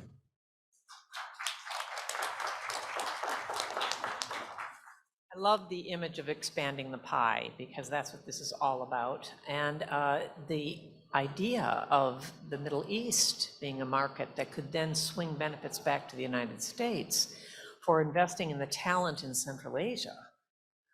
That's a great example of how you're going, the regional goes to the global. Very interesting. Thank you. Now we're going to take it even farther with the fintech industry. Rafael, take it over. Marsha, thank you very much. Thank you for such a great platform. I believe it really facilitates the good dialogue, and I'm sure it will also bring a lot of good improvements. On the second point, let me a bit build up what Ms. Jelena Som has mentioned about the unknown markets, and then I will talk a bit more about the business. But that actually reminded me, I'm also not, let's say, typical Kazakh or here in local. I have this pleasure to live here 3 years in Almaty. But you know, like it was also the thinking for myself, like you were traveling from different countries. You know, I usually say, if you don't know where to go on Monday, probably good to go to Dushanbe. Because at the end, if you really translate Dushanbe from Persian, it actually means Monday. You know, if you want to travel in time, you can probably start from Tashkent, so city of the stones, and then you can really travel in time, because you can go to Samarkand, Bukhara, Khiva, etc. You know, you can build up further. If you want to see the really white city, you pop into Ashgabat. If you want to see one of the, let's say, probably most beautiful lakes in the world, you firstly pop into Bishkek, and then you travel to Isiku, or whatever. Like right now, being here, and you would like to eat a bit more healthy, then it's of course apples are very good. So Alma-Ata, the father of apples, is certainly good. And you don't have, by the way, too many cities in the world, which takes you 45 minutes, despite yesterday. 45 minutes from the airport to the mountains, to the ski resort. You know? So there are a lot of beauties. And also building a bit on the business. I mean, as we usually say, business is being done by people. So probably, as I see 3 common things which you certainly get across all the Central Asia countries are certainly very hospitable people, very good food, a lot of young people as well. So, I mean, there are probably many more others, but certainly, you know, hospitality, also the food and others.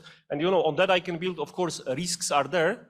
There is one certain risk that if you come here probably for a week or few days, it's certainly plus 1 or 2 kilos more, which you later on have to go on the diet. So all the other risks are probably managed. Okay, so that's just, as I call it, an anecdote building on Jelena's unknown markets. And there are a lot of other things. Looking a bit from, let's say, MasterCard as a global technology payment company, and you are also from the different industries as well. There are different companies. So certainly what is good from these countries have to develop very fast. And right now what you say, if you have to develop, you cannot walk, you have to run. Because otherwise walking will not put you, and these countries have to develop much faster. So certainly the companies like MasterCard, like many of your companies, can build a good technology which has been already developed in other countries, which has been proven.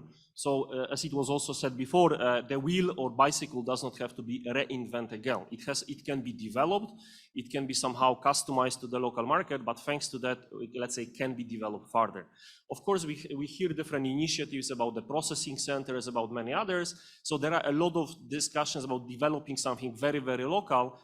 To build something, it's one. To maintain it, to upgrade it, it's another. So I would say probably almost like the obligation or the task for companies like mine, like many others, is certainly to keep bringing the new technologies. And there are many others, like in payment, if you split, there are many of that. On top of that, certainly from the payments perspective is something what can be done not only within the country. So of course the Google Pay, other so-called wallet pays are here in the markets, a lot of very comfortable payments, but then comes as well the cross-border payments. And the cross-border payments is, of course, you have arrived here, so you need to pay for the hotel, for the restaurants, for anything else. But you know, at the end right now, my kid would like to have some game, which is, by the way, whatever game from Asia or from US. It's like, you know, from the comfort of your kitchen or your sofa, you also do a cross-border payment. So that's certainly something very, very important. As these countries are developing, they are building bigger and bigger databases. So of course, once you become more digital, you are also becoming more vulnerable. So from our side as well, a second big pillar or third is already bringing a lot of cyber and intelligence solutions, because you have to protect it. So yes, you have to grow faster. You have no choice. You have no choice. You have to go digital, but you have to protect yourself. And again, because for example in MasterCard there is a lot of data. There was also mentioned AI. One of the very good use of AI in companies like MasterCard is actually to keep attacking yourself, because you are using actually AI to attack yourself and your systems, and on that basis actually you develop your systems to protect from any, let's say, other, let's say, fraudulent attacks and other risks. So that's very important. And by the way, as an anecdote, again, coming back to the unknown markets, I mean, Kazakhstan is a top 8 country in the world, depending on the statistic, but top 8 from the e-government perspective, and it's probably top 6 from the perspective of the GovTech perspective. And we can touch base on the fintech as well. So a lot to learn from that. So certainly first one is the technology, as I mentioned, a lot of, let's say, positive things coming from the payments, both within the country and also the cross-border payments. I mentioned about the safety security. So that's certainly another big legacy, which is there. The fourth one, just also to build on the comments from the colleagues, is the whole ecosystem. It's not any longer a consumer, a bank who has issued the payment instrument, a MasterCard, which is processing in order to this transaction to be accepted at the merchant, but a lot of fintechs come into play. Actually, any techs, not only fin, but other tech companies come into play. And as we see, AIFC, Astana International Financial Center, Tech Hub, most in Kazakhstan, IT Park, also Kyrgyzstan, a lot of these companies are actually very nicely developing this big ecosystem. And I think it's very interesting for companies, again, like ours, like many in this room, is to look at these companies. Firstly, how we can cooperate with them. For all of them, for each and every market, IT export is very important. Actually, the IT export is in the KPIs of Kazakhstan, of every of this country has actually X million of dollars target, how much they would like to export. And you know, the global companies can actually get much cheaper, much more useful, very good service of this market. Maybe, by the way, one day it will be also interesting to invest into any of these companies or any of this market. So this whole ecosystem Anatoly was mentioning was also very useful. So that's the fourth one. The fifth one, whatever we do, I mentioned about the consumers, but at the end is actually a lot of solutions for the businesses. Yesterday, for example, I have participated in the CFO summit. There was a lot of information about the GDP in Kazakhstan shall double in the X number of years. How to do it? I mean, at the end, if people prosper, then of course they will start building entities. So the whole, let's say, micro, small enterprises, they are extremely important. And there are many payment instruments, technology instruments, and others, which let's say probably any of our company can support. So that's very, very important. So that's probably, let's say, 5. As the, again, unknown markets, just to finish, I mentioned about the young population. Probably all of these countries around 30 or actually below 30 average age, or whatever, 50% of the society below 30s. So I believe what we can all do is a bit of also share with the market. I see here in the audience representatives of universities, academies, some of the educational part. So for us, it's also a bit of pleasure as well to always share with the young students. And Jenny, what I can also leave a note whenever you are coming or you are a company here, go to the universities, engage with the young people, generally share whatever market, because that's actually a good tool, let's say, leave a bit of the legacy on the market. So again, I hope by all of this B5+1 and all the engagements, it won't be any longer such unknown markets. As I said, you know, where to pop in on Monday, go from Tashkent to the father of apples, you know, enjoy the lakes, skis, and then the others, you know, go from the payment technology, and yeah, of course, at the end, develop SMEs and support you. Let me pause here and happy to answer any questions later.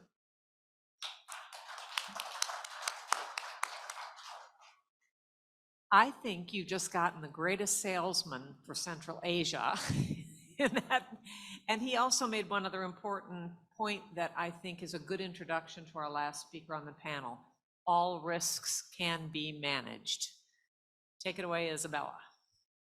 And just to be clear, I'm not going to be addressing the risk of the diet. We're going to be discussing another kind of risk that I don't think we can handle. Good afternoon, everyone. I am an attorney with international law firm White & Case. I am based in Washington, D.C. And I have specialized over the years in the protection of cross-border investments, including in Central Asia. And since I have the pleasure of being the one practicing lawyer in the panel, my goal is to provide a legal, but hopefully commercially focused perspective based on my work with large multinationals and governments as well. And I will focus my remarks on an important challenge for Central Asian nations that they face when attracting and retaining investments. And that challenge, unfortunately, is the perception of the region's weak rule of law because of the metrics. So I will first attempt to unpack what rule of law can mean from a commercial perspective. Then I will use 2 concrete legal avenues to explain how there can be legal mechanisms available to hedge some of those regulatory risks. And then I'm going to highlight a few signs of progress in the region. So let's dive in. It's no secret that prior to investing in a particular country, investors are going to conduct a legal due diligence, and they're going to identify what are the relevant laws and guarantees.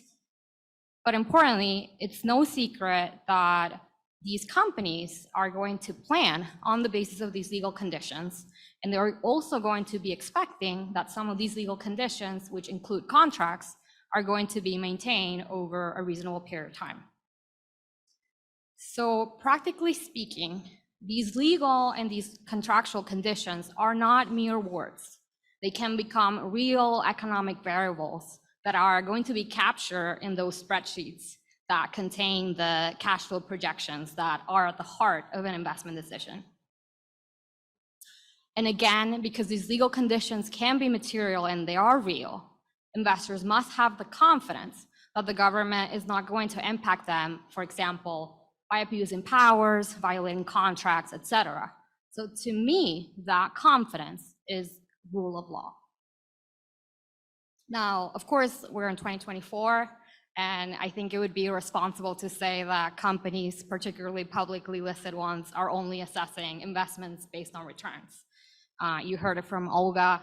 They are increasingly concerned with social political issues. But I will simply mention that progress in all angles of the rule of law concept can translate into more investment attraction. But going back to legal confidence issues, we all know here that no country is perfect, and building a quote unquote rule of law brand can take time and effort. So what can we do to facilitate investment when that confidence is low? And I will say that this is where the lawyers come in. We can, one, design legal mechanisms to hedge against some of these regulatory risks. And we can ensure that our clients have access to neutral dispute settlement fora, because when there is risk, there is going to be disputes. Now, these specific legal mechanisms can vary depending on the circumstances, but I can point to two effective tools to protect investments. The first one is that we can highlight as part of a due diligence process that Central Asian nations have signed a large web of international investment treaties, over 200 combined. And these treaties have been signed with many, many nations across the world and afford significant protections to foreign investors beyond those provided in the national investment laws. For example, these treaties provide that foreign investments cannot be unlawfully expropriated and will be treated, quote unquote, fairly and equitably, which is a powerful concept that some academics have equated to a rule of law.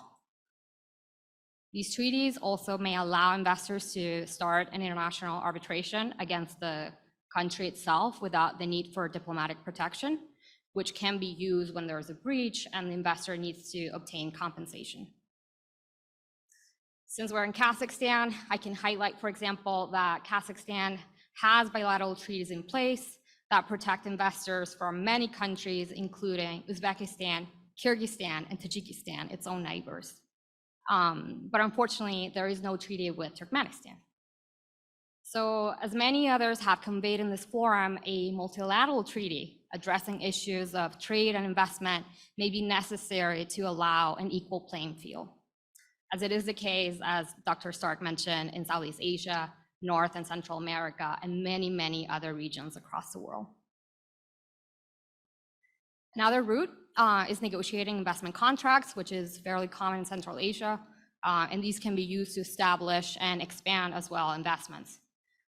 They can include protections like those provided in investment treaties, which is a pretty creative approach we've seen in other regions. They can go further, and they can provide legal or fiscal civilization commitments or tailor-made investments to induce that investment. These are going to largely depend on the commercial appetite of the government. But I will highlight that from the perspective of governments, and I've advised a few of those securing powerful investment, these investment contracts can also be very powerful because they'll include specific obligations for the investor, which can drive policy and promote accountability on the business side. And just to close that thought, investment contracts should provide for a neutral dispute settlement process, and there are many examples of where that can be achieved. Now, I want to close my remarks recognizing some clear signs of progress in this field. And I will, since we're in Kazakhstan, I want to start by highlighting the remarkable achievement that it is the establishment of the IFC court from my perspective. For those of you that are unfamiliar with the court, this is a common law-based court system to resolve disputes, which also has an international arbitration institute. Well, this is a recent development. The market's response has been very positive. We have companies like Chevron and Shell already agreeing to resolve some of these disputes in a nascent institution. Uzbekistan also has a promising arbitration center. It recently launched new rules to administer disputes with the Hong Kong International Arbitration Center, which is one of the preferred international centers in the world. And as some have highlighted, I think it's important to note that these centers are available to investors in Central Asia, even if transactions have no nexus whatsoever to these countries. And just very briefly, because this is the point I haven't heard, I want to highlight a very positive efforts from law schools in the region. They are increasingly focusing on issues concerning investment and dispute resolution. And I'm proud to say my firm has contributed a lot of pro bono hours to those efforts. So that's the end of my remarks. While there are still concerns and negative perceptions, there are ways to creatively resolve these risks. Just please remember to call your lawyer when you do it. Don't do it yourself.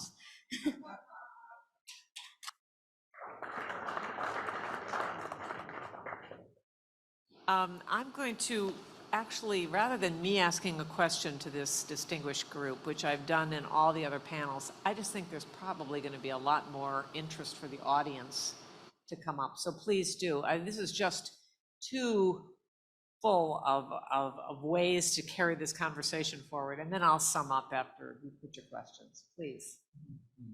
My name is Hontz. I used to do trade, international trade with China and other countries. I also was leading one of the first private business associations in Uzbekistan, 2010, 2015. And currently I am co-founder of a chain of co-working spaces in Tashkent and one of the first private entrepreneurship universities.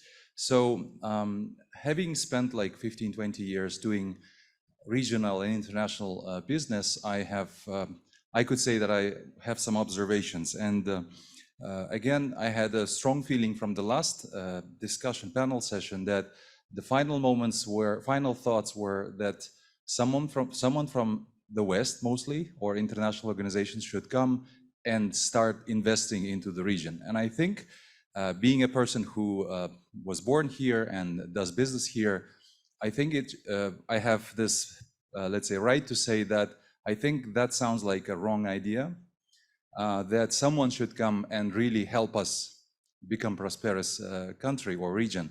So in my view, it's really up to us as business people of the region and people who can create interesting projects, creating interesting, let's say, startups or projects such as universities. And you can actually name many fields where it is really up to us to start changing the reality.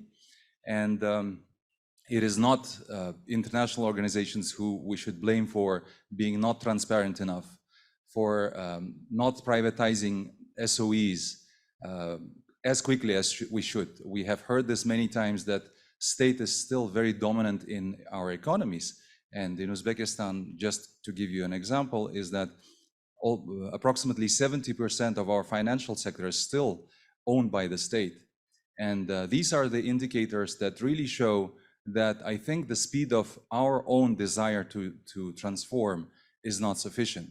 And I don't think that and this has been said yesterday and today, that any international organizations or government representatives can push their own private sector to start investing into our region. So it is those risks that hold international players to be as present here as somewhere in Middle East or Singapore or somewhere else. It is really for us to really start respecting intellectual property rights when big franchises wants to come and invest into our regions. It is really up to us how to negotiate with our governments to be more proactive in letting private sector to lead in our economies. And I think it is, again, up to us to create more connectivities among the cities. So just a few days ago, I've seen the news that there are more direct flights, let's say, from Tashkent to Warsaw. We were speaking about European Union connectivity, or a direct flight by Kazakh air carrier from Turkestan to Tashkent. So these are the specific steps that our governments should take and really allow private sector to dominate and really show that Central Asia should be more connected.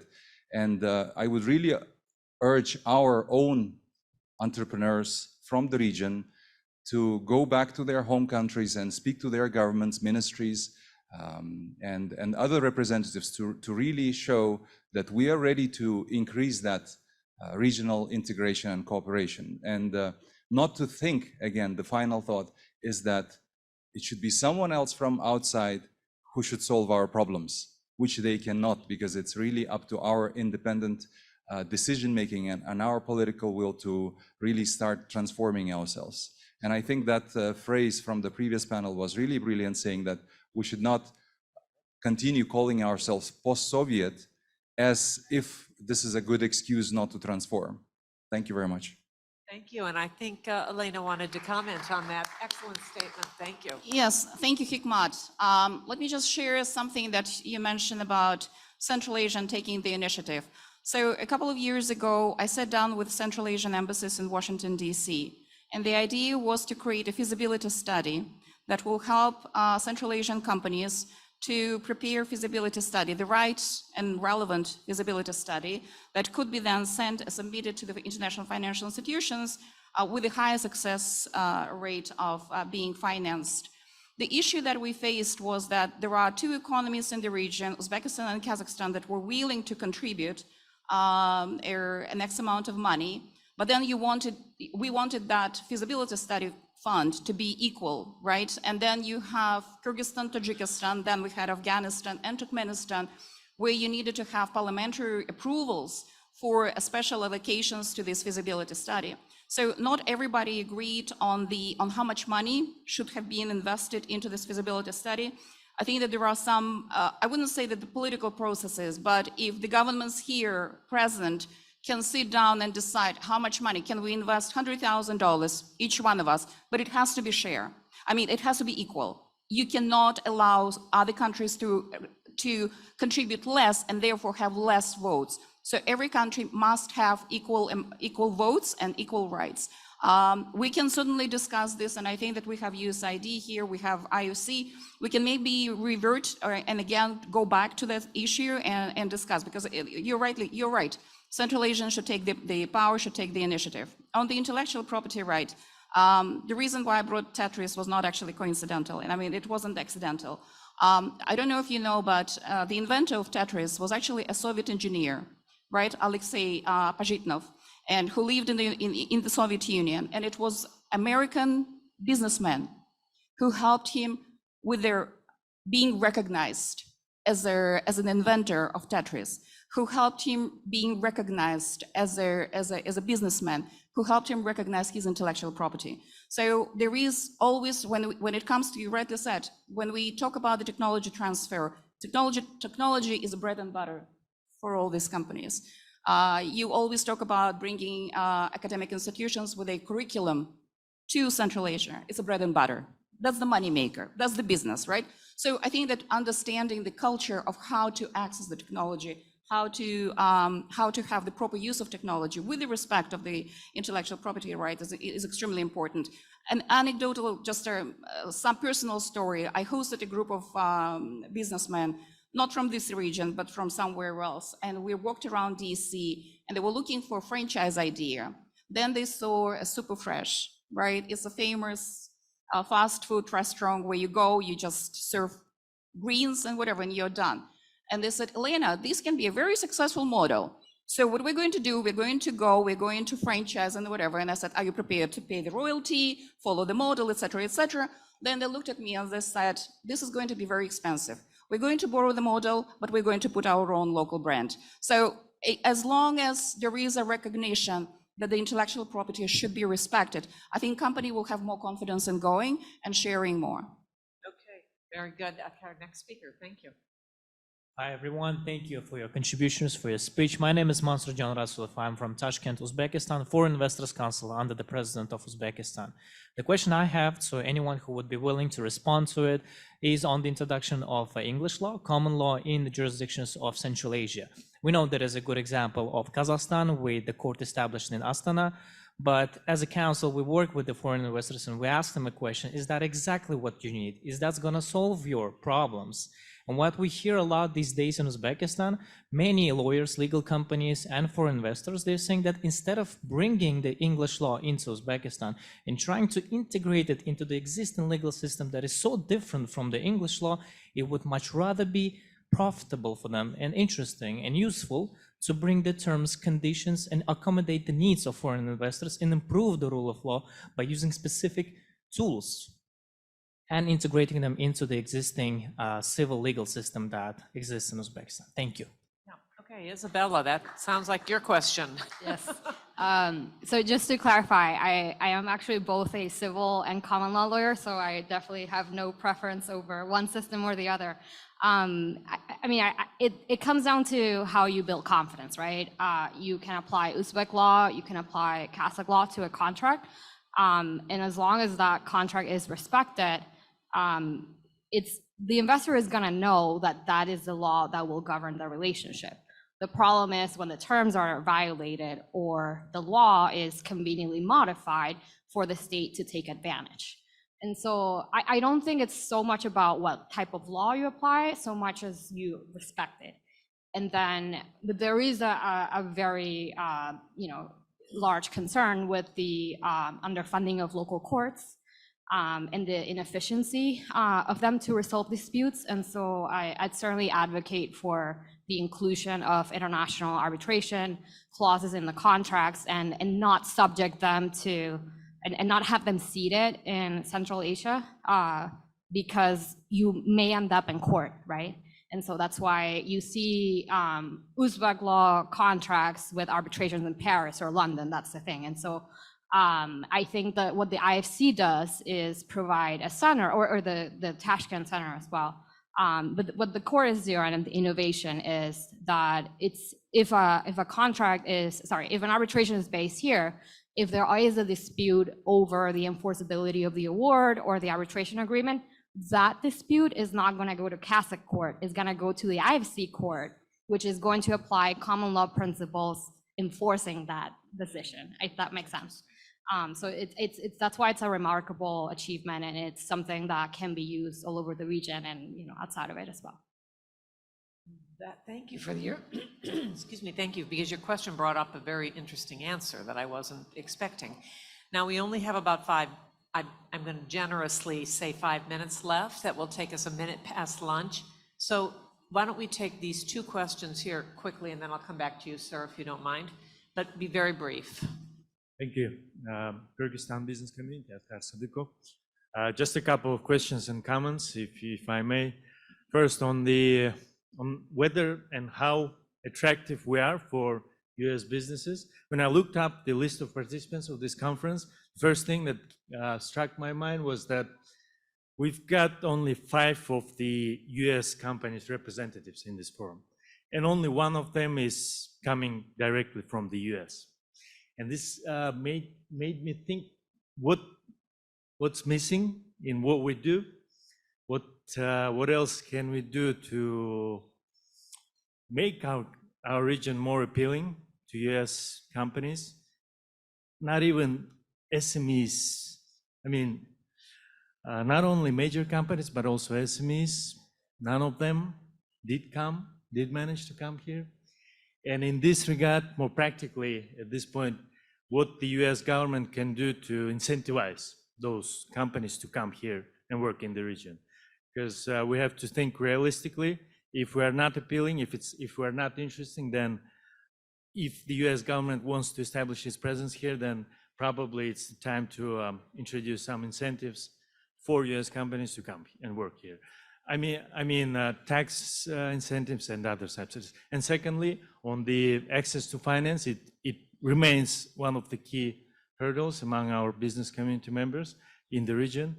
I really like the previous sessions where one of IFIs told that excessive state control and intervention remains one of the key hurdles for our region. And here, my comment is that the IFIs still keep adding up to this foreign debt and funding those state control and intervention programs, on the other hand. And what can we do more to attract more of that development finance to the private sector itself? And maybe here we can lower down the standards, the criteria, or introduce some other things to make those funding available to our private sector representatives, including DFC. Thank you very much. And could you make your question very short, and then I'm going to come to you. So we're going to take all 3 in our answers, okay? And very brief. Thank you. Да, большое спасибо. Меня зовут Елена Ли. Я президент Альянса инновационно-индустриального развития Казахстана, в котором более 5 комитетов. Мы те, кто реальные производственники. Многие из членов нашего альянса, комитеты фармацевтики, энергетики, строительства, легкой промышленности, химии, они реально имеют экспорт даже в дальние зарубежья, в Британию, в Нигерию и так далее. И мы те, кто реально знают проблемы как выхода на экспорт, как развития вообще индустриализации в целом и так далее. Поэтому, если очень сильно коротко, я хотела бы сказать, что мы как раз можем быть открытой площадкой для привлечения технологий и гармонизации всех проблем, связанных с развитием такого международного сотрудничества. В рамках собственной деятельности я являюсь основателем бренда Dolce Farm казахстанского, который производит медизделия одноразовые. И в пандемию мы столкнулись с тем, что сегодня я бы хотела, пользуясь данной площадкой, вообще привлечь внимание всех стран, правительств, потому что есть приоритетные отрасли, куда нужно уделять очень большое глубокое внимание. Это медицина, здравоохранение и образование, как мне кажется. Поэтому в области медицины мы увидели много проблем, связанных с тем, что закрываются границы, локдауны, и обеспечение элементарными вещами, как маски, респираторы, было затруднительно, как мы знаем.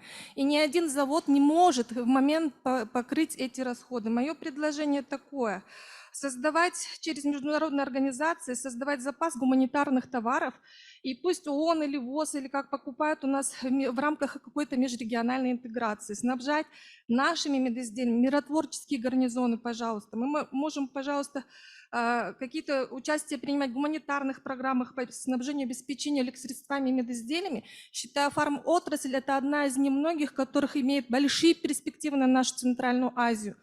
У нас есть понятие сейчас биобезопасности, и очень многие европейские, американские мои друзья, у меня есть друзья по всему миру, плакали, просили у меня эти изделия в момент пандемии, и я ничем не могла помочь. В тот момент пришла ко мне идея создать франшизу. Казахстанский наш бренд Dolce Farm соответствует всем международным стандартам, и мы готовы идти, наоборот, из Центральной Азии к вам. Пожалуйста, помогите. Спасибо.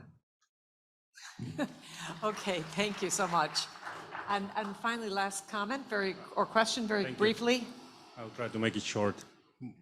Basically, it's a comment. My name is Kasimkhan Kaparov. I'm an economist, and currently I serve as a dean at the LMU University. So my general comment on, I wanted first of all say thank you for American counterparts for organizing the forum. I mean, I know it's a US taxpayers' money, and you are the host and we are the guests, so thanks for organizing. I'm not that I don't agree with that this is like totally blah blah forum, because I think that it's the first time, and I think we all learn as we do, and I guess that for quite a long time US attention was on other big major problems in the world, but it's good to have you back in the region. And I just want to say that it's been 30 years. Region has changed. You know, we had a largest uranium producer in the world, Kazatomprom, developed over this time. We have CIPE, which is a like global fintech phenomena, outpeering probably US counterparts. So just to give you a hint that the region has changed. And for us, what we need is a partners, I would say, right now over donors. And I listen to other commentaries, and I guess most of us agree upon that. We need more of an equal dialogue, maybe discussions over downright advices. And as a good example, I would also say that the CIPE organization is doing it good because they have localized their staff. And the people who work on the regions, they are from the region. And always when my American friends asks what the region needs, I always say it's money, it's investment. But for the US part, the good thing is that you could bring smart money, not just investment, but it's coupled with the technology. Well, maybe even the access to your market, but I know that it's very political. And we now see the TikTok situation in the US, so we kind of understand the political landscape. but localizing the staff, especially in IFIs, in American companies, bringing some smart money to the region, I would say that that would be a very good step for US to come back to the region. Thank you. Excellent. Thank you very much. There was a combination of points there that I want to turn to Jennifer to take up. And then Rafael, you wanted to say something? Okay. And we'll then leave it with that. Go ahead. Great. Thank you for the questions. And first on the delegation, I would look at two really key opportunities this year coming up in Kazakhstan. One is in May for the annual U.S. Department of Commerce Trade Winds. There's going to be an event here in Kazakhstan with U.S. businesses traveling from the U.S., particularly SMEs. And so that would be a great opportunity to look forward to. And then U.S. Chamber of Commerce is going to bring another delegation to the Astana International Forum in June in Astana. And on the list of participants that you see, you'll see many U.S. companies such as Olga from Google or Rafael from MasterCard. They're listed as Kazakhstan because they're listed as Kazakhstan, based in Kazakhstan, or based in Dubai, wherever there's based. So there are more US companies there than just those that are in the US. And then to address the other point about the pharma company, I would encourage you to speak with the US Embassy here and the commercial service team so that they get to know you and your company and keep you in mind for future partnerships with US companies.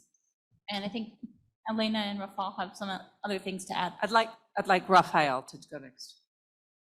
Sure. Thank you. Happy to address the question on Kyrgyzstan. Answer will be short. At the end, not too much. Let's say what is needed from Kyrgyzstan, probably from any other market. Let's say transparency and open competition.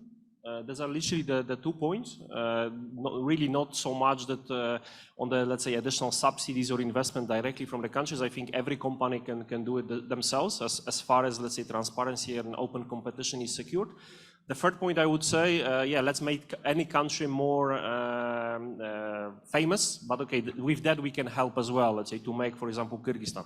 Just as a very pragmatic example, which is, by the way, a risk as well, overall, for example, for payment industry. In Kyrgyzstan, there is a law coming on the payment industry, which is probably coming from May. It is not clarified yet, but it can interrupt a lot user experience. So it's actually, banks right now have to localize all the processing centers, which is huge expense. And by the way, they can lose on the competitive some capabilities because maybe they were getting so far something from Kazakhstan, from whatever, Hungary, from other European countries. They have to localize into Kyrgyzstan. That's a big burden I see for them, and they have to do it very fast, so they can also make a lot of mistakes. Depending how everything will be localized as well, there are risks that even payments like Google Pay, etc., may actually stop working. So the consumers will wake up the next day, it may not working, etc. And then and then maybe only will be some local solutions working as well. So that's what I'm saying here. Open competition certainly useful. Not, let's say, reinventing the wheels. Let's say this transparency, a bit of managing better the roadmap, so that any company feels more comfortable. Even for ourselves, we would like to expand the office, expand the team in Kyrgyzstan. I'm not so certain. I will probably wait for X months and see how everything develops. So as I said, transparency, open competition, and together we can make a country more famous together. If you don't mind, I think we're at a point where our guests are going to want to go to lunch, and so let you please continue the conversation directly with our panelists. And if you don't mind, I would just like to sum up because we're way late. This has been a wonderful conclusion to many questions that have come up in the last 2 days. Competition is driving cooperation, as Jennifer said. Confidence is being built by some of the solutions that Isabella mentioned, that the region's being transformed through the contributions of the IT sector. And at the end of the day, all of the comments that Elena gave us to begin with, I think we have to draw on to say Central Asia is here and is growing, but we're going to get it there faster, right? So.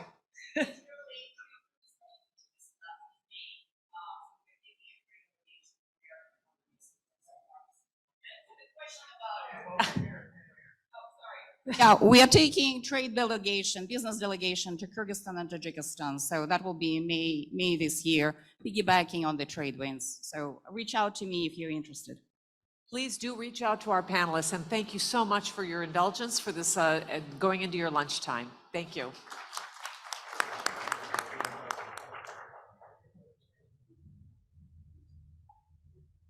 So thank you to those of you who made it back here on time. This is the last panel of the day. So we've saved the best for last. I think this panel has the best gender balance of any panel that we've had yet.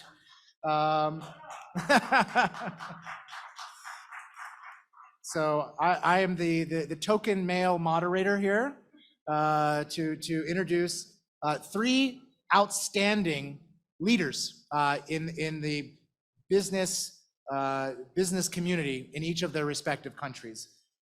These three women have, to my mind, extraordinary potential to reshape national economies.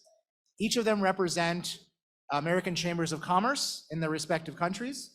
The American Chamber of Commerce is a unique organization in that in each of these countries it is a independent organization, so it's independent of government, and it distinctly serves its members' interest. It is a member-driven organization. Each of these women have built up their respective chambers of commerce, or their respective AmChams, over the past several years, establishing new committees, offering new services, and really have become the voice of business, of the business community in the respective countries. To my mind, they represent some of the best and the most positive potential for the region going forward. And I'm happy to see more coordination and collaboration among AmChams in the regions. Thank you to USAID. CIPE is doing some of this work as well. But the more coordination that we can have, the better off we are. It's not a zero-sum game, it's a positive-sum game. So first off, I would like to ask, because I was told Uzbekistan always goes last. So I would ask Ms. Tatyana Bystrukina to talk a little bit about AmCham Uzbekistan. Specifically, the fact that AmCham Uzbekistan, we started working together 2018. Was it, how many years was it? 6 years? 2018. 2018. So working together for a number of years. And since in that time, AmCham Uzbekistan has realized incredible growth in the number of members it has, and really throughout COVID, still kept growing, which was an incredible feat. And then as an institution, you're representing both Uzbek firms and American firms in Tashkent. And what do you see as AmCham Uzbekistan's role in promoting this regional cooperation that we've been talking about on economic issues in particular? And then how might the business community demonstrate being a good partner in achieving this stability, growth, and prosperity? Yes, thank you, Eric. Good afternoon, everyone. My name is Tatyana Bystrushkina. No one ever could ever pronounce this surname correctly from the first sight. And I am Executive Director of our American Chamber of Commerce in Uzbekistan, the Association of International Business that unites over 140 big foreign investors and local companies operating in Uzbekistan. The membership has been steadily growing from like 80 in 2018 when we met to reach this number today, due to several what we think reasons. And there are two, which is external, and mainly the reforms of the government of Uzbekistan and opening up of the market, which attracted huge attention of the investors. It's attractive for investors. Second is the policy dialogue, which didn't almost exist under the previous administration and became possible, and our advocacy services that we offer to our members in the establishing of this policy dialogue. And if you look at the composition of the membership and the members by the sectors, it's traditionally always been like fast-moving consumer good companies, which is FMCG, and it's logical because Uzbekistan is a huge market of 36 million people, and naturally the company would, those companies would be interested to do it. But more recently, we see that it's IT companies, banking and finance sector companies, energy companies, textile, and even different industry companies that that join AmCham in different sectors. And now I want to concentrate on the 3 cases of the policy dialogue which we recently had. One very extremely successful, second is successful, and the third is, let's say, long running. And I start with the first one, which is in this IBECA program, B5+1, Uzbekistan partnered with IBECA on the development of the national business agenda on the, in the sector of green economy. We started consultations with the AmCham sector companies in December.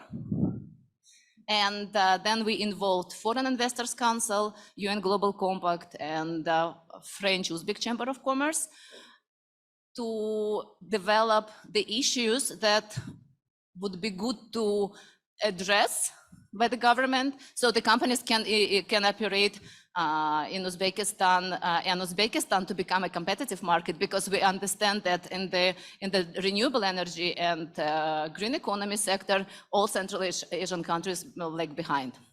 So by the end of February, by the end of January, we had all these issues developed and written in as the white papers to the government. And we had the government roundtable, public-private sector roundtable on February 7th. And I want to thank the government of Uzbekistan for being extremely open and positive. And just to make this long story short, it's like on February 7th, we had this roundtable discussion. We had 2 meetings, follow-up meetings with the green energy sector in the Ministry of Finance in charge of this legislation change. And on the 23rd of February, we already had the process started. I am talking about renewable energy certificates. The legislation was there, but there was few bottlenecks that hindered actually smooth operation of this sector. And on the 23rd of February, like 2 weeks after this discussion, the foreign company member of AmCham received first ever in Uzbekistan a renewable energy certificate. And we consider it as a great success. Second story is our fast-moving consumer good committee, which is like logical. And historically, since 1990s, there was Coca-Cola and British American Tobaccos who established production in Uzbekistan. But after the liberalization of the opening up of the country in 2017, we started to see huge interest of the big Fortune 500 FMCG companies toward the market, because they naturally want to sell to Uzbekistan.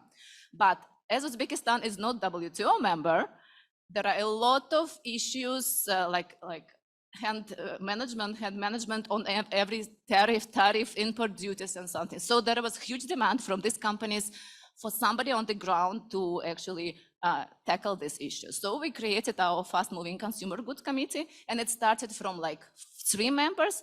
Currently, it is 15 huge multinationals, most of them joining from abroad, from Turkey, from Azerbaijan, where there are HQs. And we produce like letters to the government like on like weekly basis on different issues that hinder development of the industry. And the victory of the last year was that we prolonged the 0 import duties for them till 2025. This also had a positive effect on the country, because these companies, having participated in this policy dialogue, see the improvements and how the government is eager to cooperate. So they naturally brought their distributors in Uzbekistan, and each of the distributors employ from 300 to 500 people throughout Uzbekistan, and they contribute to the economy. The next level is this company is opening up representative offices, and probably the next one would be relocating production to Uzbekistan.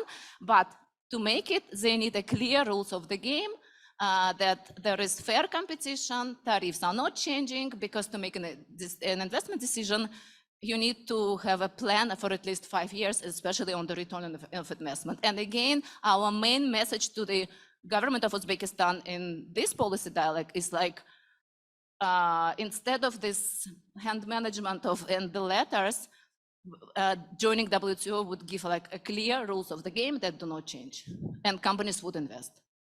And do I still have time for the third case? I can do.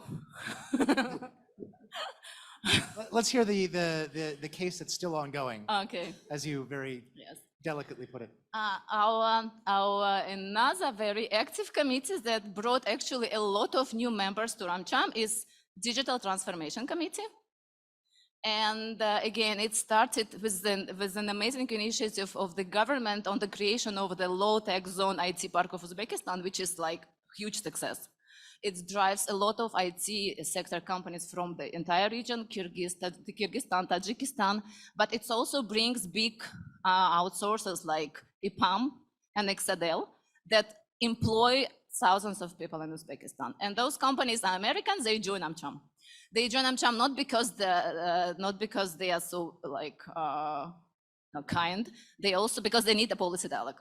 And then there is also banking sector companies. There are a lot of banks and payment system interested. So now this committee grew to like 15 again plus members, big one. And it could be even more with huge developers and big names considering entering the market of Uzbekistan. But there is this legislation that doesn't allow them to actually operate in Uzbekistan. And talking about this, it is cybersecurity law and data privacy law that seriously impede investment of the big multinationals in IT sector in Uzbekistan. And our Digital Transformation Committee developed a very comprehensive position papers comparing this legislation with the entire of the world and sent it to the government more than 1 year ago. We had several roundtable discussions, and we still want to thank government for the open dialogue, but we are still there at the same point where we were like 1 year ago. And our main message now, it's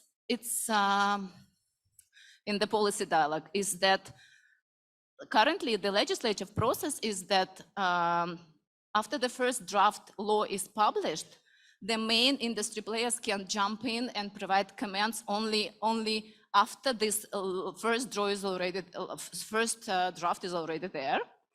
And sometimes it could be easily amendable, like in the first case, but sometimes it takes much longer time. And it's inefficient, and the country is losing investment, and the investors are like in this unclear situation.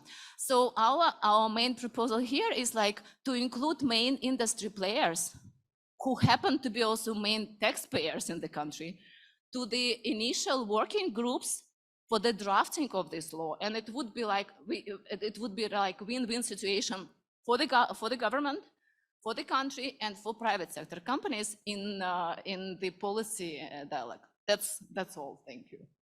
I think there's several really good nuggets in there about how you're working in Uzbekistan. That, you know, as you reiterated several times, the positive working relationship and the transparency with the government. So there's a give and a take, there's that dialogue. And I really think that's needed because the companies that you're talking about, even in fast fashion, where they need 5 to 7 years of predictability, now that's a fast fashion industry. When we move into minerals and mining and that sort of thing, where there's heavy capital, fixed capital investments, their time horizon for that stability is even longer. And so they're looking for those partners in government that can work with them constructively on a stable operating environment in a transparent and accountable way. No one wants to kind of pull one over here, but they just want to work transparently and clearly without fear or favor. So turning from Uzbekistan, shall we go to Kyrgyzstan next? The Kyrgyz Republic? Tajikistan first? All right, Nilufar. So you've taken over AmCham Tajikistan not too long ago. You were recently accredited by the U.S. Chamber as a full AmCham in the network. Can you go, in your remarks, can you go in a little bit about what it took to attain that status, what that means, and how it might have improved your abilities to advocate? And then lastly, if you're some key areas where you see opportunity for cooperations among AmChams within the region. Thank you. Thank you very much. Good afternoon, everyone. I'm very glad to be here. Thank you for such an amazing platform. First of all, we were able to meet so many partners, the regional partners and American partners here for these 2 days, as well as gain a new networking opportunity. And since yesterday, we have heard so many amazing and informative speech that really broadened the horizons and gave a new opportunity for the regional cooperation. I'm representing the American Chamber of Commerce in Tajikistan, which is one of the leading business associations that provides the opportunity for advocacy, for public-private dialogue, for the business development and networking as well. Having a growing list of members, over 50 members from various sectors, the public-private dialogue is the main focus of the chamber currently. And to your question on getting the accreditation from the US Chamber of Commerce, it actually was one of our very long-term goals, that we had a long path of the 15 years. And however, we did not meet all the requirements. And our AmCham actually had a very challenging period. And 2 years ago, we were going through kind of a transformation period.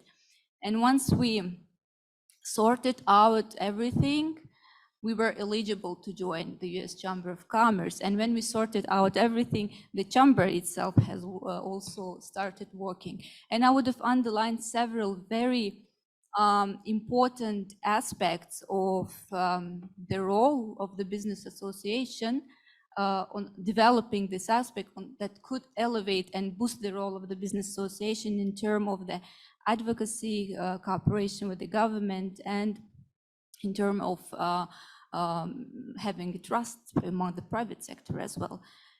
So I would have underlined that, first of all, it's very important to meet the members' needs, because our AmChams, we are very member-oriented associations.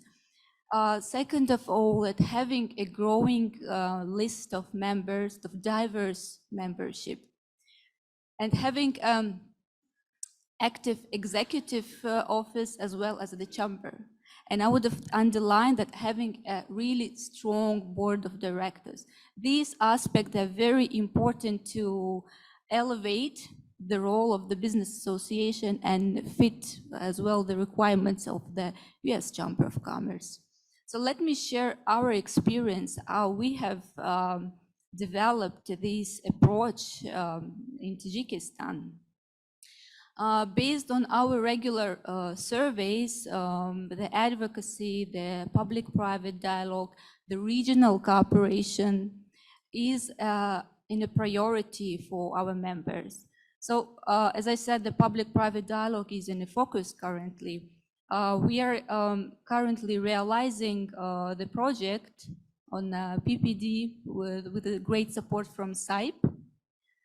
We call this initiative Business to Government, and we're holding them like every second month. This public-private dialogue is bringing a really sufficient value to members. And they're holding in the ministerial level, which gives to members a great opportunity to raise their concerns, their recommendations directly to the ministers. And according to the feedback from the governmental officials, this is also a great opportunity to hear from the private sector on the feedback on their regulations and on their perspectives. According to members' feedback, the concerns and issues that has been raised in the public, they are more effective and faster in terms of resolutions. And also another aspect that I would like to underline in terms of public-private dialogue, it is very important, and it's in order to have an effective public-private dialogue, it's very important to gain a trust from the government, especially in our region. So having everything, all these aspects that I've mentioned on the table, the chamber can strengthen their role and gain a trust from the government as well as from the private sector as well, because they start bringing a valuable service to members.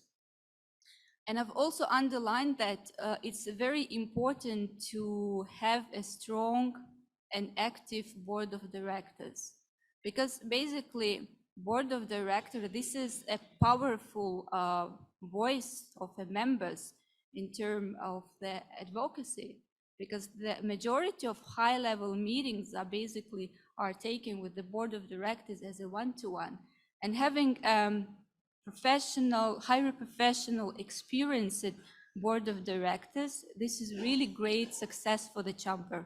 And I've been a witness on how strong board of directors can make a change, because we have been going through this transitional time. We didn't have the General Assembly, and when we have sorted out everything, we adopted a new bylaw, we established a General Assembly meeting, then we have had the transparent election, and then we had really good, strong working board of directors. Then we were at that time eligible to join the US Chamber of Commerce as well. So another great initiative that also boosted our activities, this is our regional cooperation. As I said, that according to our members' surveys, the regional cooperation is very, very important and currently in a priority. We have recently, 2 years ago, we have joined the AmCham regional network, which boosted both the chamber quality as well as brought additional and valuable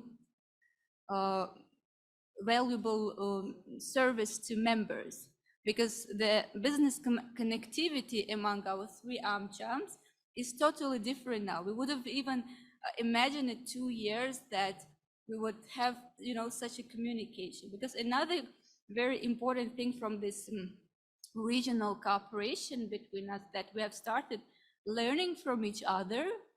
We are sharing best practices, this capacity building opportunities that also some of them facilitated by CIPE, by FGI project. This is really impacting very positively.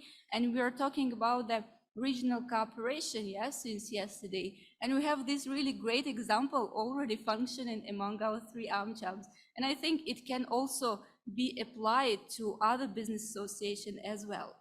Yeah, because it's already kind of built mechanism that we can also share. Because what I hear usually from our local business association, they also need this capacity building. As I said, there's no degree on how to run the business association. We need to just share and learn from each other. And another great aspect that we also recently joined as an observer for the AmCham Europe, 3 of us. This also was due to this project. So having all this in the table, and I think that these initiatives should be continued, this capacity building opportunity among chambers as well, than among members as well. So when we get stronger, we get more quality and more valuable service to our members. So it seems that there's been, especially at the top, among political leadership across Central Asia, a pull towards integration, economic cooperation. And it seems that your members and you yourselves as organizations are the pushing forces. And to my mind, this is where some of the best policy comes from.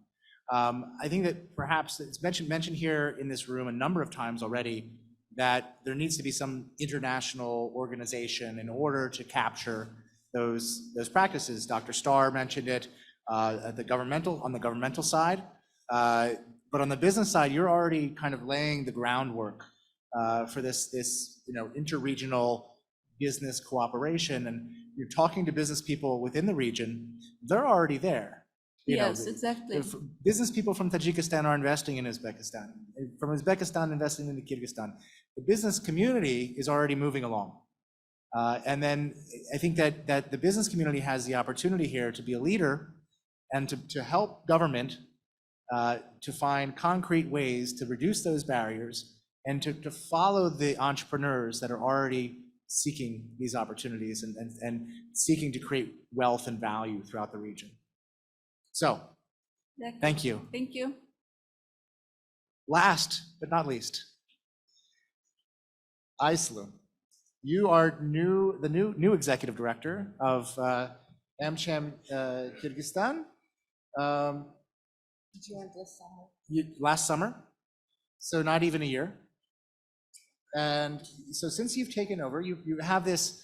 So one thing that I will note about what I see from business association in the Kyrgyz Republic is that there's a lot of cooperation among business associations, including AmCham Kyrgyzstan. So if you could comment a bit about that in your remarks, how the cooperation among local associations is benefiting your members, which consist of both Kyrgyz and American companies, and then how you have, building off the prior comments, how you're working with other AmChams throughout the region, any specific opportunities or any specific endeavors or membership services that you're offering.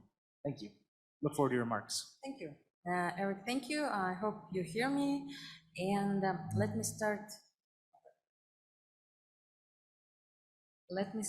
from mentioning that this is a great place, this is a great platform, B5+1, for regional economic growth. And I think this B5+1 now has much greater impact than 6 on driving the business environment in all 5 countries. I would like to thank our colleagues from CIPE and for this opportunity, because now we are more active, we are working more closely on different sectors on different levels. And I would like to start a bit, if you allow me, provide some information about AmCham in Kyrgyz Republic. So we are, as you said, very unique organizations, AmChams, independent, non-commercial, located in Central Asia, in very unique region, and we are representing American business and of course local private sector. Another thing that why we are unique, because we are really working actively on promoting interest of private sector, not only our members, in general business working for business environment. And of course, we operate as a bridge between US and local markets. For example, in our AmCham, we have around 120 members, 15 of them US franchised companies, and we can separate sectors of the economy, I think 16 different sectors. It's echo? Oh, it seems to me. Closer, like this? Much better?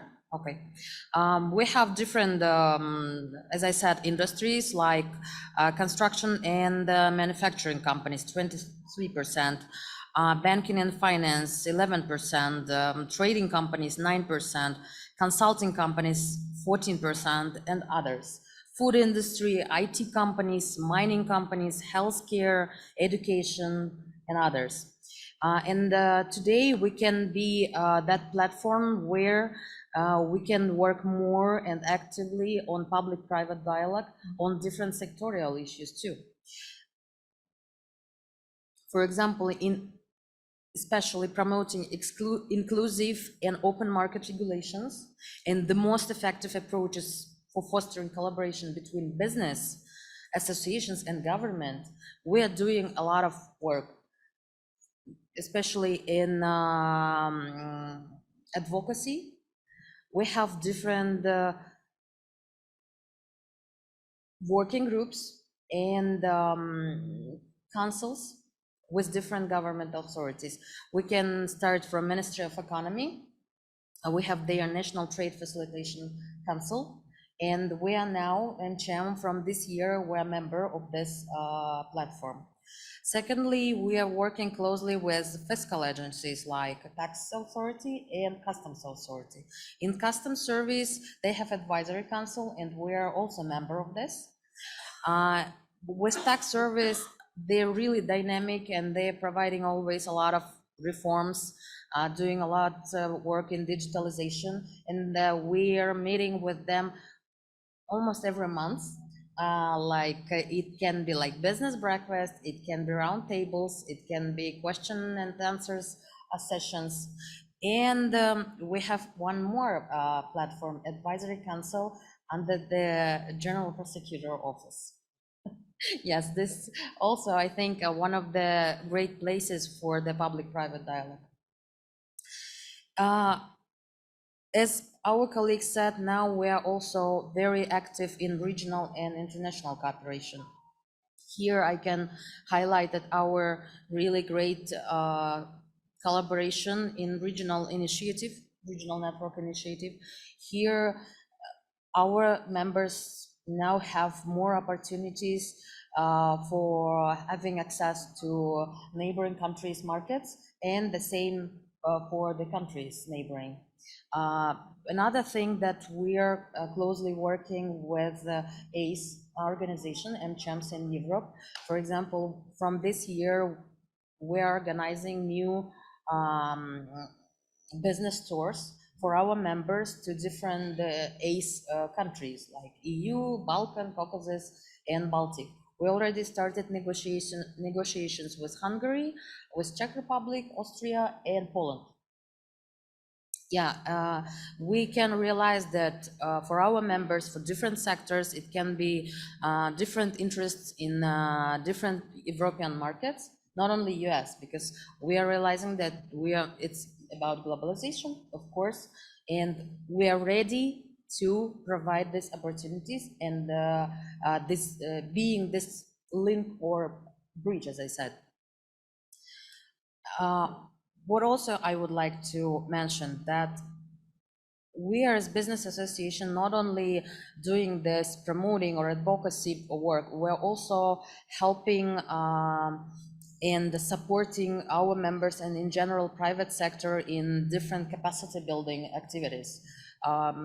For us, traditional to provide different trainings and master classes for today, like we can realize after this different crisis and situation global, it's about HR, marketing, mental health of your team, how to be not boss and leader, and how to doing business effectively with different tax regimes in Kyrgyz Republic. And if you want to open startup in US, what you should start first. And it can be doing business with different sectors on different level. Maybe it will be women entrepreneurship, women's business startups, or it's mostly about knowledge. You know, it's interesting and it's inspiring that today public sector and business, they need more information, more knowledge, and more data, not about funds. So that's why we are trying to do our best to provide these opportunities and to be this source. Yeah. And I also would like to mention some success stories in public-private dialogue. We work closely, as I said, with tax service and with customs service because of my background and experience. So we had some cases with jewelry company in our country. They really wanted to organize national jewelry exhibition or expo. And for that, of course, it is needed to invite huge brands like Carrera & Carrera or shop art, and etc. And in this case, they need some, of course, support from the customs and on different regimes, and provide like green channel for the guests, for the different providers and distributors, and etc. And in this case, it was a good dialogue between three of us. I mean, we as AmCham, we were this mediator in this case, and really we were surprised from one side. From another side, it was really supportive and facilitated from the customs service on the central office level. They provided special letter to the local offices, and it was supported. Now we can say that last month they organized third jewelry expo, and we are of course partner of this event.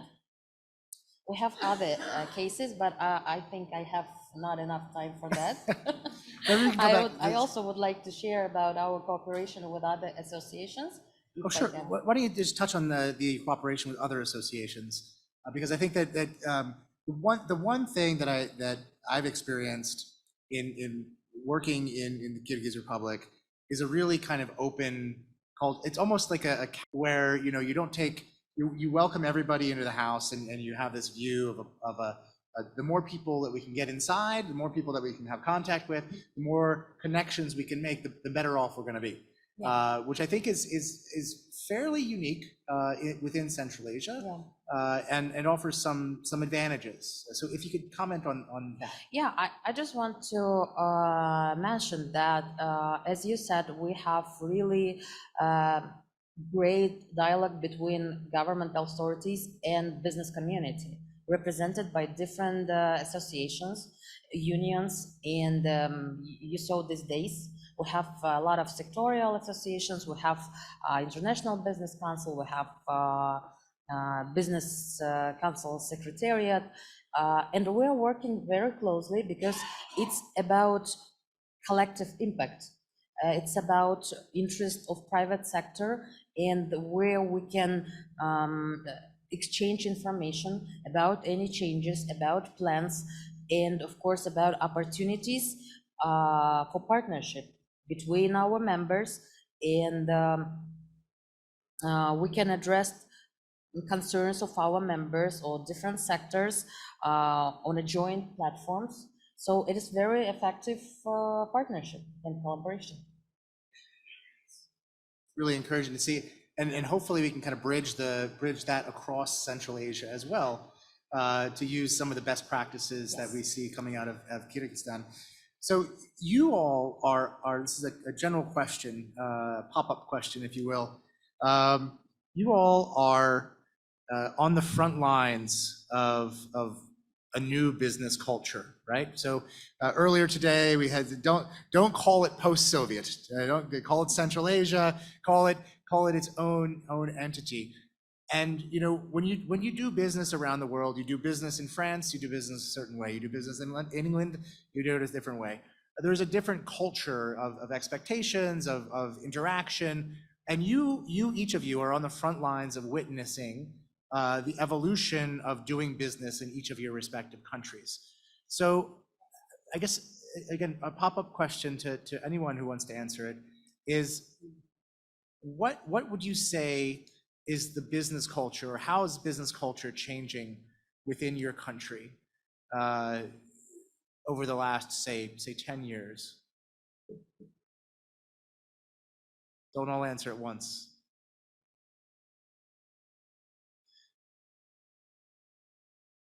The business culture in each of our countries, it's definitely is vary. Yeah, even in all three of our countries, there is a lot of specific.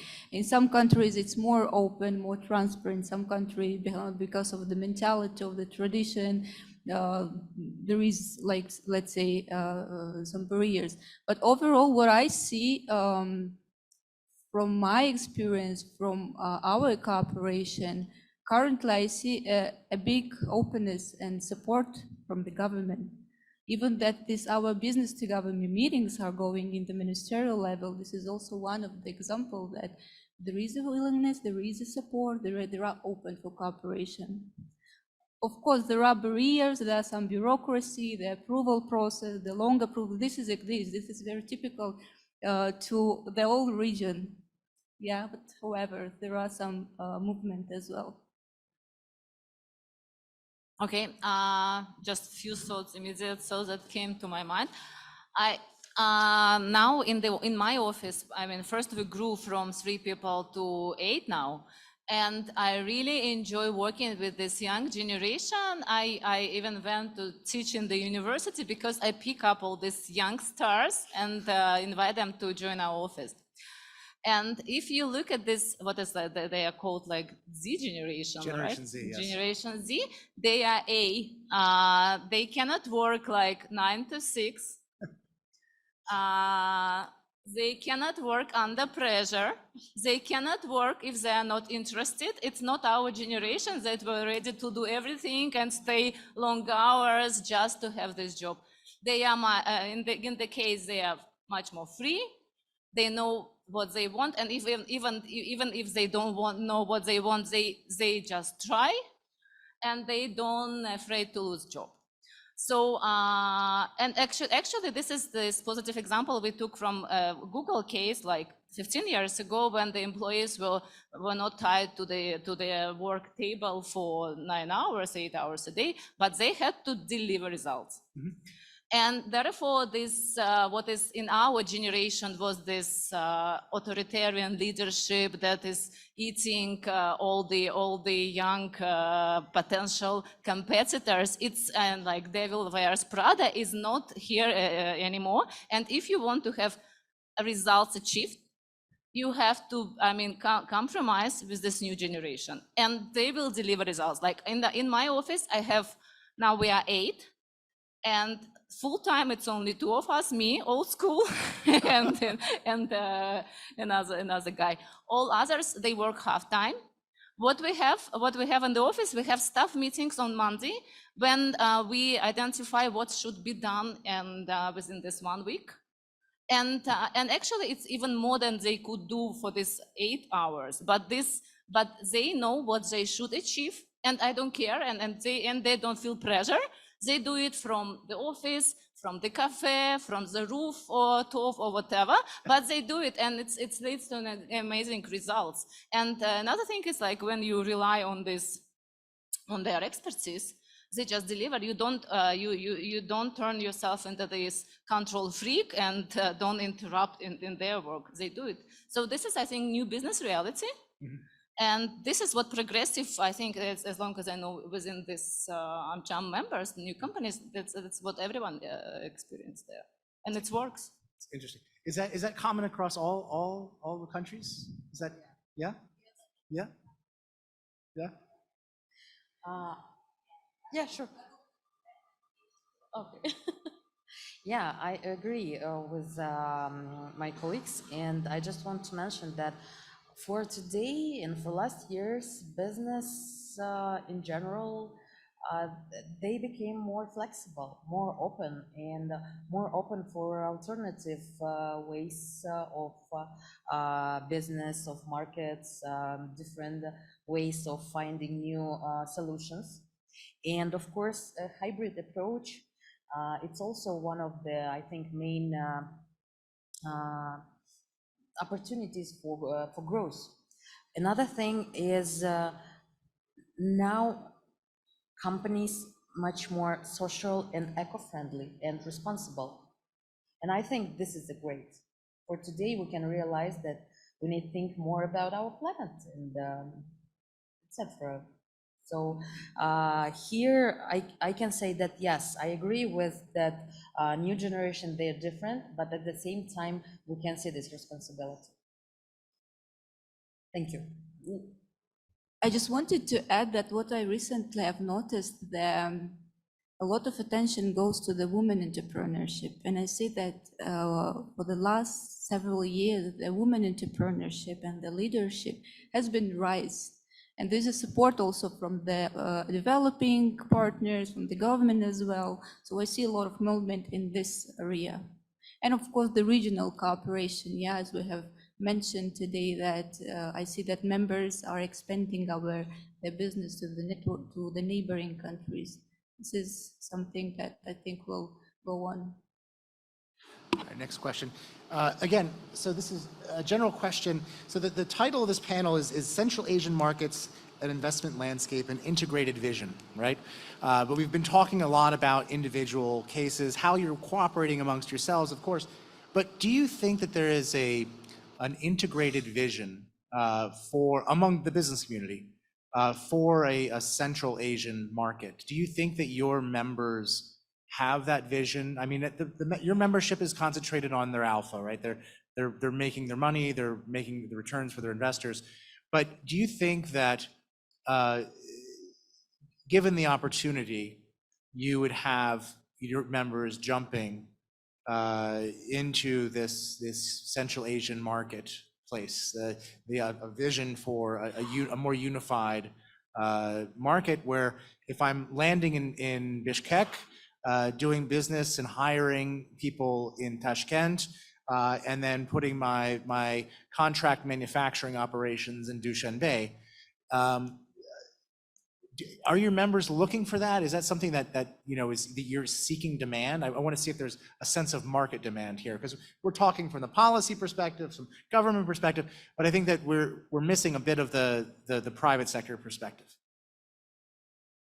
Absolutely. The requests from members recently are growing. When they saw that there is some integration going among the chamber, the requests are growing, especially a lot of requests on expanding their business to Uzbekistan. And this is actually our role here.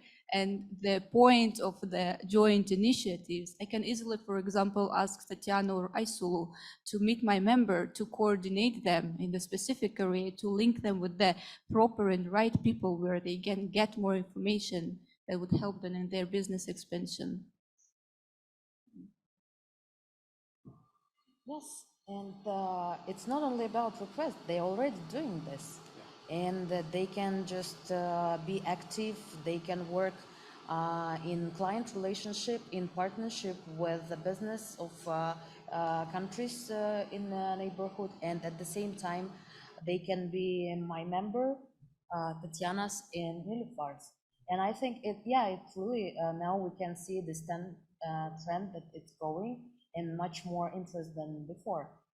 Another thing that I would like to mention that, yes, for today, Central Asia region, we are like one hub, and it's about, for example, IT potential.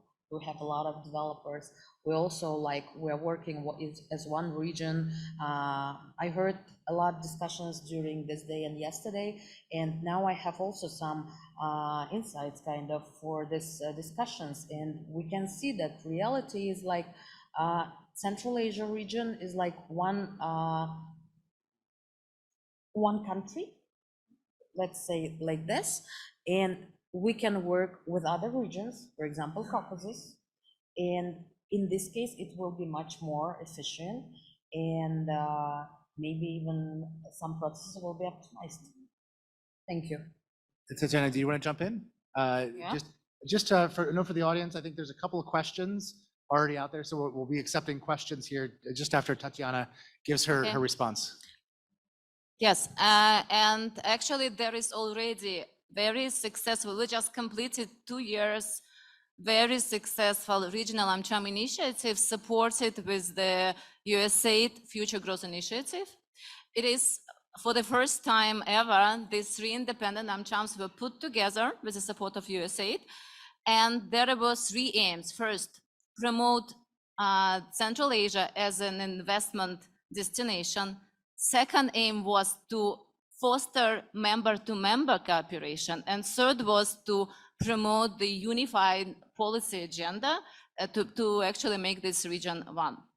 So within the framework of this 2 years initiative, we organized 10 business tours. And how we do it, it is within the Central Asian region, but also the business tours to Turkey, we did to Dubai, It's like we select like certain industry and take 5 members with each of us during to each tour. And that's what we also revealed during our tour to Dubai last year. We brought our FMCG sector companies to Gulf Expo last February, and with an idea for them to make deals with this Gulf area. But what we realized in the first networking session, that I brought big retailers from Uzbekistan like Korzinka, Makra, and Kyrgyz chamber, they brought suppliers of the cheese producer and dairy producers. And the first evening, there was already several deals done because these cheese producers from Kyrgyzstan agreed to supply their cheese to the retailers of Uzbekistan. And it's amazing how like you didn't expect this outcome and it's already there right away. That's what I want to tell, that it's our economies are complementary. And we can trade with each other, and we can also promote the region as an investment destination. That's great to hear. I think that's exactly right. That there's, it's not zero sum, but that these businesses are naturally allied, and the geography of Central Asia makes things certainly advantaged in one area versus another. Marcia gave us a great example of an electricity market where you have hydro in one part of Central Asia, which is active during the summertime, and you've got thermal, which is another part of Central Asia, which is active during the wintertime, but there's no common electricity market in order to balance out the supply and the demand. Yet if there were this common market, there would be a lot easier facilitation. Everybody wins. Everybody wins. Couple words. Yes. Within this framework of this network initiative, we last year organized a Central Asia business tour to US. And there, it wasn't about just having access to the market of US. It was also about how to deal with each other. I mean, different business from 3 countries on a neutral place, and there, during informal meetings, they could also discuss all these issues. All right, thank you. Can I take the first question from the audience? Yeah, can you hear me? My voice carries even without a microphone. But Tatiana and everybody else, you brought private sector solutions, which is so important. And the voice you bring here is the voice of the local private sector, right? Your own members, which is important for people to understand. You're an AmCham, but you bring the voice of local businesses into this policy framework, which is a very important input. But let me put a challenge at you. Representing your own, by the way, Alkebsi from CIPE, representing your own members in what you've heard over the past 2 days. Number one, what are the challenges that are stopping us from an integrated market within Central Asia? What are the challenges? And number two, if you can, and you can challenge Eric for that, throw the questions back at him. Here's your opportunity. But number two, if resources were not a limitation, if you can have any resources you want, what private sector-led solutions can lead us towards that vision?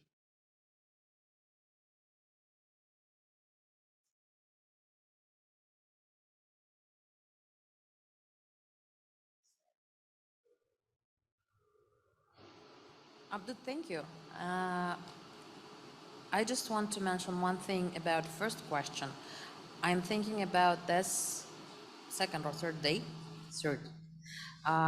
Innovations, technologies, and AI technologies.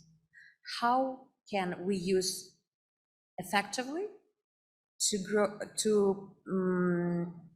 to go for more economic growth and integration, for regionalization?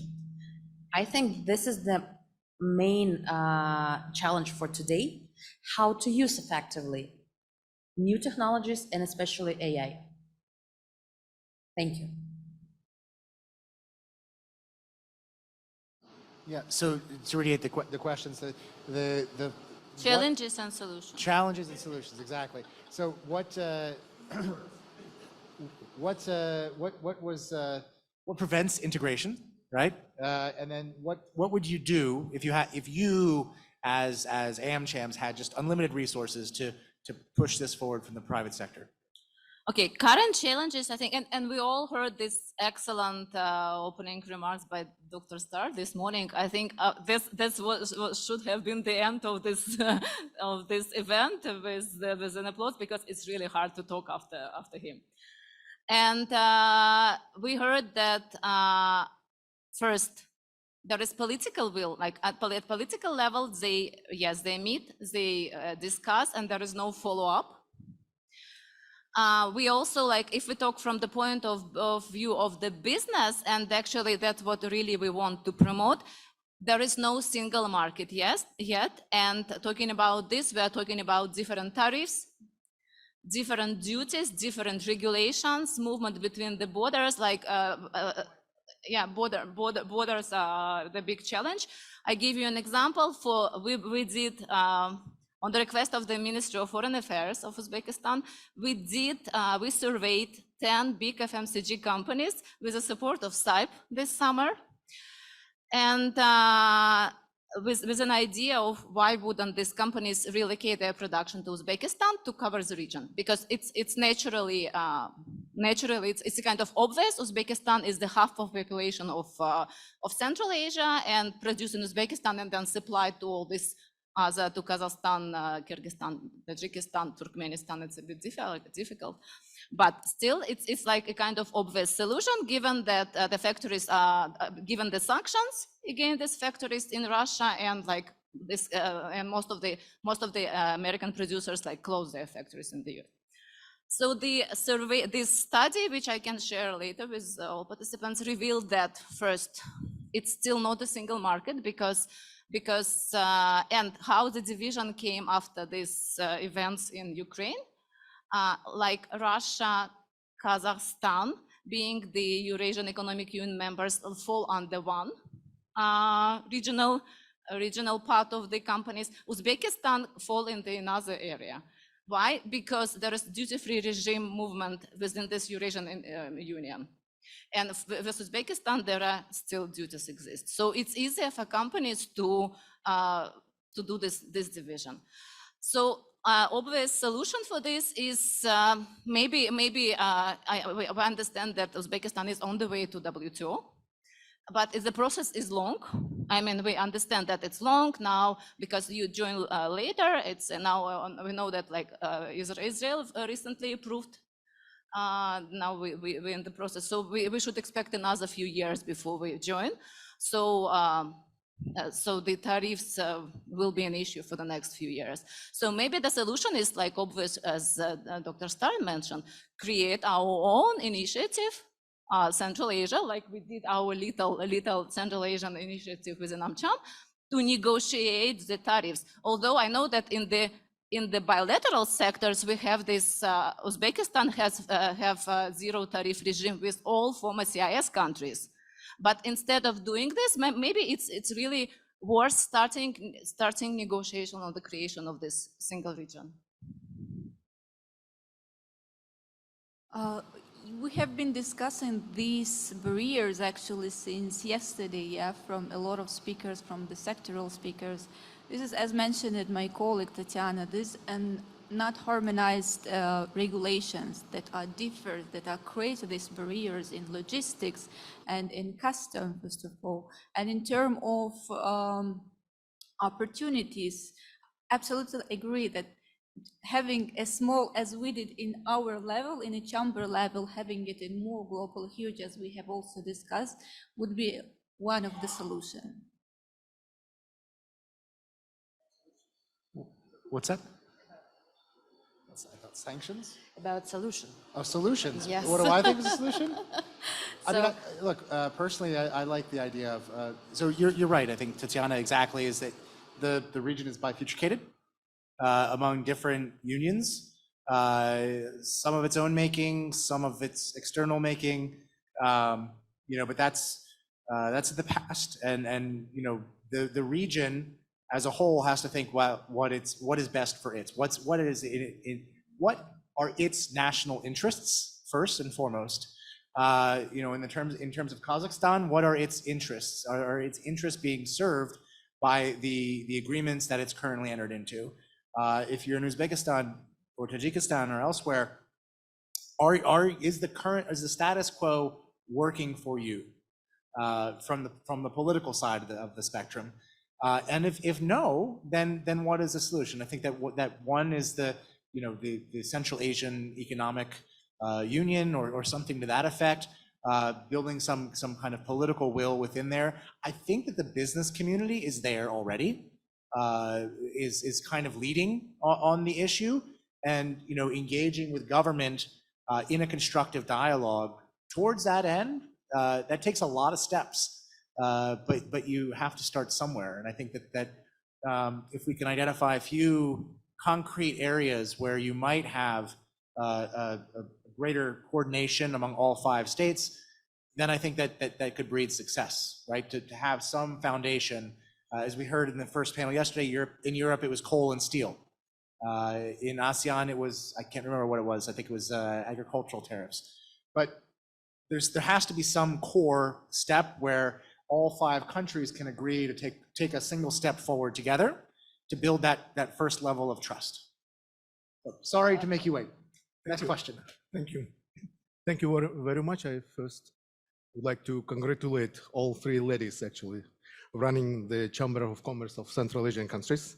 So this is really a great job, and you are doing a very active, dynamic job, and I also would like to congratulate you on this panel. My question is to Tatiana.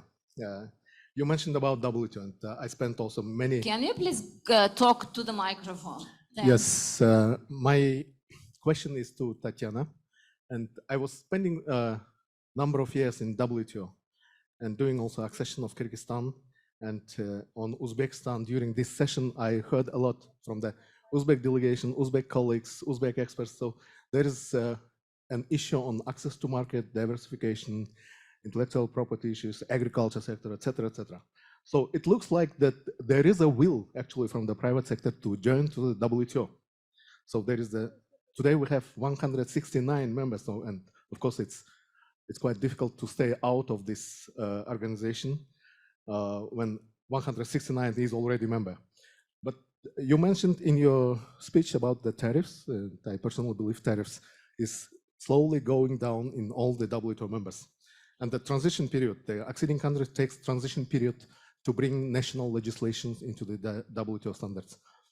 What is your point actually? What is the main difficulties, main barrier for joining to the WTO? I personally believe that this is the shortest way to Central Asia to unite, actually, to make harmonization our national legislation. We cannot, for example, Kyrgyzstan harmonize our legislation with Uzbek legislation because we are the member to the WTO, and then this was the monitoring process. But Uzbekistan can now start with the harmonization of their legislation with the WTO rules, but without acceding to the WTO. Then I want to ask your point of view on that matter. Thank you. I mentioned, and it's really most of our members of AmCham, and I even said that like the message from the big FMCG companies to the government of Uzbekistan, if you join WTO, when you join WTO, that will give an additional extra points to the investment attractiveness of the country, because it will give stability, predictability, equal competition for all players of the market. And you know that in 2018, Uzbekistan has resumed its negotiation on WTO accession with the memorandum of understanding that was submitted that year. According to my discussions with this, there is a negotiator, and I think in the ministry and now in the presidential administration, and one USAID project, DAI, I think they're providing technical support to the government of Uzbekistan on WTO accession. There is negotiator from US trade representative. And according to him, it's like the bigger the country and the later the country joins WTO, the more complicated the process. Because in addition to this initial memorandum of understanding, etc., you have to negotiate with all your main trading partner and with all main producers of a certain like crop or whatever trade issues with each particular country, like US, UK, Israel, the main players. And it also depends on the size of the economy. And that's why I think in terms of Kyrgyzstan and Tajikistan, who are both WTO members, the economy is what is the GDP of Kyrgyzstan? Yes, Uzbekistan is $70 billion a year with different industry compositions. So now I know that now the government just came back from the, I think, 5th round of negotiations in Geneva, and there is this special like negotiator and the person in the administration of the president who is there on the way. And with the political will, and there is a political will, given that there is a special person in the presidential administration, we should be there. And I know that there is a huge interest from the government to join it. And that's what I was actually, we had the deputy minister of trade in charge of the joining WTO, but recently it's moved to the presidential apparatus. And my message to the government is like, come and speak to business community and just explain that yes, we are not WTO members yet, but we are on the way there. So please plan your investment. You should trust us and plan your investment, because we, according to our plans, we will be there like in 4 years, in 5 years, etc. Back to that question about stability and predictability in the business climate, Tatiana, like you need to give business the opportunity to understand where you're at. And they're not asking for a lot. They're asking just for some transparency and information so they can because business needs to make plans, especially with fixed capital investments that you can't easily move into or out of the country. If you're building a plant or fabrication facility in Uzbekistan, it's going to be there for 30 years. And so you need to have some sense of what direction the country is going and what is to be expected. I think we have another question here. Я хотел задать вопрос, слышно меня? Раз. Я хотел задать вопрос коллеге наших прекрасных дам из Казахстана, но ее сейчас нету, или его сейчас нету на сцене. Поэтому, может быть, на этот вопрос сможет ответить Айсулу Ханым. Вы знаете, что Кыргызстан, так же как и Казахстан, является членом Евразийского союза. И вы знаете, что Евразийский союз сейчас, секретариат, принимает каждый год нормы по государственным стандартам, по другим стандартам сертификации, введения единой маркировки, например, для товаров Евразийского союза, которые по своим стандартам, по качеству продукции прямо противоречат или исключают попадание на рынок Казахстана, в том числе товаров из Европейского союза и товаров из Соединенных Штатов Америки. И также они делают невозможным экспортировать товары из Казахстана и Кыргызстана на рынки Соединенных Штатов Америки и Европейского Союза. И вопрос мой звучит так. Вот в рамках тех дискуссий, которые мы сегодня обсуждали, как вы думаете, наши страны справятся с этой ситуацией? Или все-таки странам Центральной Азии надо уже делать выбор серьезный о том, чтобы оставаться ли в союзе, который не приносит выгод и наоборот ущемляет предпринимателей нашего региона, или идти по пути Армении, которые, не увидев смысл в ОДКБ, в общем-то уже заявляет о своем намерении выйти из этого союза. Спасибо. Спасибо большое за вопрос, очень интересный. На самом деле мы тоже очень заботимся именно об этом направлении. И здесь я могу однозначно сказать, что мы позитивно настроены. В нашем регионе по-другому никак. И я думаю, что здесь как раз-таки вот предыдущие спикеры говорили о наших обязательствах, например, нашей страны перед ВТО. Также есть соглашения, которые были ратифицированы и которые сейчас реализуются. Успешность, она, конечно, разная, но тем не менее процесс идет, и как раз-таки в рамках государственно-частного диалога этот вопрос всегда поднимается, и в большинстве случаев диалог положительный, и я могу однозначно сказать, что в нашем случае идет балансирование, можно сказать, когда требования в рамках таможенного союза и требования в рамках соглашения по упрощению процедур торговли ВТО, они должны быть соблюдены в равной степени, как прописано в каждом из соглашений. И, естественно, это влияет на торговые отношения с третьими странами, помимо того, что происходит внутри самого Союза. Здесь работа идет постоянная, и как раз-таки здесь очень большая роль тех самых представителей бизнес-ассоциаций, насколько независимо, секторально, не секторально, торговые или не торговые, они представляют эти интересы, направляют свои рекомендации, основанные на рекомендациях реального сектора и реально тех, кто работает с разными рынками, и насколько это все фоллоуапится, мониторится и дальше вот в постоянной кооперации с государственными органами прорабатывается. Органы очень твердо и строго придерживаются решений Евразийского союза или Таможенного союза. Никаких отклонений влево-вправо там не существует. И решения, принятые там, они по очкам ведут, во-первых. Во-вторых, если даже просто мы мало продаем за рубеж. И, соответственно, поскольку для нас сейчас западное направление полностью закрылось, мы сейчас все покупаем с Китая, и мы просто не чувствуем о том, что на самом-то деле рынки уже закрыты. И я просто удивлен, что в процессе вот нашей дискуссии об этом никто ни разу не сказал. Господа, если вы не знаете, рынки уже закрыты. Уже есть нормы и стандарты, соблюдая которые вы не сможете привезти продукцию с Европейского Союза. Просто это вступает через 6 месяцев в силу. Но факт уже свершился, документы все подписаны. И я удивлен, что мы это действительно не обсуждаем. И через 6 месяцев, неважно, что мы здесь будем говорить в рамках нашего бизнес-сообщества, вы не сможете просто преодолеть таможню, и все. Я поэтому задал этот вопрос. И мне интересно было бы послушать еще мнение американских экспертов или европейских экспертов, что они про это думают и знают ли они вообще про это. Спасибо. Спасибо большое.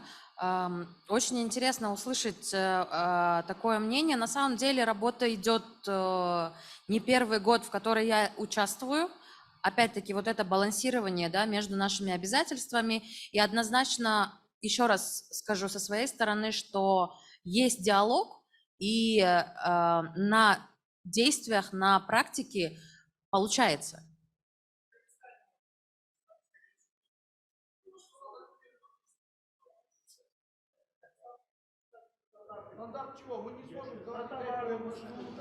We can take that to a coffee break, maybe, or after we can settle it on the playground afterwards. So look, I think that it is a hot theme. Я думаю, что вот вы правильно подчеркнули, что на самом деле в Кыргызстане партнеры из государственного сектора, они стараются проявлять гибкость. И нам удается последовательно следовать, или как правильно даже сказать, следовать и видеть тем обязательствам, и не только на бумаге, но также и на практике, на деле.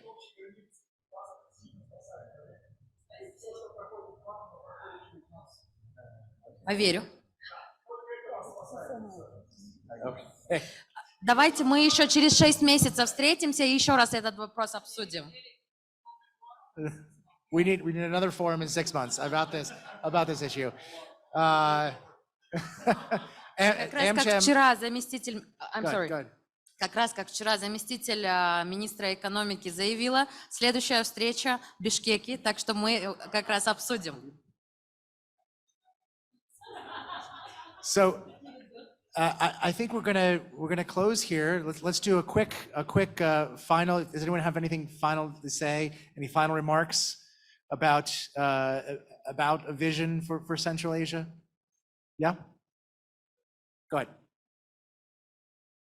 I see our huge impact from our side as AmChams and as business organizations.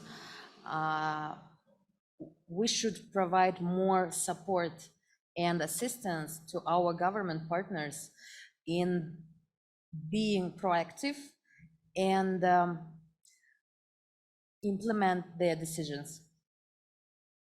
So monitoring implementation of regulations, see if, so something is passed in the legislature, signed by the president, but what impact is it having on the business community? Got it. I think as we just moved, it will be again like thanks to USAID, and there's another ad for USAID. We just, because of very successful first phase of our regional AmCham initiative, we just got another grant, bigger grant. So we will have another 1 year of very intense promotion of the region, including in the policy dialogue, member-to-member cooperation, business tours, and you name it. So my thing is like, yes, there are some things that don't depend on us. The political ambitions is something, but lead by example. That's, I think, my motto. And we can sit there and complain about tariffs not harmonized, but we can just start with a little. And on the example of our regional AmCham initiative, we show that it's successful. The policy dialogue exists and members can cooperate, and it's a good start. The last word. Yeah, I think definitely the regional cooperation should be on agenda still and should be straightening and move. And the support on advocacy and the capacity building opportunity within the chambers and more sectorial and more involvement of the private sectors in our initiatives, in our further initiatives should be on the agenda as well. So one common theme that I heard all throughout was that the business community is willing, ready, able, already working with the government in each country, and they're ready to help foster greater economic cooperation, greater economic coordination, because your members are asking for it, because there is a market demand for it. Thank you all. I really appreciate your time. We are going to take, we're not going to take a break. We're going to go straight into the final communique, and we're going to go through the final recommendations for the forum. So, thank you.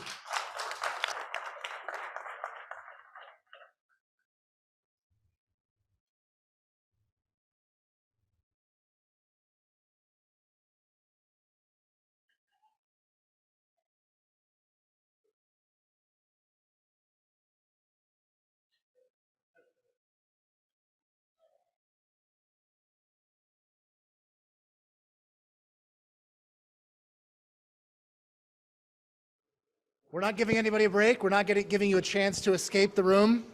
We're going to go straight into the final communique. Because I know that if you get a coffee break right now, you wouldn't return. So we're keeping you here. The doors are locked. So you have to hang on. So look, I hope, seeing this conference from the inside, I'm never a good judge of this, but I hope that you all found this useful. And this, I hope, is the final most useful thing that has come of this forum. And that is some concrete steps and concrete recommendations that we can work towards together as the business community and the governments within Central Asia. You know, there's two fundamental types of people in the world that I've met in all of the travels that I do. There's those that believe in positive sum growth, that if we add one and one together, we can get 3. And there's those that believe in zero-sum growth, and that if I win, you have to lose. Now, the two forces, that positive sum and zero-sum growth, they're playing out all over the world right now. There's increasing protectionism, beggar thy neighbor policies. We are not in the era of greater laissez-faire economic growth and open and free trade. So we, as the pro-growth business community, as those government officials committed to growing our economies, need to work together to coordinate amongst one another. But I'd caution one thing, though, that not all foreign direct investment is created equal. And this is really what we're looking at through our work at the Center for Accountable Investment. The foreign direct investment can cause positive or negative externalities in your economies. on the FDI in the recipient company. I'd caution the government representatives here today that some FDI can actually hurt your own national interests. Some agreements can hurt your own national interest. And the remedy here is to focus on what you see as the future of your nation and the future of the region, Central Asia. You need to exercise your own agency here and not be subjects to the demands of powers near or far. Decide what you want your future to look like, one of inclusive economic wealth creation, rising incomes and prosperity, or one of stagnation and capture, where growth and opportunity are limited. Rule of law was mentioned repeatedly over the last few days.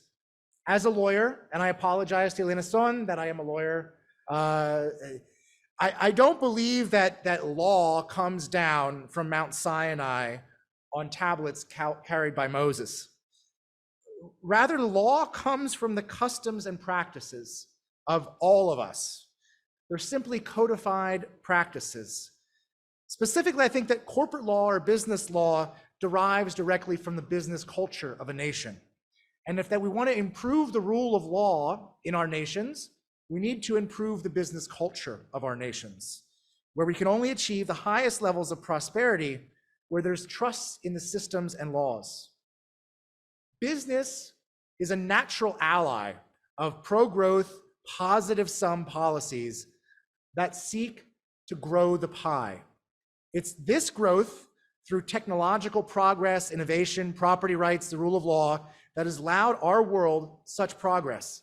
Look, we look 10,000 years ago, our ancestors could imagine the exact same life that those people 1,000 years before them had and 1,000 years hence. Nothing was changing. So what happened? Today, a mere generation or two, humans can fight cancer through injections. They can fly around the world, including a person on an average income can fly from America to Central Asia in a matter of hours. At the risk of being cliche with this audience in Central Asia, I'd like to remember and recall Dr. Starr's remarks earlier that the Silk Road is an elaborate network of public and private actors that built trust through commerce. In this, I see much of the best of the American and European experiences. I hope that our government guests here were impressed with the message, business partnership for regional prosperity. It's my fervent belief that the business community of Central Asia is ready and willing to engage in serious dialogue around concrete reform priorities. These priorities are outlined here on stage and will be available online in English, Russian, and Kazakh. Let's walk through them together. So I'd like to turn it over. Shall we go through the priorities first, or should we go through your speech, Abdul? Sure. So our first priority is to meet the New York Declaration, the agreement that our governments have already agreed to towards closer regional economic integration and greater U.S. private sector trade and investment. Building on the work already completed here, that is continued constant business consultation is an iterative process where business organizations, business support organizations are constantly working together, having roundtables, having coffees, and building the process and capacity of business support organizations to truly articulate constructive policy reform. Institutionalize public-private dialogue. Now, there's been a number of comments here today about the creation of new fora, new government bodies, intergovernmental bodies, and I'd like to say that the B5+1 Forum is one that we would like to create, and to have the B5+1 Forum be an annual event whereby we set out some concrete priorities that you will see in the final communique that's being posted online, very specific, tangible steps, small steps to get to a great journey. And I think that the B5+1 annual forum will serve as a mark point annually where we can check on the progress of our journey together. and look back, see where we've come from, and see where we need to go. Showcasing Central Asia as a destination, not just a path through. We want to improve the conditions for business investment and for the government and private sector actors alike. We want to foster this inclusive dialogue. All of the AmCham representatives up here noted how constructive dialogue has been with their respective governments. Let's bring that up a level to Central Asia-wide dialogue, where we can begin to concretely lower barriers to doing business across the entire region and create more prosperity for everyone in this region. One thing's for certain in my mind is that the ease of doing business here in Central Asia will directly correspond to the ease of you attracting foreign direct investment. The easier it is for your businesses, your SMEs to do business, the happier they are with their growth, the more FDI you'll be able to attract to the region. Increasing trade, transit, and investment in industry. These are the 5 groups that we've had, working groups that we've had under the IBECA program. We have those specific recommendations that were generated by working groups in Uzbekistan, the Kyrgyz Republic, Tajikistan, and Kazakhstan. Now, those recommendations are contained within the final communique and are very specific and actionable items, and they'll be sent to your governments, and they will be sent to the US embassies in each of the respective countries for us to continue on this path forward together. And lastly, harmonizing regulatory regimes. This is really where we can get down to the brass tacks, as we say, of some of the key issues identified here today, again, included in those key recommendations, 2 of which are an opportunity to develop a tourist visa regime across Central Asia. So it's easier for people to come to Central Asia and travel within and among the countries. And lastly, the adoption of alternative dispute resolution mechanisms, such as the one already at Astana International Financial Center, and expand this beyond Astana and into and around Central Asia, so that there is a single point of contact for all dispute resolutions here in Central Asia, so we can get business done and we can have confidence moving forward together. With that, I would like to turn it.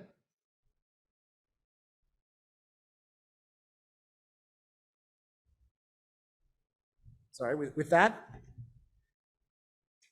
I would like to turn it over to, who do we have here? Mr. Alkebsi.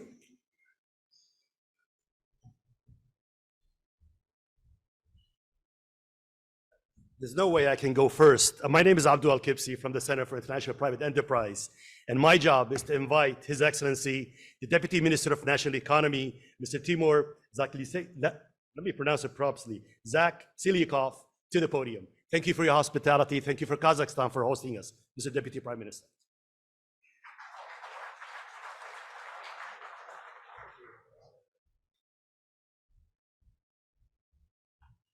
Thank you so much. I know it's very difficult to pronounce my family correctly. Esteemed colleagues and participants of the forum, today marked the inaugural convening of the Business 5+1 Forum under the auspices of the regional diplomatic platform C5+1. The primary objective was to reinforce and streamline coordinated efforts among countries towards the shared goal of fostering prosperity in Central Asia. During the forum, numerous valuable proposals and initiatives were articulated, posed to enhance capabilities and streamline the quest for avenues to augment investments within our region. We believe that the B5+1 Forum provided us with a comprehensive insight into the initiative of governments and business entities across countries, enabling the discernment of a collective sentiment and the formulation of a unified strategy to enrich public-private discourse and enhance the business landscape. Key growth areas were identified, including e-commerce, agribusiness, tourism, transport, and logistics, which are posed to significantly bolster the regional economy. The establishment of a unified market and the enhancement of business relations in Central Asia will attract greater internal investment and broaden trade prospects. This includes facilitating access to global markets and diversifying East-West trade corridors. Let me continue in Russian, please.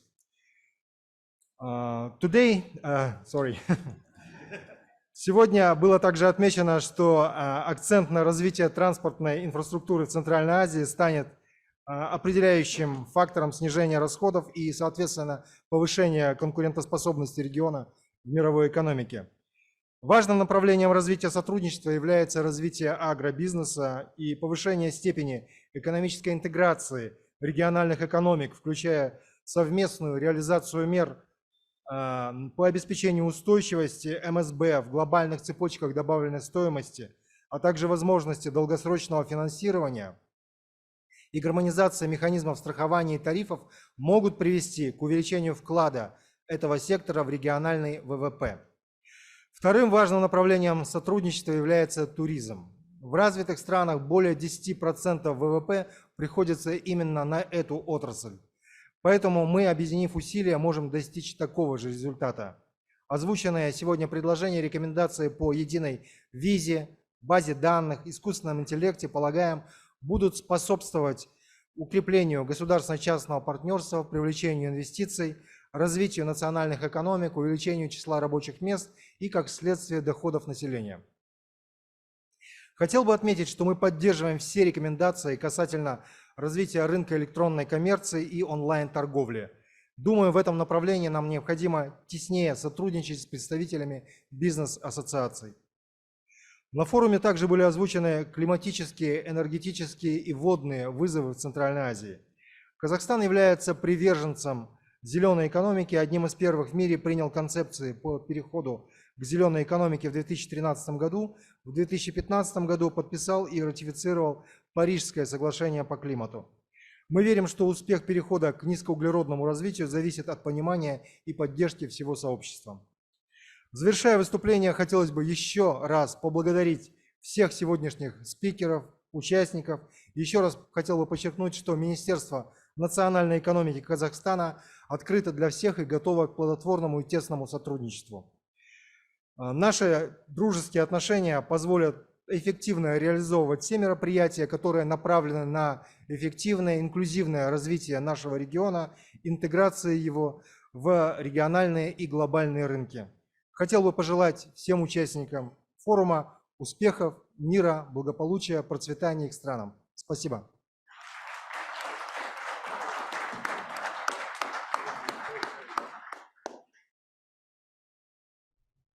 Mr. Deputy Minister, when you and I first met, you said the show must go on. The show will go on. Thank you very, very much.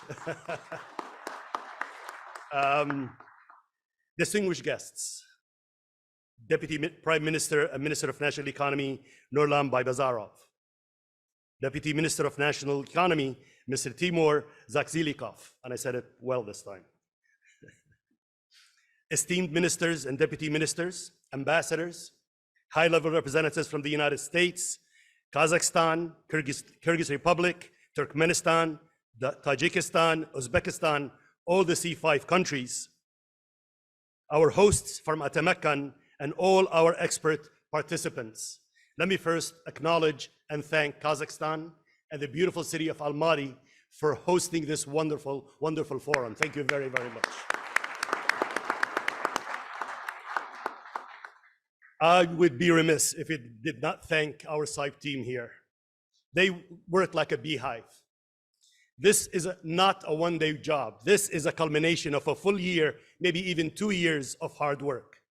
So our B5+1 Central Asia team, I want to recognize all of you. From Kazakhstan, Zarina and Kundiz.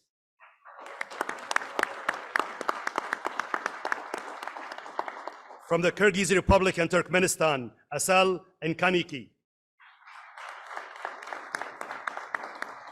From Tajikistan, Mokru and Manija. from Uzbekistan, Malika and Aziz.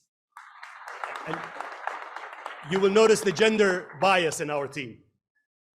Our fantastic local media team, Jenny, you also, and Aida. And I have a bias for the name Aida. My granddaughter, 5.5-year-old granddaughter, is Aida too, so there's affinity there. And for the US team, Sobir, Mikey, Sydney, and our Veronica, Pam, and Autumn from Washington, our media team. Thank you all very much. And of course, the leader of all this team from Washington, Natalia, who oversees the region. On behalf of all of us, thank you very much. And on behalf of all of you, Eric, stand up, take a bow. This is the face of our B5+1. He's the face, he's the brain, he's the energy behind it. Thank you very, very much. And I don't know if Dr. Marsha is here, our secret weapon. Where is she? Dr. Marsha, thank you very much for everything. Dr. Marsha McGraw-Olive, that's just CIPE's secret weapon. Thank you for all the help and preparation, and thank you for your amazing moderation. Thank you very much. I also want to acknowledge, on behalf of all of you, our CIPE partners as supported through the CIPE IBECA project. You see their logo up there, IBECA. It's Improving the Business Environment in Central Asia project. We are truly very proud to have worked with them over the past 2 years in preparation for this historic forum. We have here with us 70 CIPE partners representing chambers, associations, and experts who worked with us to develop 15 national business agendas. And this is a model we took from the US Chamber of Commerce, where you bring the voice of the private sector into the policy forum arena. They also worked with us in Kazakhstan, Kyrgyz Republic, Uzbekistan, and Tajikistan on these national business agendas. With them, we conducted surveys of 465 SMEs, 5 market assessments covering such priority sectors and themes as e-commerce, local investment ecosystems, export promotion, tourism, taxation policies, agro-business, green energy, transport and logistics, fiscal policy, and access to finance. And all of that has led to the rich tapestry of this forum. On behalf of everybody, thank you, IBECA team.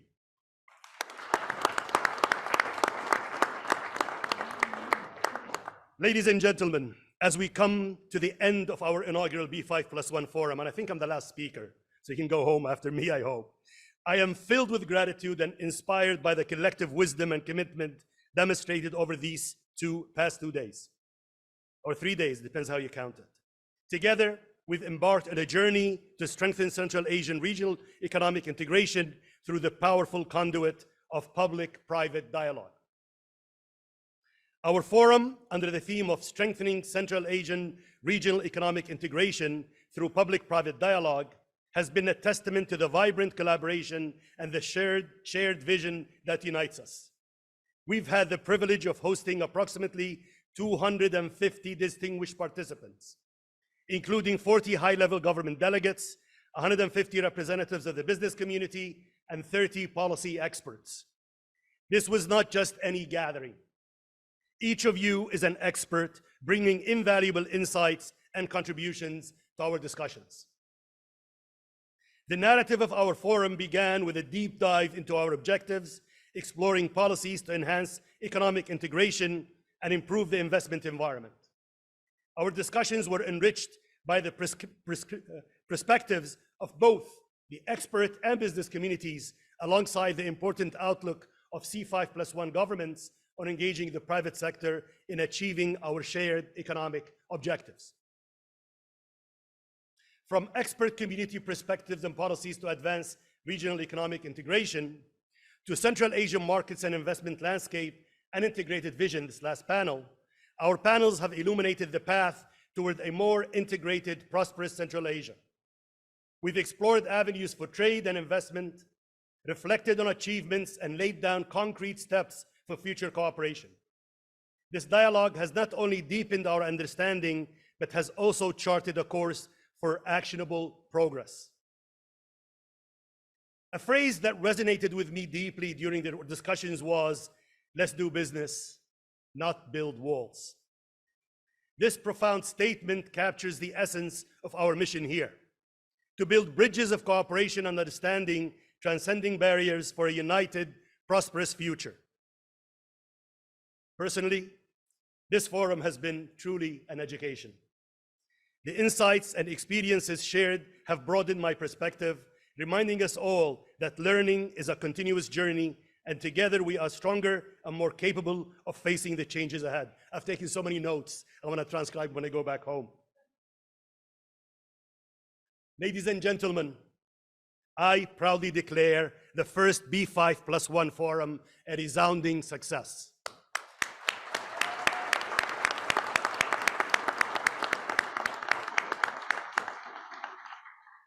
As we celebrate the success of the first B5 forum, let's recognize it as a vital first step in our long and promising journey. We have laid the groundwork for an ongoing dialogue that promises to unlock untold opportunities for this region. Ladies and gentlemen, buckle your belts. We're on this exciting ride together, committed to transforming our dialogue into action, our vision into reality.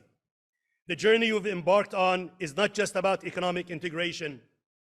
It's about creating a future where every citizen in Central Asia can achieve their fullest potential. Thank you, each and every one of you, for your valuable contributions, your engagement, and your commitment to this shared vision. Together, we will continue to build a prosperous and integrated Central Asia. Thank you all very much. Do we declare this an end to the forum? Thank you all very much. The end.